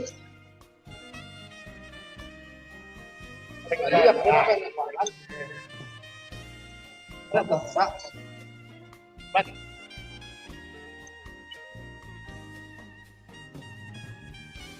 lewat kan di ada gitu aja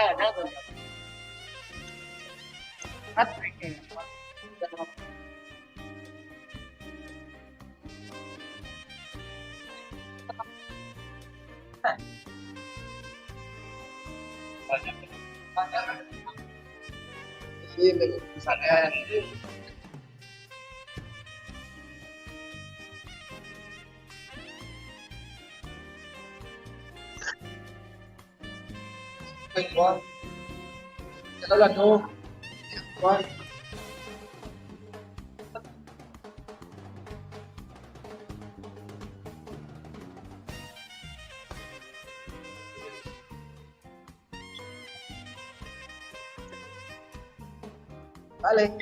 Tapi saya apa ya?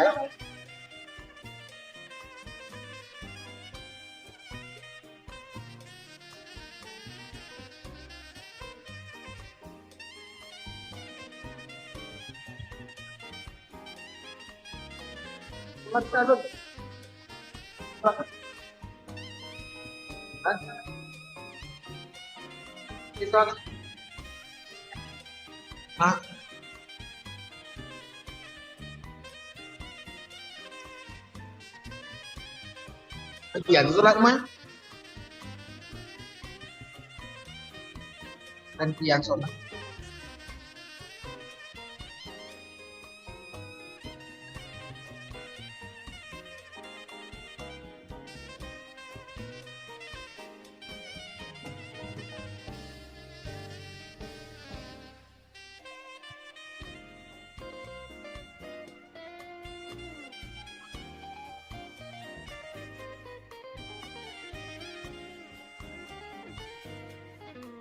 Oh, yang untuk back kan komputerku gunanya untuk menampilkan surat kasus.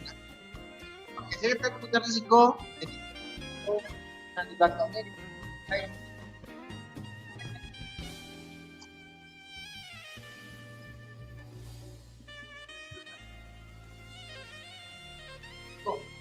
kamu panggil lah.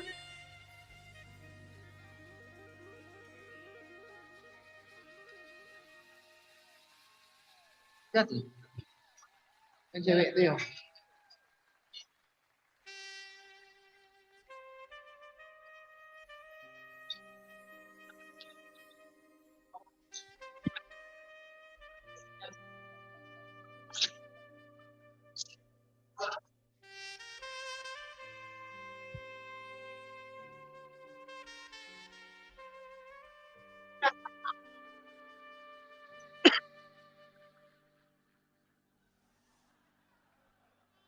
Ini biasa, kolor biasa.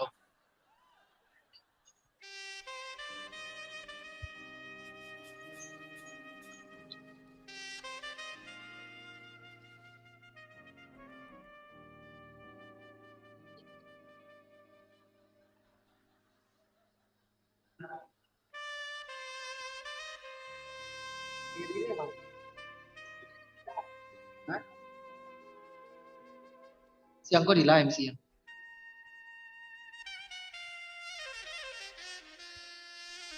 Wah.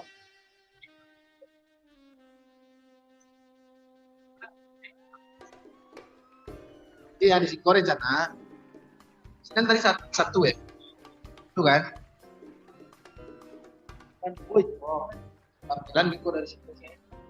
Tampilan. Itu yang itu telepon itu yang dicatat itu kalau kita di situ juga kalau kita bicara tentang program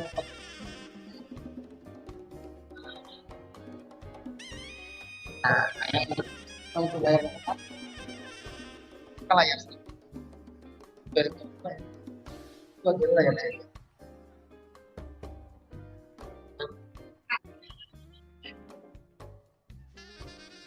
mana ya?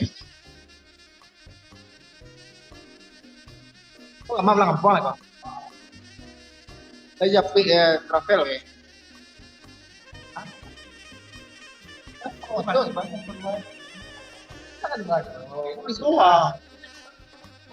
Ini sekarang. Kan ini. Dan nanti Pak, orang udah ya.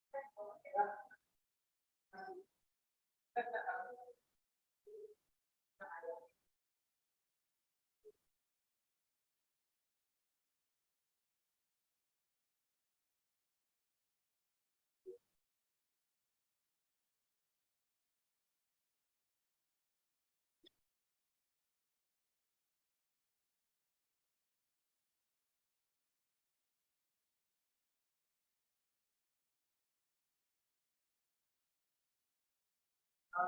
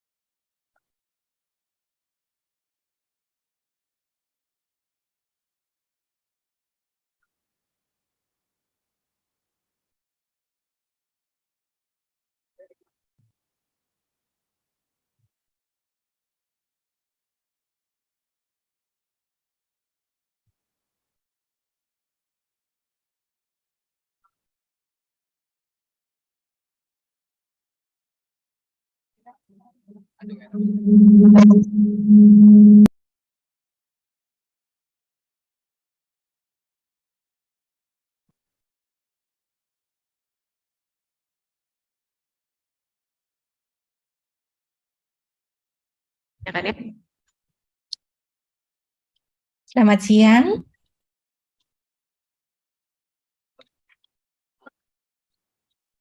Baik, selamat siang Bapak Ibu. Assalamualaikum warahmatullahi wabarakatuh. Good afternoon, everybody. Good afternoon. Yeah, thank you for still joining us in our international conference, the 5th International Conference on Research and Learning of Physics 2022. Ya, terima kasih kami ucapkan kepada Bapak Ibu yang sudah join kembali di dalam room Zoom kita dan baik juga yang sudah ada di ruangan. Untuk sesi berikut ini kita masih ada keynote speaker, ya. So we still have 2 keynote speaker today. The first is Ibu Dr. Christina Widiwijayanti from NTU Singapore. Halo Ibu. Selamat siang. Selamat siang. How are you today, Ibu? I'm doing fine, thank you. Okay, good, thank you. Dan berikutnya juga ada Mr. Fakhrul Razi, PhD from Universitas Negeri Padang. Okay. Before we move to Ibu Dr. Christina, so let me introduce our presenter, Ibu Dr. Christina, to you. Dr. Christina is a senior research, from Earth Observatory of Singapore, Nanyang Technological University, NTU.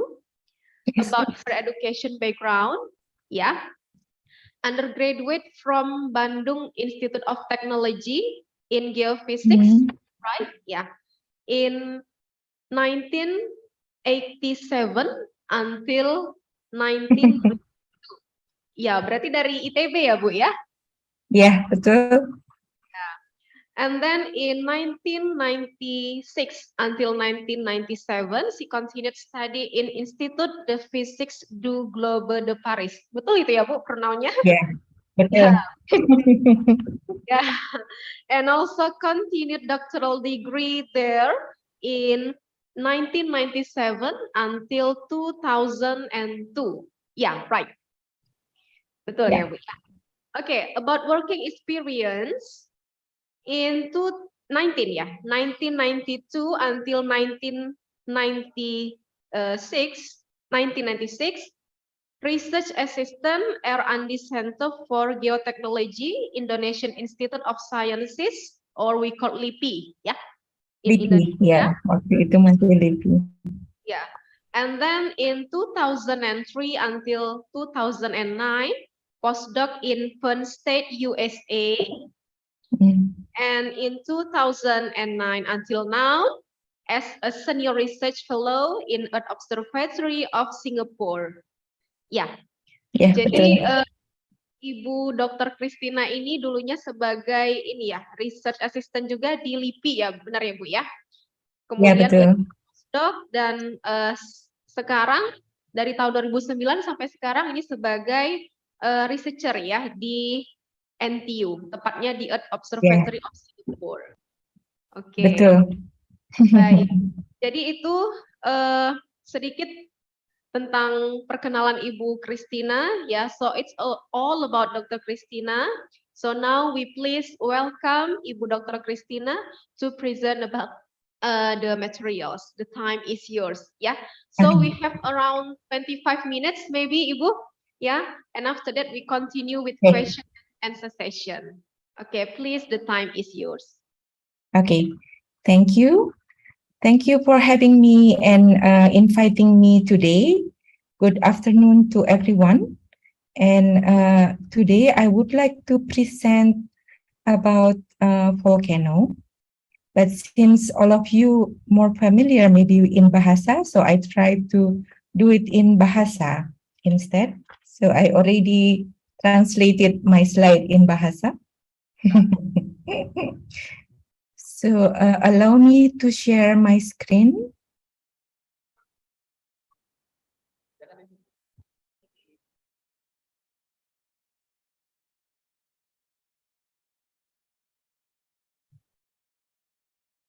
Okay, so we'll make a slide presentation. So can you see my screen? Yes. Okay, and then also my voice, is it clear enough? Yeah, clear enough.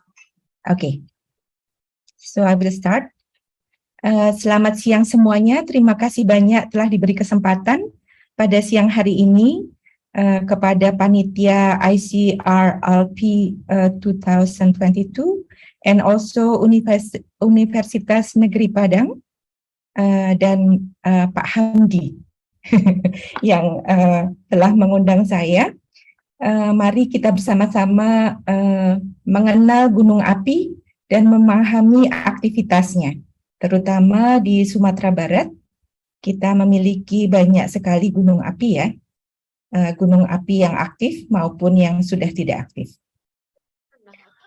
Seperti mungkin sudah Anda ketahui bahwa Indonesia itu terletak di Ring of Fire dari Pasifik ya. Jadi merupakan zona subduksi atau penunjaman lempeng di mana lempeng India Australia atau Indo-Australia menunjam di bawah kerak Eurasian Plate, di mana Sumatera saat ini menjadi bagian.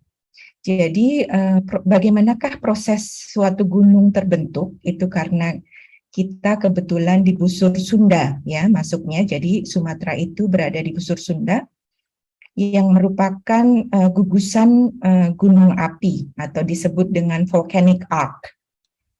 Gugusan gunung api tersebut dibentuk oleh karena proses penunjaman lempeng yang akan membuat proses pemanasan atau melting ya. Melting itu kemudian akan menjadi lebih ada tekanannya, temperaturnya lebih tinggi, akan mudah untuk naik ke atas, mendesak ke atas atau disebut buoyancy. Nah, akan mendesak di area mantel di bawah kerak, kemudian akan menuju kerak bumi, lapisan kerak bumi, merekah di antara lapisan kerak bumi hingga menuju ke permukaan. Sehingga saat ini kita bisa melihat gunung-gunung api dengan aktivitasnya di permukaan. Mengapa kita harus peduli di Indonesia? Di sini saya ambil sitasi untuk beberapa erupsi besar yang pernah terjadi di masa lampau. Di sini banyak sekali dampaknya terhadap Indonesia, dan Indonesia menjadi yang paling besar mengalami dampak erupsi gunung api ini, sehingga kita harus selalu peduli dengan aktivitas gunung api untuk mengurangi dampak tersebut. Kemudian untuk mengurangi dampak tersebut tentu saja kita harus melakukan mitigasi. Apa itu mitigasi bencana gunung api? Ya, kita harus menjadi lebih aware, memahami gunung api, memahami aktivitasnya, dan juga memonitor gunung-gunung api tersebut, dan juga mampu merespons apabila ada hazard atau bahaya yang ditimbulkan oleh aktivitas gunung api pada waktu yang tepat dan dengan cara yang tepat pula. Dan itu yang menjadi landasan untuk mitigasi ya. Jadi aktivitas gunung api di Indonesia sangat tinggi seperti tadi dikemukakan di slide sebelumnya, dan ini sebagai contoh saja bahwa gunung api itu variasi atau aktivitasnya bermacam-macam, dari mulai yang hanya mengeluarkan gas dan danau kawah yang pH-nya rendah seperti di Ijen, sampai yang meletus eksplosif seperti kejadian di Merapi tahun 2010 dan baru saja 2018 di Krakatau yang letusannya disebut Surtsean, dan juga ada kolaps dari edifice dari gunung api yang menyebabkan tsunami. Ini kalau melihat dari aktivitas gunung api di Indonesia dari tahun 2000 hingga 2021 saja, ada lebih dari 150 erupsi yang melibatkan 38 gunung api. Jadi banyak ya. Kemudian elemen-elemen penting apa untuk mitigasi gunung api? Yang paling utama adalah pemahaman tentang resikonya, sehingga kita bisa merespon dan bertindak dengan tepat dan dalam waktu yang cepat. Karena kadang-kadang erupsi gunung api itu hitungannya bisa dalam waktu hanya beberapa detik bahkan. Jadi kalau ada letusan, ada awan panas, ada lahar, dan lainnya harus tetap waspada. Apa yang menjadi bagian dari tugas kita sebagai masyarakat dan juga peneliti dan juga mahasiswa adalah menyebarkan pemahaman ini, dan juga untuk masing-masing untuk memahami aktivitas gunung yang ada di sekitar kita, sehingga kalau gunung itu menjadi aktif kemudian erupsi, kita juga bisa mengajak keluarga kita atau rekan-rekan kita ataupun masyarakat di sekitar kita untuk bersama-sama merespons. Jadi kita selalu harus bersiap siaga. Ada yang institusi di Indonesia yang bertugas untuk melakukan mitigasi adalah PVMBG, Pusat Vulkanologi dan Mitigasi Geologi. Itu ada di Bandung ya pusatnya, tetapi PVMBG memiliki banyak pos-pos observatori yang tersebar di seluruh Indonesia, termasuk salah satunya pos observatori di Gunung Merapi. Saya kira dekat ya dengan Padang, dan itu melakukan monitoring, jadi menginstal instrumen, dan instrumen itu merekam data-data yang akan memberikan informasi tentang aktivitas gunung api tersebut. Kemudian kalau ada aktivitas meningkat, akan memberikan istilahnya alert level atau status dari gunung api itu. Saat ini gunung api Merapi misalkan ada di alert level 2, yaitu waspada dari skala 4. Kemudian akan ada peta-peta yang dibuat oleh PVMBG yang menjadi acuan bagaimana melakukan evakuasi, bagaimana untuk memakai untuk land use planning di daerah gunung api, dan lain sebagainya. Dan tentu saja juga masalah response capability. Di sini bagaimana masyarakat di sekitar gunung api memahami aktivitas itu dan bisa merespons. Tentu saja dengan pelatihan, dengan banyak melakukan diseminasi informasi, dan juga untuk memberikan edukasi dan capacity building untuk bagaimana bisa merespon.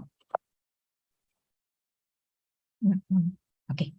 Nah, ini gunung api di Indonesia ada yang aktif saat ini ada 127. Itu termasuk yang terbanyak di seluruh dunia. Jumlah gunung api aktif di seluruh dunia yang disebut aktif adalah yang pernah erupsi paling tidak 1 kali di 10.000 tahun yang lalu. itu ada sekitar 1.500 dan 127 ada di Indonesia dan dikategorikan menjadi tipe A yang pernah mengalami satu erupsi paling tidak setelah 1600 Masehi. Kemudian tipe B yang tidak mengalami erupsi tetapi punya aktivitas vulkanik yang berkelanjutan. Kemudian ada gunung api tipe C yang tidak menunjukkan aktivitas vulkanik, tetapi ada aktivitas solfatara atau fumarol, yaitu gas yang keluar ya. Di Sumatera Barat ini saya lihat ada 4 tipe A, Gunung Marapi, Tandikat, Talang, Kerinci. Kerinci berbatasan dengan Jambi, dan juga gunung api tipe B, yaitu Talakmau. Kalau memerlukan data lebih detail, ini di sini ada linknya. Nanti presentasinya akan saya share ya.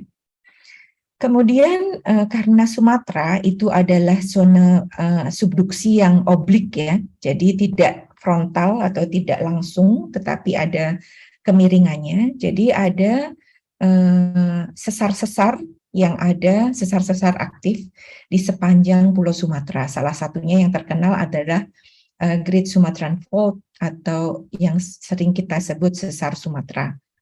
Sesar Sumatera juga menjadi fasilitas di mana gunung-gunung api muncul. Tetapi gunung-gunung api muncul itu yang muncul di sepanjang busur Sunda di Sumatera akan berinteraksi juga dengan aktivitas tektonik tentu saja karena desakan dari lempeng Indo-Australia masih terus berlangsung. Dan itu akan mengakibatkan interaksi antara tektonik yang terjadi di Sumatera dan juga aktivitas magmatik dari gunung apinya. Tetapi dari studi terbaru, ini Acocella dari 2018, menyebutkan bahwa tidak semuanya akan mengalami proses interaksi tersebut. Ada yang degree probability-nya atau kemungkinannya tinggi, ada yang menengah, ada yang rendah. Nah, ini Marapi dan Tandikat termasuk yang kemungkinannya rendah. Kalau ingin mempelajari lebih detail kenapa bisa dikategorikan seperti ini, saya bisa share nanti paper dari Acocella ini. Kemudian untuk sebelum membahas lebih jauh, kita kan ingin mengenal gunung api. Jadi gunung api itu bisa dikategorikan sesuai dengan tipenya. Di sini ada yang tipenya stratovolcano atau yang istilahnya kerucut ya, karena bentuknya itu termasuk Kerinci, Tandikat, Singgalang, dan Marapi, juga Talang. Kemudian mungkin ada yang tahu juga bahwa Danau Maninjau itu termasuk gunung api, tetapi gunung api yang sudah tidak aktif saat ini sedang beristirahat. Nah, Danau Maninjau ini disebut kaldera karena pernah erupsi yang sangat besar. Ini saya tunjukkan peta dari Sumatera Barat dengan deretan dari gunung-gunung api yang disebutkan aktif. Tadi saya sebutkan yang pernah erupsi paling tidak 1 kali di 10.000 tahun yang lalu. Kemudian bagaimana sih kita ingin mengenal gunung api? Ini kita sebut data dasar dari gunung api ya. Pertama kita tahu ada di mana pusat kawahnya atau pusat aktivitasnya, lokasinya di mana, populasi penduduk di sekitarnya, juga infrastruktur publik yang harus kita jaga kalau ada aktivitas gunung api tersebut. Kemudian tipe, tadi sudah saya tunjukkan sebelumnya bahwa ada bentuk morfologi dan juga karena aktivitasnya itu kita bisa kategorikan gunung sesuai dengan tipenya. Kemudian tatanan tektonik. Jadi latar belakang geologi untuk daerah Sumatera Barat tentu saja zona subduksi. Tetapi kalau kita berbicara tentang Hawaii itu karena ada perekahan ini ya, kerak bumi, jadi ada rifting itu sebagai contohnya. Kemudian kita harus memahami juga sejarah erupsinya. Bagaimana sering erupsinya seperti apa, kemudian tipe batuannya, karena tipe batuan atau batuan dari gunung api itu akan merekam jejak dari mulai magma terbentuk, tadi saya sebutkan dari mantel hingga ke permukaan. Jadi kita akan memahami proses dari magma tersebut. Kemudian karakter dan pola erupsinya, dan aktivitas-aktivitas vulkanik yang lain. Misalnya tidak selalu erupsi, tetapi selalu keluar gas. Gas juga termasuk berbahaya. Ada air panas. Air panas kalau hanya 40 derajat itu masih bisa ya, tapi kalau air panas yang temperaturnya tinggi juga harus diwaspadai. Kemudian sesudah kita mengetahui karakter dari erupsi dan aktivitasnya, kita akan mampu memahami bahayanya menjadi dampaknya. Kemudian kita bisa memitigasi gunung itu dengan infrastruktur monitoring. Kemudian karakteristik dari data-data monitoring yang menjadi informasi penting saat pengambilan keputusan.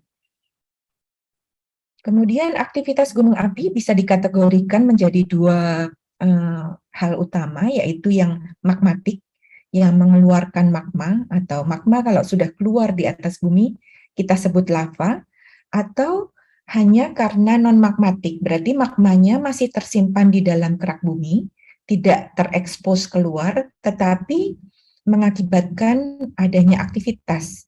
Bahkan magma yang bisa muncul sampai 3 kilometer di bawah permukaan atau di atas di bawah puncak gunung, itu akan menyebabkan deformasi juga. Jadi akan mengakibatkan pergerakan-pergerakan dari struktur yang ada di sekitar gunung api. Kemudian yang kedua akan menyebabkan juga aktivitas gas ya, karena magma akan merilis gas dan gas itu akan menuju ke permukaan. Kalau gas kontak dengan air atau hydrothermal atau meteoric water atau water table, itu akan menyebabkan juga letusan yang disebut letusan freatik. Kemudian letusan magmatik ada dua hal, yaitu yang bersifat efusif, hanya lava yang keluar, meleleh, atau terakumulasi dalam bentuk lava dome, atau berupa letusan. Nah, ini letusan kadang-kadang bisa kecil, kadang-kadang bisa besar. Tipe-tipe letusan berdasarkan skalanya dan aktivitasnya kita sebut tipe erupsi ya. Nah, ini contohnya erupsi Plinian di Chili, kemudian di Sinabung ada karena kubah yang runtuh, kubah lava yang runtuh, tetapi kubah lavanya masih panas, jadi membuat awan panas atau kita sebut PDC, Pyroclastic Density Current. Kemudian letusan ada yang kecil seperti strombolian, surtsean karena kontak dengan air, seperti yang terjadi di Krakatau, atau letusan vulkanian yang terjadi ini sebagai contoh di Soufriere Hills di Karibia. Kemudian ada yang berupa efusif ini, contohnya di Palueh di Nusa Tenggara, itu muncul kubah lava yang terakumulasi di permukaan. Ada di Hawaii dan juga di Islandia, itu berupa lava dan fissur atau lava fountaining. Bagaimana kita mengetahui skala letusan seperti di gempa bumi? Kita tahu ada skala magnitud ya. Kalau di gunung api kita memiliki skala yang disebut Volcanic Explosivity Index atau kita sebut VEI. Bagaimana kita tahu seberapa besar? Contohnya ini erupsi Toba ya, yang terjadi 74.000 tahun yang lalu. Itu VEI-nya 8, itu sangat besar. Jadi abunya itu bisa terdeposisi atau terendapkan di India, jadi sampai jauh sekali. Dan itu termasuk letusan yang besar atau lebih dari Plinian yang saya sebutkan sebelumnya. Dan ini yang menyebabkan terbentuknya kaldera, sehingga Toba kita sebut kaldera karena dalam sejarahnya ada letusan yang membentuk kaldera, termasuk Danau Maninjau. Sekarang kita ingin memahami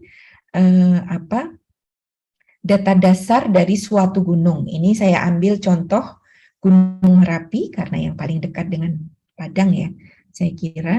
Dan Gunung Merapi termasuk gunung api yang sangat aktif. Aktivitasnya akan tercermin dari sejarah erupsinya. Jadi di sini kalau browsing itu ada link-link yang berkaitan dengan masing-masing gunung. Jadi kalau ingin melihat apa itu aktivitas di Gunung Merapi, di Gunung Tandikat, di Gunung Talang, semua ada. Tinggal dipilih nama gunungnya, dan di sana akan dideskripsikan keterangan umumnya, kemudian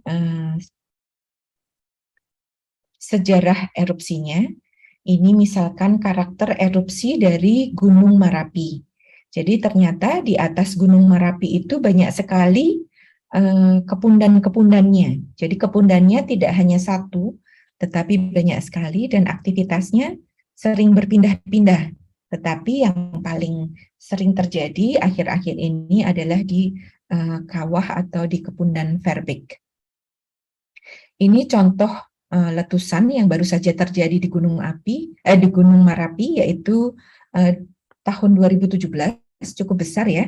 Ini bisa dilihat ada beberapa orang yang kebetulan saat itu sedang ada di puncak dan merekam letusannya. Ini cukup berbahaya karena dari erupsi eksplosif seperti ini bisa melontarkan material-material yang masih panas, dan karena lontarannya energinya besar, potensi energinya, jadi pasti ada impact ya, ada power. Jadi harus berhati-hati. Kemudian sejarah erupsi. Jadi sejarah erupsi Gunung Merapi itu ternyata sangat sering dan sangat panjang. Sudah diketahui sejak tahun 1800. Dan perulangannya hampir setiap 4 tahun sekali, tetapi kadang-kadang lebih sering, dan kadang-kadang erupsinya atau letusannya beruntun. Dan ini ada yang ketinggiannya hanya sampai 700 meter di atas kawah, ada yang sampai 4.000 meter di atas kawah. Kemudian kalau browsing di Smithsonian Global Volcanism Program, di sini saya sebutkan linknya, juga bisa melihat kapan kejadiannya, berapa besar letusannya. Di sini disebutkan VEI ya, yang tadi saya sebutkan. Ada yang skalanya 1, ada yang skalanya 2. Jadi rata-rata Merapi memiliki skala 1-2. Kemudian apa saja bahaya aktivitas gunung api?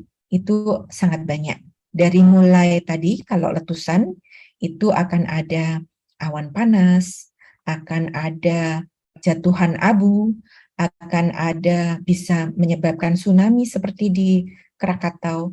Ada yang jaraknya dekat dengan gunungnya sampai jaraknya jauh ya. Dan kejadian Bu Kris, ya? Maaf waktunya tinggal 3 menit lagi, lebih kurang ya Bu ya. Oh ya, terima kasih. Kemudian ada yang waktunya jam hingga tahunannya karena itu efek klimat atau klimatik. Ini contoh-contoh fenomena dari aktivitas gunung api yang harus kita waspadai. Tadi yang saya sebutkan sebelumnya, ada yang berupa lontaran bom kalau kita berada di puncak atau dekat dengan pusat letusan. Tetapi yang jauh hanya akan mengalami misalkan jatuhan abu saja. Jatuhan abu juga bisa mengakibatkan misalkan kontaminasi di air minum. Itu juga termasuk berbahaya. Atau mengganggu penerbangan. Jadi airport harus ditutup. Kemudian bagaimana kita memahami bahaya dan resiko gunung api? Tadi dari sejarah erupsinya, bagaimana kronologi atau evolusi erupsinya. Kadang-kadang erupsinya cuma letusan beberapa second, kadang-kadang erupsinya bisa lama bertahun-tahun. Kemudian bagaimana kita mengantisipasi dengan memahami fenomena bahayanya dan membuat peta kerawanan bencana. Sehingga kita bisa mengantisipasi kalau bencana itu atau bahaya itu datang. Ini contoh peta geologi yang menggambarkan rekonstruksi dari erupsi masa lampau. Dari erupsi masa lampau Marapi yang terjadi prasejarah ya, ini ada aliran lava, berarti pernah terjadi erupsi magmatik yang ada aliran lavanya. Ada jatuhan abu, ada awan panasnya, dan jarak jangkaunya cukup jauh. Ini dipublikasi oleh Mbak Dini Nurfiani yang saya kira akan presentasi besok. Ada waktu kejadiannya. Jadi ini ada sekitar 174.000 tahun yang lalu. Kemudian memahami potensi bahaya tadi, PVMBG merilis peta kerawanan bencana, sehingga masyarakat dapat memahami lokasi tinggalnya itu ada di daerah rawan bencana atau tidak. Kalau ada di daerah rawan bencana, bagaimana kalau terjadi bahaya atau bahaya itu datang? Misalkan ini contohnya yang kuning, ini jalur lahar. Lahar itu karena deposit dari letusan gunung api digerakkan oleh air ya. Dalam hal ini di Indonesia banyak sekali hujan. Jadi sewaktu ada hujan bisa ada aliran lahar kalau sesudah erupsi terjadi, atau bahkan deposit yang lama pun bisa di-rework dan menjadi aliran lahar. Baik, mohon maaf Ibu karena keterbatasan waktu kita. Ya? Mungkin waktunya untuk yang ini kita close dulu Ibu. Oh ya.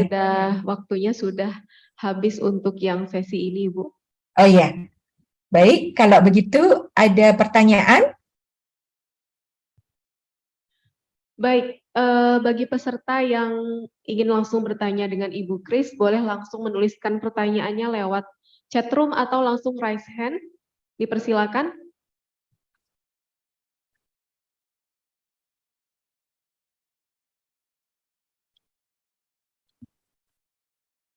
Baik, ada satu pertanyaan dari Bapak Hamdi, dipersilakan Pak. Oh ya, silakan.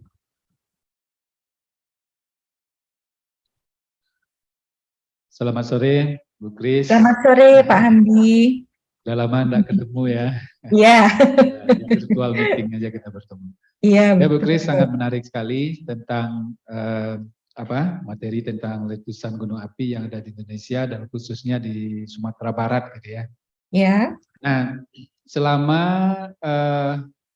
atau sejauh pengamatan yang dilakukan dari dari NTU gitu ya. Iya. Dari EOS. Ya, kebetulan saya sudah melihat alatnya di atas itu di puncak Gunung Merapi itu namanya di puncak Garuda itu kalau tidak salah. Ya, puncak Merpati yang tertinggi, nah, itu letak alatnya itu di puncak Garuda. Gitu. Oh ya. Nah, jadi mungkin di situ yang pertama saya ingin bertanya masalah apa saja yang di Monef yang dievaluasi atau yang diamati di situ. Nah, terus yang kedua, saya sering mengadakan kuliah lapangan ke daerah-daerah sekitar di Sumatera Barat itu, khususnya di daerah Siloke itu Bu. Daerah Siloke, daerah Geopark Siloke itu ada namanya Nagari Ayange gitu. Nagari Ayange itu air panas maksudnya. Ya. Itu di sisi mana ya Pak ya? Di sisi bagian timur, bagian timur Padang. Bagian timur. Ya, bagian timur Padang. Nah, di situ sebetulnya ada karst area gitu ya. Tapi juga ada air panas gitu. Nah, ini pernah enggak jadi pengamatan oleh tim dari EOS, kira-kira ini menunjukkan ada gejala apakah dulu pernah ada gunung api di situ atau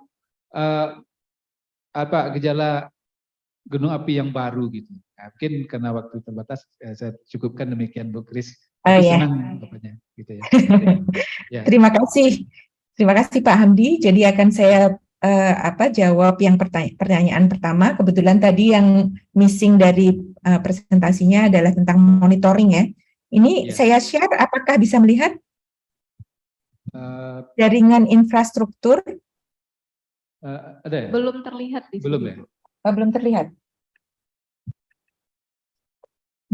Harus saya share lagi ya. Ya udah. Sharing ya, sudah ya.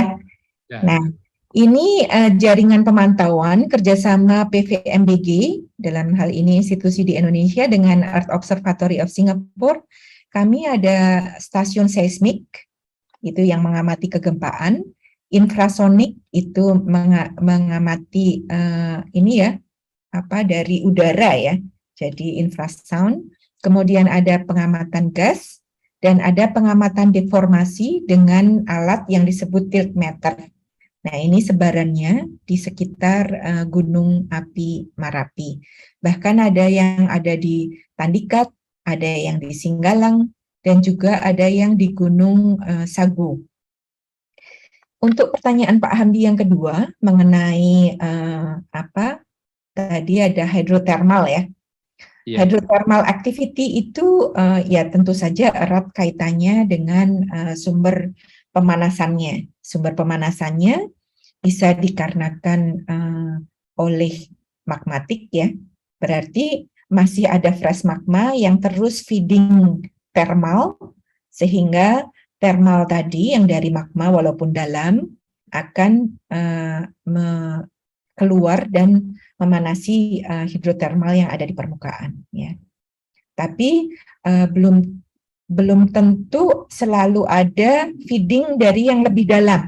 Jadi ada magma yang tersimpan secara kontinu, ada pemanasan dari yang lebih dalam lagi, tapi tidak ada aktivitas magma yang sampai ke permukaan seperti itu. Nah, itu biasanya banyak terjadi di kaldera-kaldera. Jadi kaldera itu menjadi feeding karena di dalamnya itu masih ada proses yang sedang brewing ya istilahnya. Itu yang memanaskan hidrotermal tadi. Kemungkinan ada struktur juga yang menjadi penghubung antara aktivitas magmatik tadi, walaupun di dalam ya, dengan permukaan. Kemungkinan ada sesar-sesar penghubung.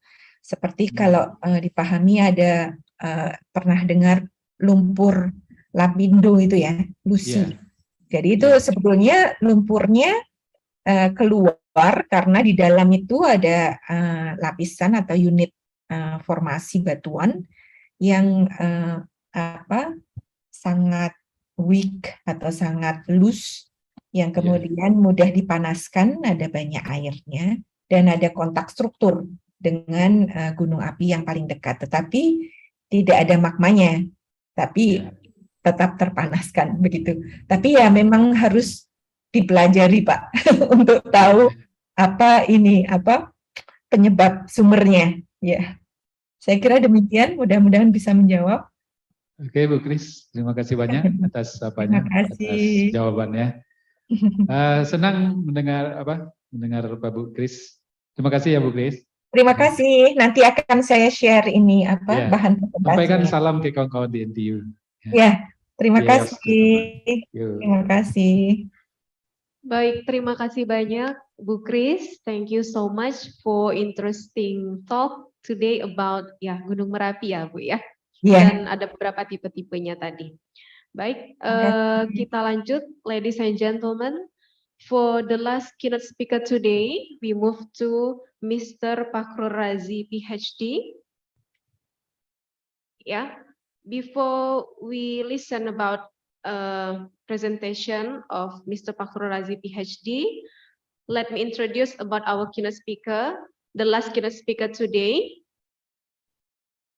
About education background, Mr. Pakhrul Razi undergraduate from Physics Department, Universitas Negeri Padang in 2002, and then continued his master degree in Physics Department, Bandung Institute of Technology in 2005, and then continued his doctoral degree in Physics-based Information Processing, Center of Environmental Remote Sensing, Graduate School Advanced Integrated Science, Chiba University, Japan, in 2019.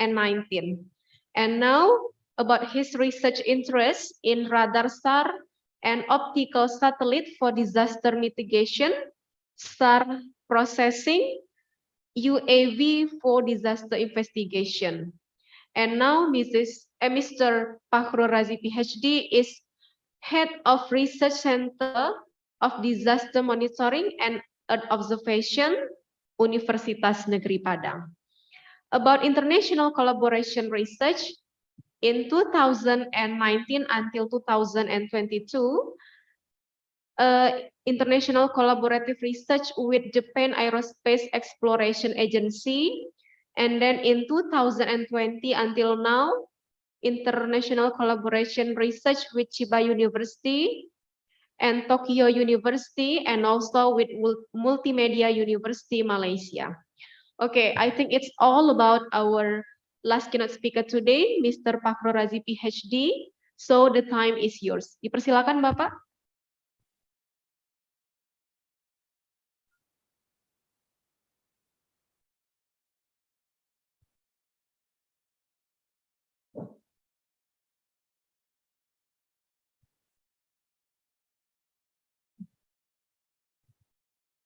Bismillahirrahmanirrahim. Assalamualaikum warahmatullahi wabarakatuh.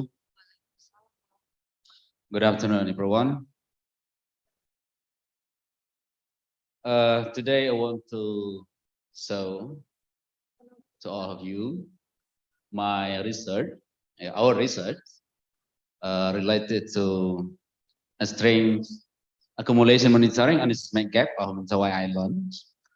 Already started from 2019 until today.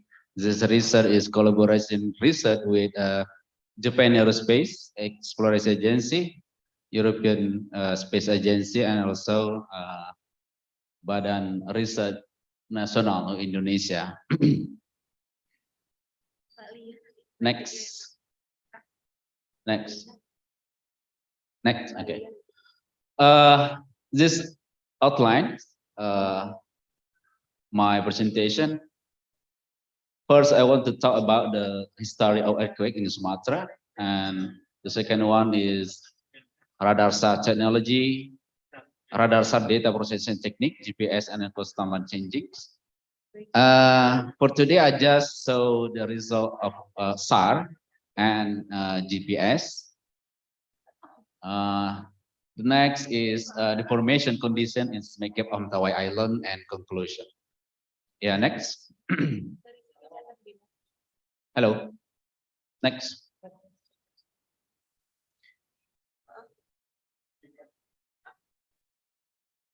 Okay, as we know, Indonesia is located in between three plates. Yeah, we call it the Indo-Australia in the south, Eurasia in the north, and Pacific plate in the east. Yeah.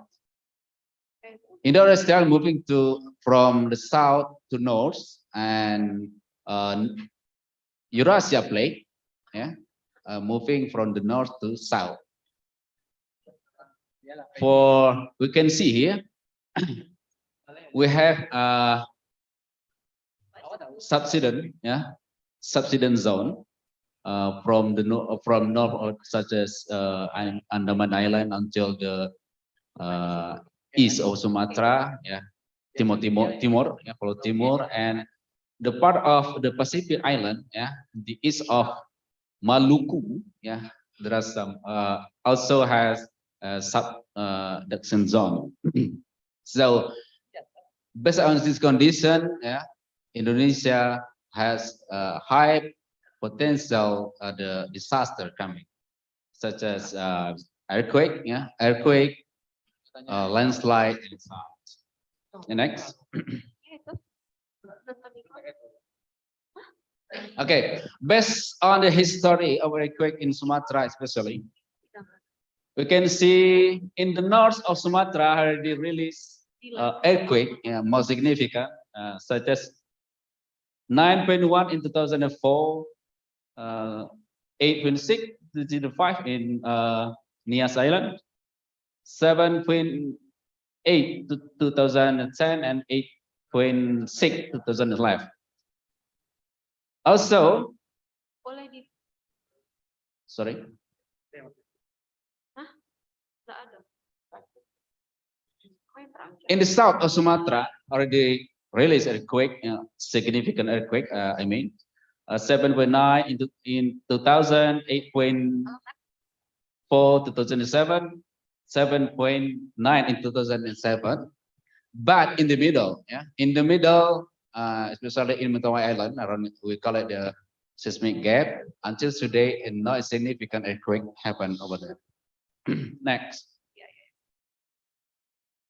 This based on the history, Padang, especially Padang city, already hit by earthquake in 2009 with magnitude 7.6, and the west of Bagai Island 2010 with 7.8 magnitude. This earthquake is followed by tsunami. You can see this the intensity of the earthquake. You can see the dark yellow color is Padang city, Pariaman suggests there's a more high intensity of earthquake happen over there. Next. Based on earthquake, we monitor impact of the earthquake is 7.9 in Padang. In Padang, we can see here, most of area in the line from the south of Padang, until Lubuk Buaya, many area is red color. It mean high deformation happen on the area. Significant deformation such as in Nipa, Porus, Padang Puru, Sarden Saleh, Masjid Raya Sumbar. You can see in air tawar, parkit, perdagangan Perupuk Tabing. The area already not stable. Next.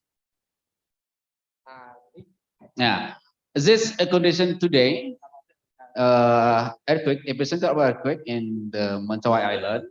In the south, we can see here most of area, some concentration of epicenter, such as right now in the red box, this is condition today in the north of Seberut Island, hit by earthquake many times in around this month.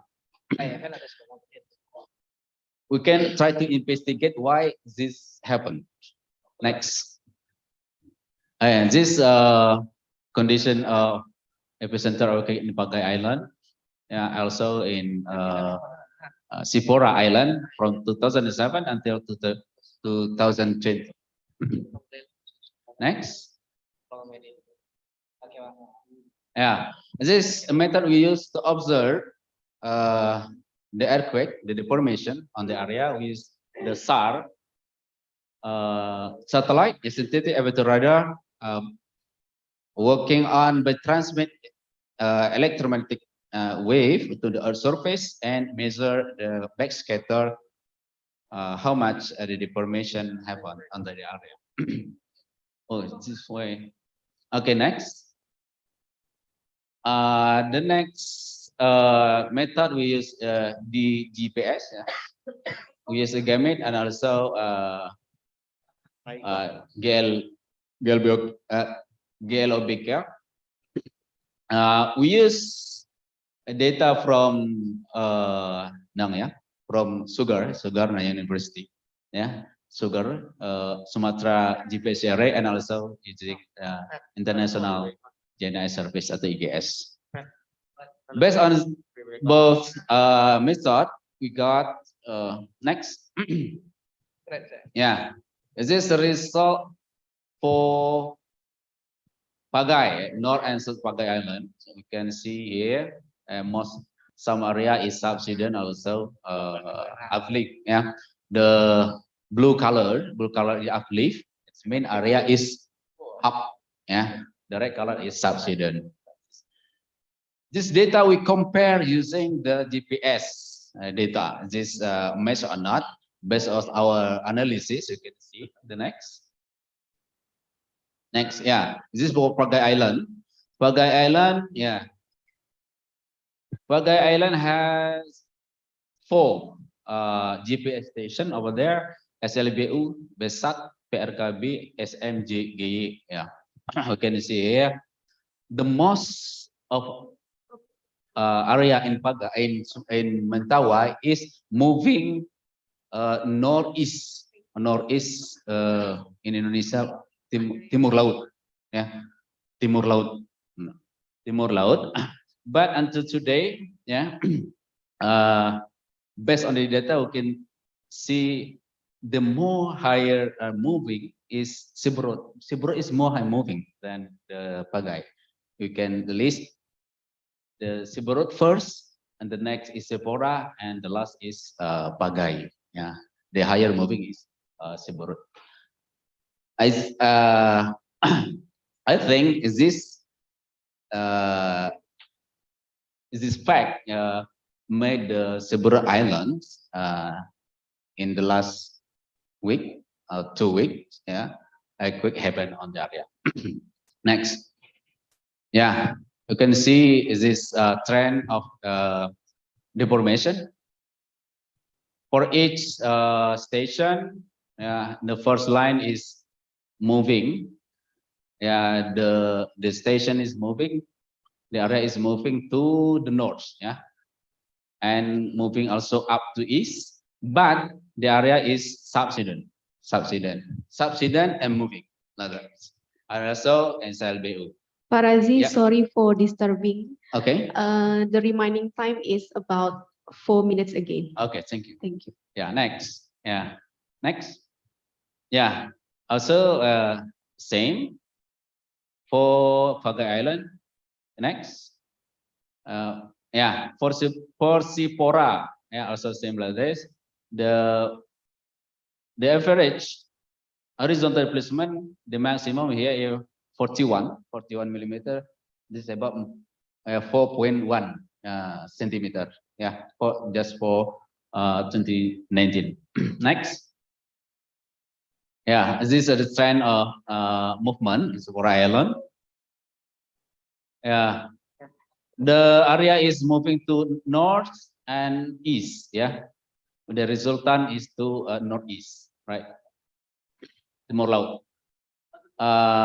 Indicate KTET, the area is subsidence, and in a day, how much? 350. The area is trend is up, yeah. But in the Sitiop is still subsidence. Next. Yeah, same. Maybe yeah. Next. This for Siberut Island, the maximum moving is 68 millimeter. Is about 6.8 centimeter for 2019. Yeah, next. This is trend. A trend of moving of island. But we can see better back, please. Yeah. Oh, no. Yeah, back. Back again. Better right now is this location of near location of earthquake. Yeah, and the last today and last week. Yeah, around the better. You can see next. Hello. Next. Yeah, next. Yeah. Okay, back. You can see here back. Before, yeah. In the early 2019, the trend or the trend of the area is subsidence, but in the day 250, the trend start the uplift. Yeah, uplift. It is different with other location. Next. Yeah, next. This is some report in the local newspaper about the mitigation in Mentawai Island. Next. Okay, this is our conclusion. During observation 2019, Siberut, Sipora, and Pagai Island is moving northeast direction. The magnitude of land movement is Siberut higher than Sipora and Pagai. Yeah, we can see Pagai is more stable, yeah, than Siberut Island right now. Next, area along western of Siberut Island has subsidence trend except BTET. Yeah, like I said before. Station is uplift after subsidence. Yeah, before that is subsidence and the trend back to uplift. Area in eastern of Siberut is uplift. All area on the Pagai Island are subsidence.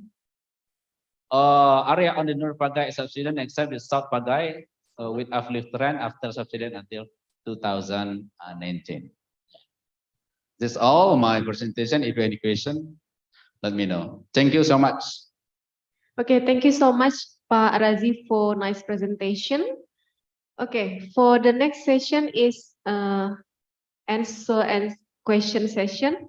So if any participant have a question for our speaker, just raise your hand, please.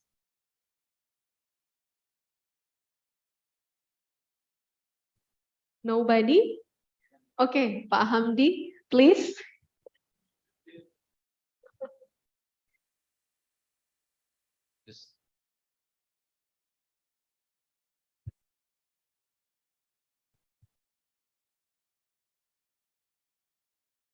Baik, Pak Rozi. Thank you for your presentation and very interesting. Because of right now, we are focused to mega trust zone, right? Yes. And then we know that we just got attacked by at least six earthquakes. Yeah, 6 earthquakes before, and then the focus is quite the same. Yeah, that is in the north of Siberut, right? And then we know that from your presentation, the land moving direction to northeast, right? To northeast. So I want to know about this. What the interpretation of the northeast direction? Because we know if we see the position of the direction, the land movement becomes came to Padang. Yeah. What the interpretation about this moving directions in relationship with the earthquake before? Thank you.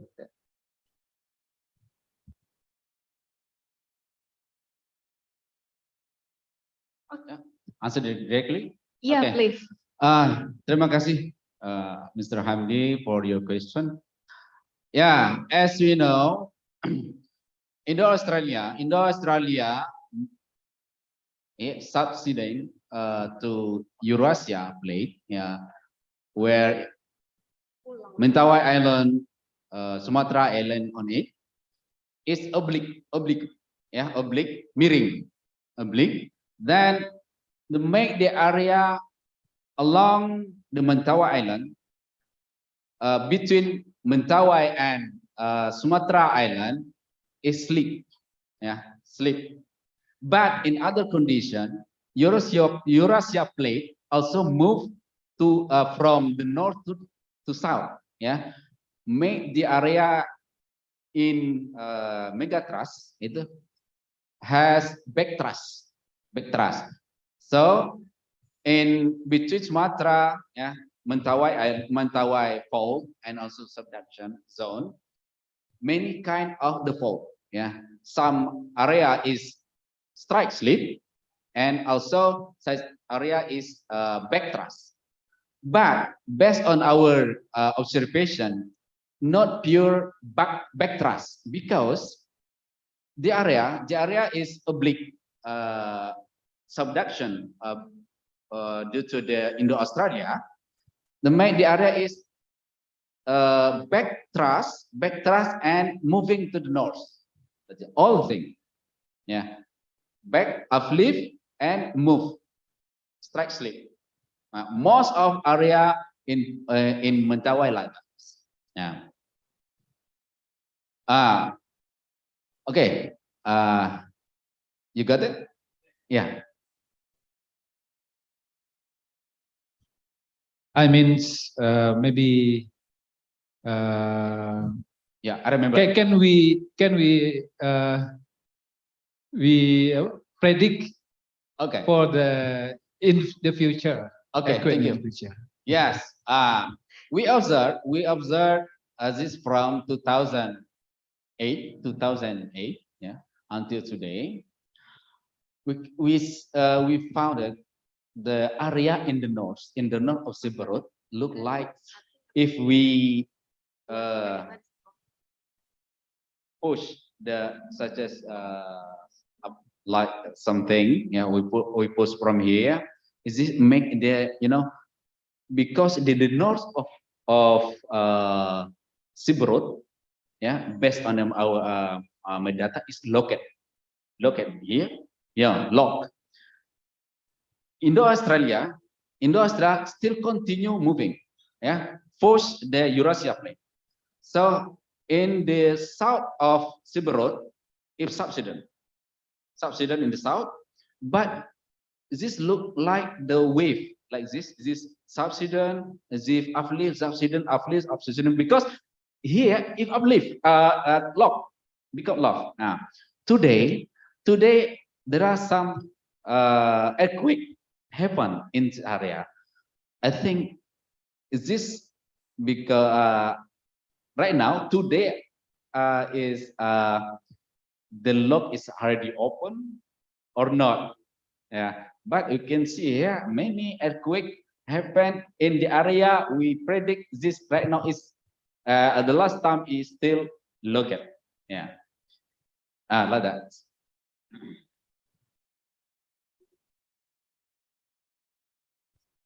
Maybe it's look at open right now or still locked, or the part of area is still locked.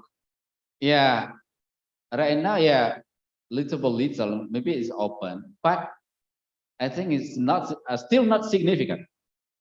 Yeah, based on if we resume from the history of earthquake in the Mentawai Islands, yeah, there's many researchers also we try to calculate, yeah, has a potential about 8.9, 8.8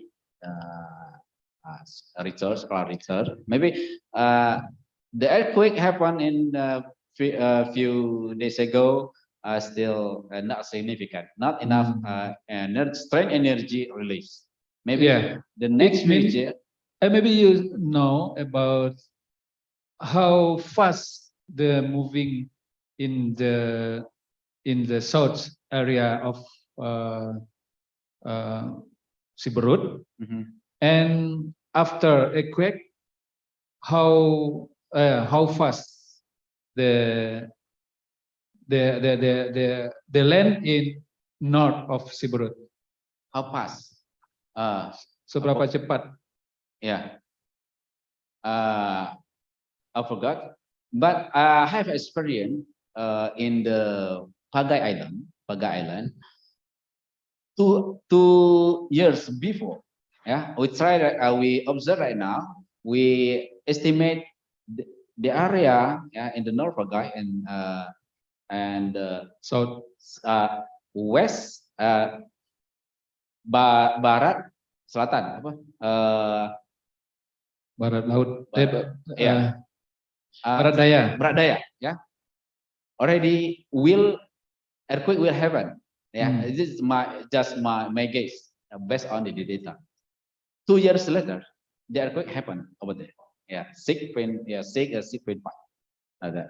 So I think the data maybe can we use as a reference to estimate the potential earthquake in the future.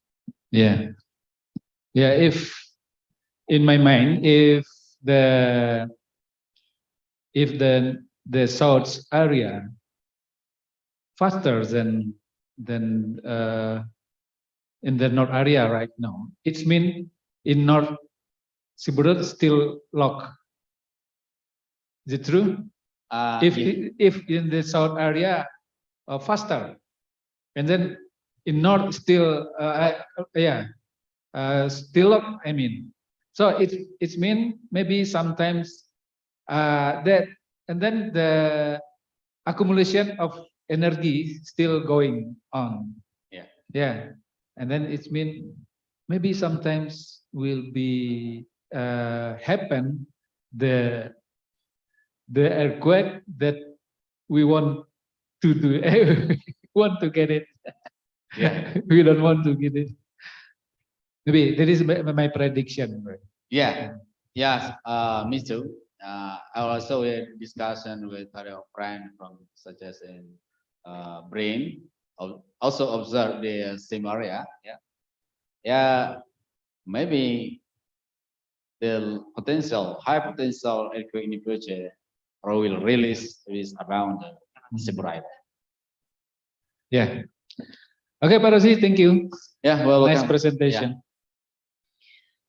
Okay, I think it's enough for discussion session. Okay, thank you Pak Hamdi, and also thank you Mr. Fahru Razi PhD for nice presentation. Okay, thank you very much. Assalamualaikum warahmatullahi wabarakatuh. Waalaikumsalam warahmatullahi wabarakatuh. Well, ladies and gentlemen, this is the end of our session in keynote speaker session. After this session, we will move to parallel session. So we would like to inform to you that for our participant in Zoom meeting, please assign into the breakout room based on your schedule that we had shared from our committee.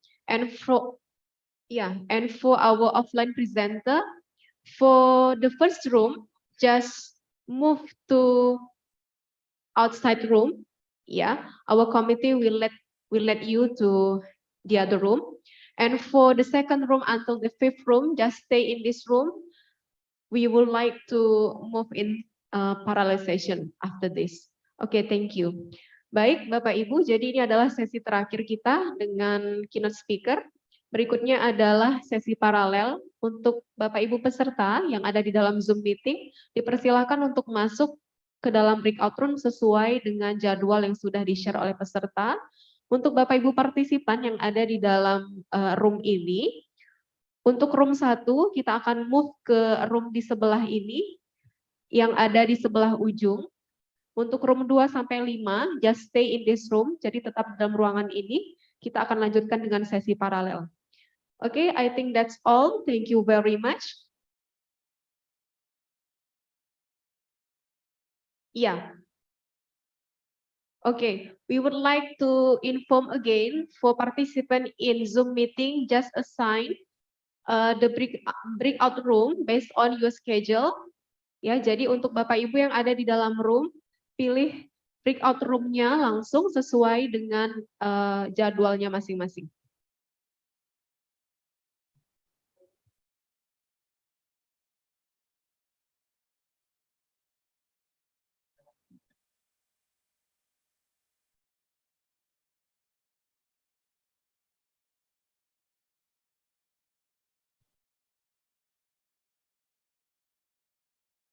Bagi Bapak Ibu yang belum assign ke room 1, 2, 3, 4, dan 5, dipersilakan untuk masuk ke room-nya masing-masing karena sesi paralel kita akan segera kita mulai.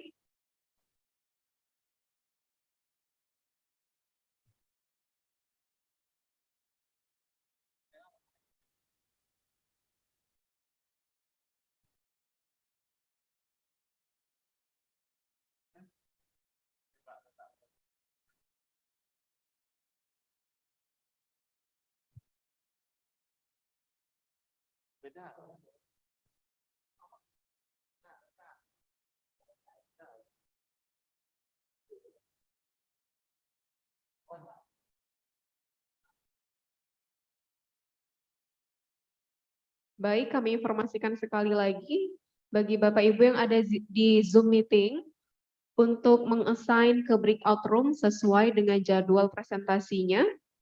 Silahkan dipilih sendiri breakout room-nya, room 1, 2, 3, 4, dan 5, sesuai dengan jadwal yang sudah di-share oleh panitia. Terima kasih.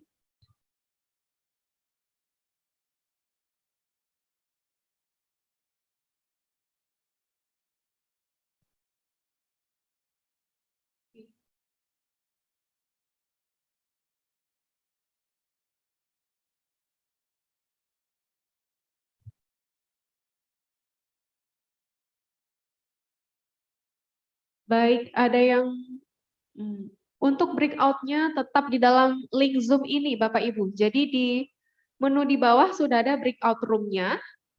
Bisa dilihat, sudah ada muncul breakout room, sudah ada 5 room, room 1, 2, 3, 4, 5. Silahkan Bapak Ibu langsung masuk ke room-nya masing-masing. Link Zoom-nya tetap di link Zoom yang ini juga. Kita tidak keluar dari room utama, tapi masuk di breakout room-nya.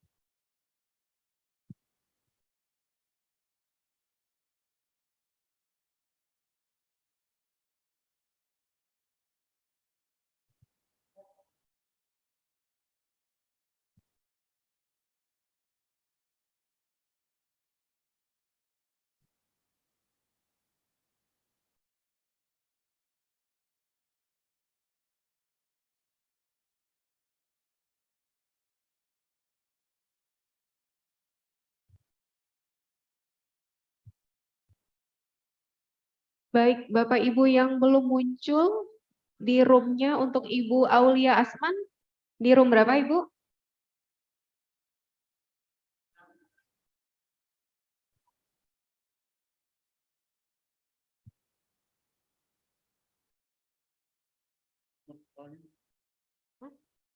Almost ini.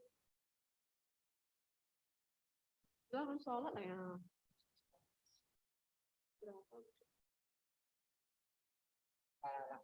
Room 1, siapa namanya Bu? Aulia Asman. Siklus kan hello kan?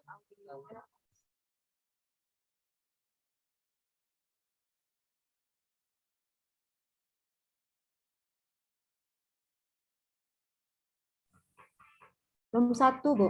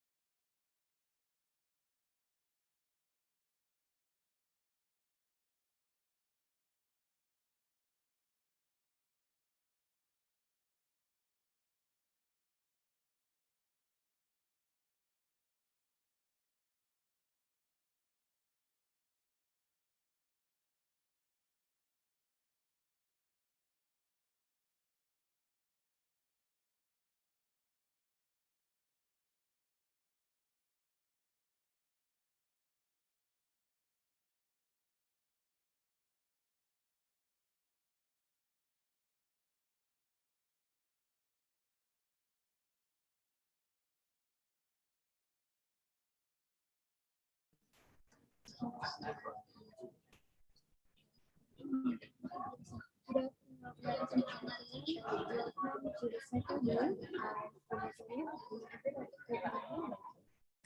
pleasure as one of moderators for fifth international conference on research and learning on physics, myself in 2022. The theme for this year is the strategic research in supporting sustainable development goals.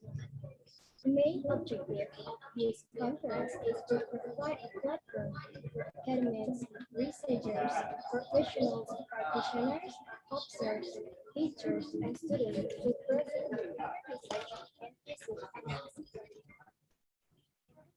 Iya. Gimana cara aku gabung room? Klik record. Ambil roomnya. Nih.